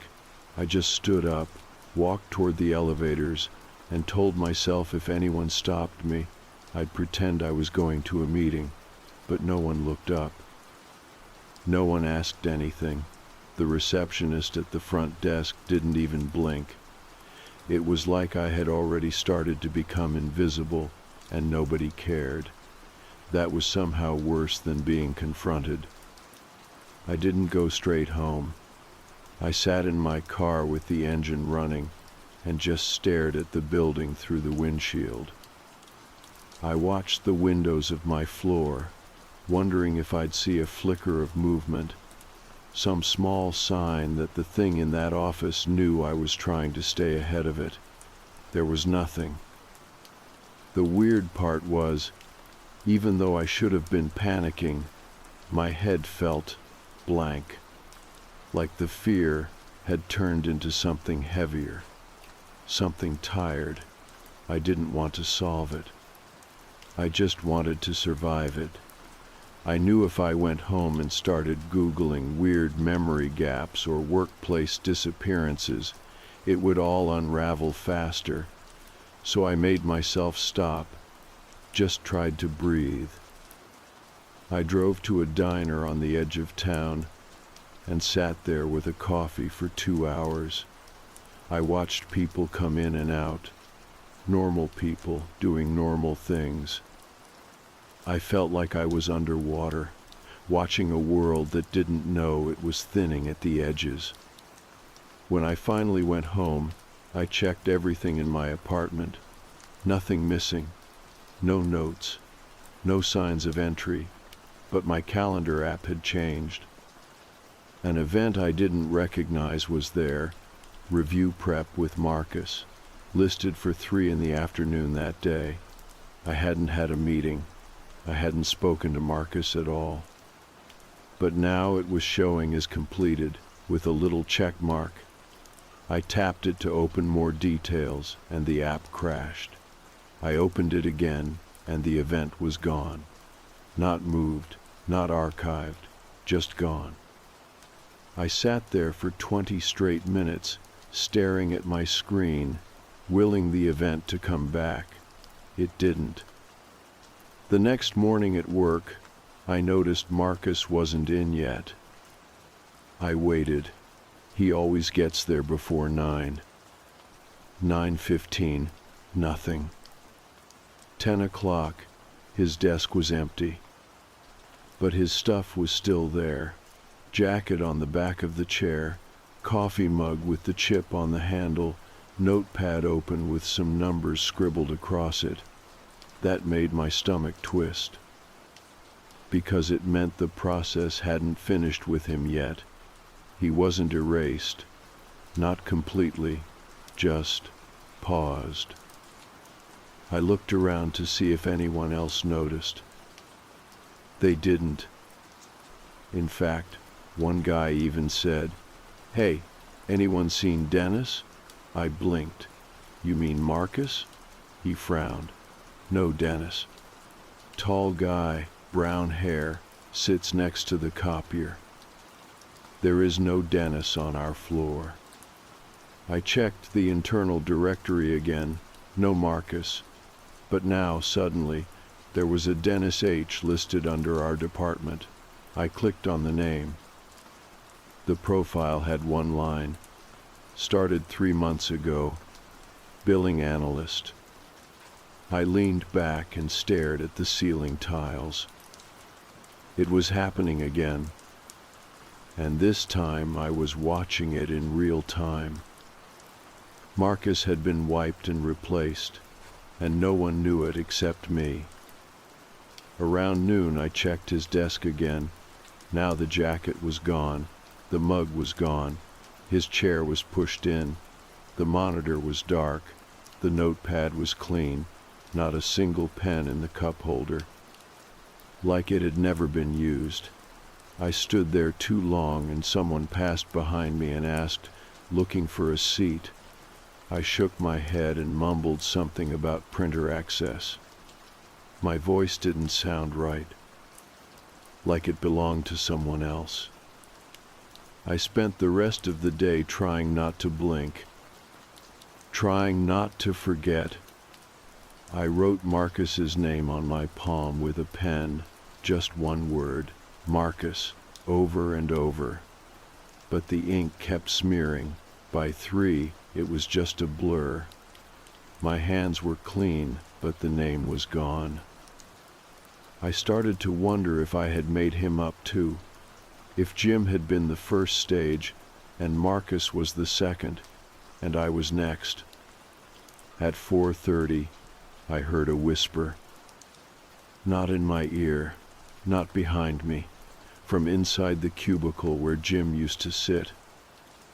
It was faint, barely more than breath. But it said my name. Not loud, not urgent, just present. I didn't move. I stared at my screen and held still like a kid hiding from something in the dark.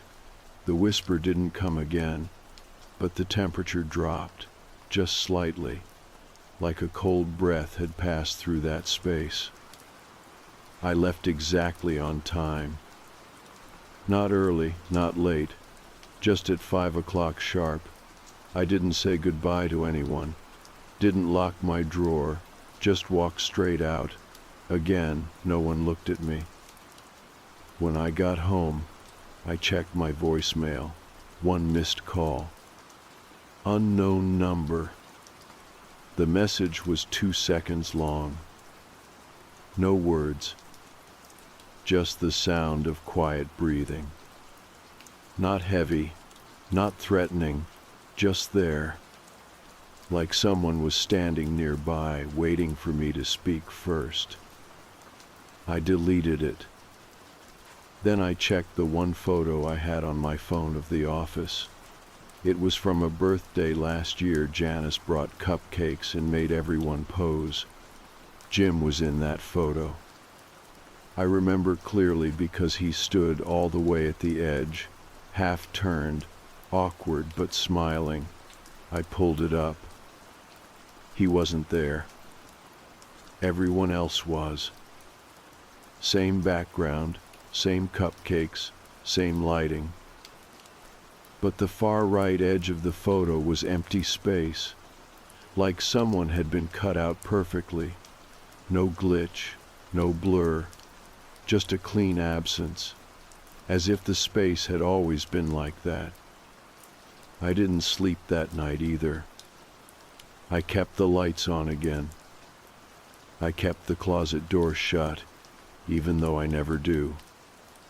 And when I closed my eyes, I swear I heard typing. Not in my apartment, from somewhere else, but close enough to hear. I didn't want to go back the next day, but skipping work wasn't something I ever did. It would draw attention. And attention, I was starting to realize, was the one thing I couldn't afford anymore. That seemed to be how this thing worked. It didn't come for people screaming in the middle of the office. It came for the quiet ones, the ones who noticed too much and said too little. The ones who hovered right on the edge of remembering. I walked in right at 7:50, the same time I always did. The elevator was empty. The hallway smelled the same stale coffee, carpet glue, and printer ink. Nothing looked different at first. But when I turned the corner and saw our row of cubicles, I knew something was off again. The lighting was colder, maybe not visibly dimmer, but it felt harsher, like someone had replaced the bulbs with copies that weren't quite right. The color was just a little too flat. My desk was untouched. That's what scared me the most. Everything was exactly the way I had left it. Keyboard tilted slightly, second monitor unplugged because it kept shorting out. But I noticed something strange under the edge of my desk. The carpet was cleaner than the rest, a perfect rectangle of newer fibers, like something had been sitting there until recently. A chair, maybe, or a bag. I checked under the desk and felt around, even though I already knew nothing would be there. At 9:15 the phones started ringing, but only some of them. Ours never rang much anyway, but now the sound was thinner, like half the office wasn't calling out anymore. Like the people on the other end of the line had started disappearing too. Janice didn't show up for work that day. No one mentioned her. Not even once. I stood near the break room and waited to hear someone say her name, but all I got were a few passing conversations about reports and deadlines and someone from payroll moving offices. Nobody said her name. I checked her cubicle. It was still full: coffee mug, paper clips, a little cactus she always said she forgot to water, but her photo was missing. The one she kept pinned to the felt wall, her and her dog, back when he was still alive. It had been there every day for years. Now the pin was still in place, but the photo was gone. I asked a guy from accounting if he'd seen Janice. He said Janice, and just repeated the word back to me like it was a question he didn't quite understand. Janice, I said again, sits by the copier, usually wears those green earrings. He blinked. You mean, Carol? I just nodded. That was the safest thing now. Nod and move on. Carol is not a real person. She's a placeholder. So was Dennis. So was whatever name comes next. I went back to my desk and started writing everything down by hand. No typing, no emails, just a notebook. I wrote Jim's name, then Marcus, then Janice. I wrote down everything I could remember about each one, the way Jim's chair used to squeak when he leaned back.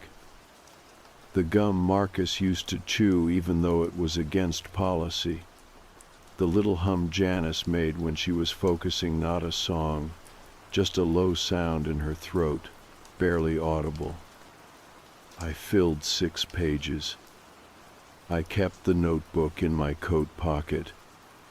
Not my drawer, not my locker, on me. At 12:30, the cafeteria was quiet. Usually there's some noise trays, microwaves, the hiss of the coffee machine. But today it felt like walking into a rehearsal space after everyone packed up. The vending machines were lit, but not humming. There was a sandwich in one of the racks that looked familiar, like the same one that had been there the day before, and maybe the day before that. I sat down with my packed lunch, which I hadn't packed. That part messed with me more than I want to admit. I didn't bring anything from home that morning. But at noon, there was a plastic container in my bag. Turkey sandwich, mustard, exactly the way I used to make it when I still cared enough to prep lunches. But I hadn't made this one, not recently. The bread was too dry, like it had been sitting in a fridge for a while. I didn't eat it. I threw it in the trash and walked out. When I got back to my desk, the cactus from Janice's cubicle was now on mine. No one saw it happen. No one else noticed. It was just there. Same chipped pot, same slightly tilted soil, same faint scent of decay. I didn't touch it. I didn't move it. I just wrote down another note in my book. The more I write, the more I remember. That's the only thing I've found that works. Everything digital gets wiped. My phone camera stopped working this morning. Not broken. It just won't open the app. The memory fills up, then empties itself. Even my contacts are starting to shift. Names I don't recognize, people I never met. I called one number by accident, one that used to belong to my sister, and a man answered, not just any man, a man who knew my name. And when I asked who he was, he said, "You're almost out of order." I hung up. I threw the phone in the trash behind the building.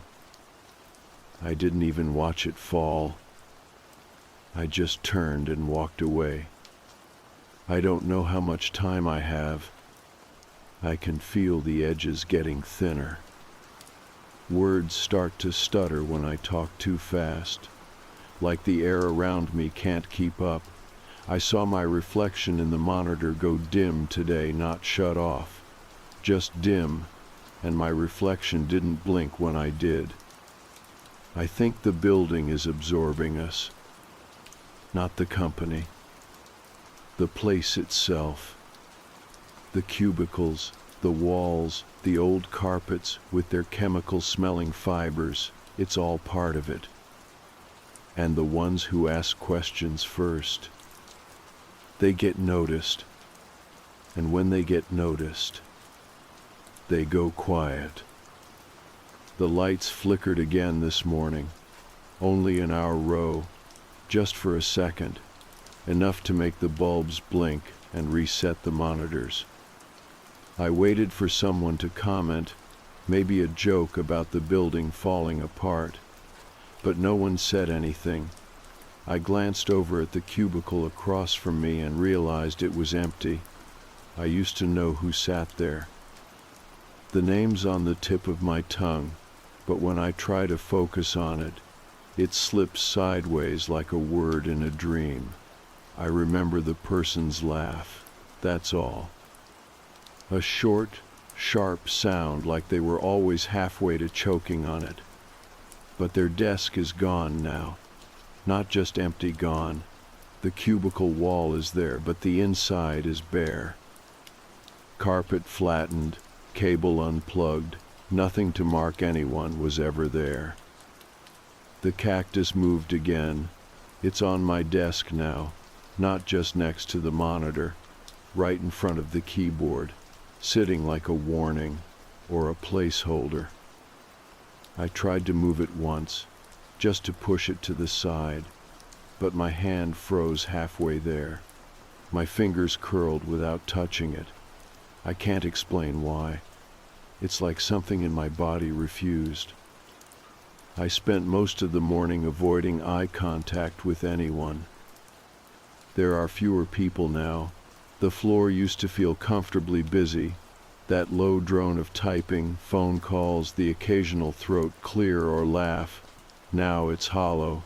Every noise feels isolated. Every conversation feels like the last one of the day. Around 10:30, I went looking for old files. There's a storage room near the copy center. Hardly anyone uses it anymore since everything went digital. But I remembered that HR used to keep backup records in there.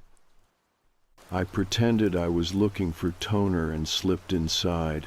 It was cold, colder than I expected, like the air hadn't moved in weeks. Dust layered across the shelves, boxes lined up neatly but unlabeled. I started flipping through them. Most were filled with outdated training binders and payroll slips from more than a decade ago.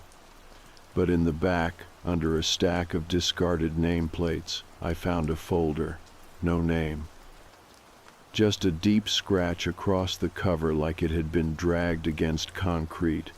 Inside were printouts of ID photos, all black and white, all slightly out of focus. Dozens of them, some familiar, some not. I recognized Jim, I recognized Marcus, I even saw Janice, her head turned slightly to the side like the camera caught her off guard. At the bottom of the stack was a single page of typed notes. I copied it into my notebook word for word. I don't know why. Maybe because I knew it wouldn't last if I didn't. The page said, Stage 4 initiated, memory saturation confirmed, targets reverting to placeholders, primary observer still active, proceed with caution, system compensating. That was all. No names, no signature, just those lines. Like someone had been tracking this from the beginning. I didn't hear anyone come in, but when I looked up, the door was closing. I left the room without checking the hallway, just walked back to my desk, sat down and stared at the cactus. It looked different, like it had grown, just slightly. The base was wider. A small crack in the pot hadn't been there before. I checked my email. Nothing, no meetings, no assignments. Just one flagged message that read, Reminder, Your orientation is scheduled for tomorrow. That makes no sense. I have worked here for 5 years. There is no orientation. Not for me. I clicked the message. It was empty. Just white space. Then the screen blinked and the email was gone. That afternoon, someone new sat in the cubicle next to me. I didn't hear them arrive. Just looked up and they were there. Young, maybe late 20s, plain dress shirt, no jacket, clean face, no expression, typing steadily, no hesitation. I leaned over slowly, trying not to seem obvious. "Hey," I said. The person looked up, not startled, just mildly curious. "Do you know who was here before you?" They tilted their head. "I've always been here." They smiled, but their eyes didn't match the smile. Something in their face didn't move right. "What's your name?" I asked. They paused, then said, "I'm Jim." I didn't respond. I just stared at them until they turned back to their screen. That wasn't Jim. It wasn't even close. But the name was the right one, the first one I remembered disappearing. This thing, whatever it is, it's starting to recycle, filling spaces with something close enough to pass until no one questions it, replacing memory with suggestion, swapping people with placeholders. I don't think I have much time left. I can feel the edges starting to blur. The words on this page look slightly off, not the spelling, the letters themselves, like the font is subtly changing, one letter at a time. Like it's trying to convince me I made them up. Tomorrow's the day, I think. Orientation. That's what the message said. I don't know what that means. But I think it's the end, or the start of something worse. I got up early this morning, not because I had to. I didn't sleep. I haven't, really, in days, not in the way that counts. I keep drifting off for seconds at a time, long blinks where the room looks different when my eyes open. My bedroom ceiling creaks like something's breathing behind it. I leave the lights on now, not because I'm scared of the dark, but because I'm afraid of waking up and not recognizing the shape of things anymore. When I stepped outside, the sky looked thinner than usual. Not gray, not overcast, just faded, like the blue had been washed out and stretched too far across the sky.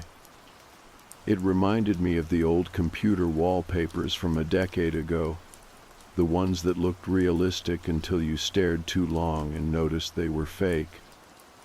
I stood there for a few minutes, looking up, and I thought, this is what the edge looks like. The office lobby smelled the same. Disinfectant, coffee that had been burning on the warmer since 6 in the morning, paper that had been stored too long in sealed boxes. The security guard nodded at me like he always did, but he didn't say anything. I didn't say anything either. I don't think his name exists anymore. I know it used to, but it's gone now. Not on his badge, not in my head, just gone. When I got to my floor, I walked past the desk where Janice used to sit. Now it belongs to someone else. A man in a navy sweater with no name tag. He doesn't look up. He types steadily, hands never stopping. I keep walking. The cubicle next to mine is empty again. No chair, no monitor, no cactus. That's how I know it's today. My calendar says orientation, just that word. No time, no details. I didn't add it. I don't know who did, but I'm not going to ignore it. If I have to disappear, I want to see how it happens. At 9:30, the elevator dings. It shouldn't. No one ever comes up to this floor that late. Anyone who works here is already in by then. Anyone who doesn't shouldn't be here. But the door opens, and someone steps out. A man in a gray suit, clean-shaven, maybe in his 40s. I've never seen him before, but he walks like he belongs here. He doesn't look left or right. He walks straight toward me. And when he reaches my cubicle, he doesn't speak. He just places a small white envelope on my keyboard and walks away. I wait until he's gone. Then I open it. Inside is a card, plain, no logo, just one sentence typed neatly in the center. You are ready. I put the card in my notebook. I don't need to pack anything. There's nothing to take with me. I walk down the hallway past rows of cubicles that feel too quiet. I don't hear phones ringing anymore. I don't hear keyboards. Just the sound of the lights buzzing faintly and the air vents clicking on and off. I pass the copier room. The light is off. The smell of toner is strong. Stronger than usual, like the machine has been running non-stop even though no one uses it anymore. I reach the end of the hall. There's a door there now. I've never seen it before. It's painted the same color as the walls that washed out beige that's supposed to look clean but always feels a little sickly. The handle is metal, cool to the touch. I pause, hand hovering just above it. For a second, I think about leaving, just turning around, walking out, and never coming back. But then I hear a voice behind me. It says my name. Not loud, not aggressive, just patient. I don't turn around.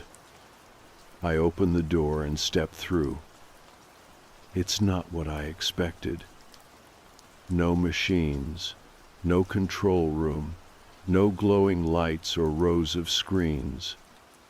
Just a small office, desk, chair, another chair across from it, a single plant in the corner, fluorescent lights overhead, and sitting behind the desk, Jim.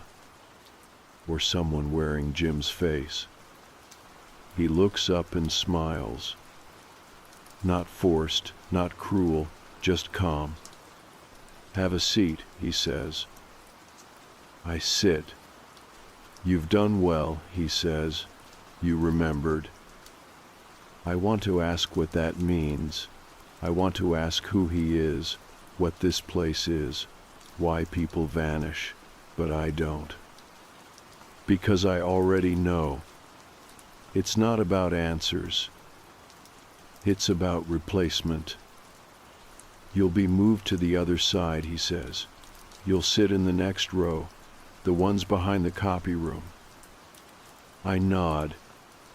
He hands me a nameplate. It has a different name on it. Not mine. But it still feels like me. That's how I know I'm ready. I stand, walk back out. Everything feels easier now. Lighter. When I reach my new desk, someone else is already sitting next to it. They look nervous. They glance at me, about to say something. I smile. They smile back. Their name is already fading. And the cactus is back, right where it should be.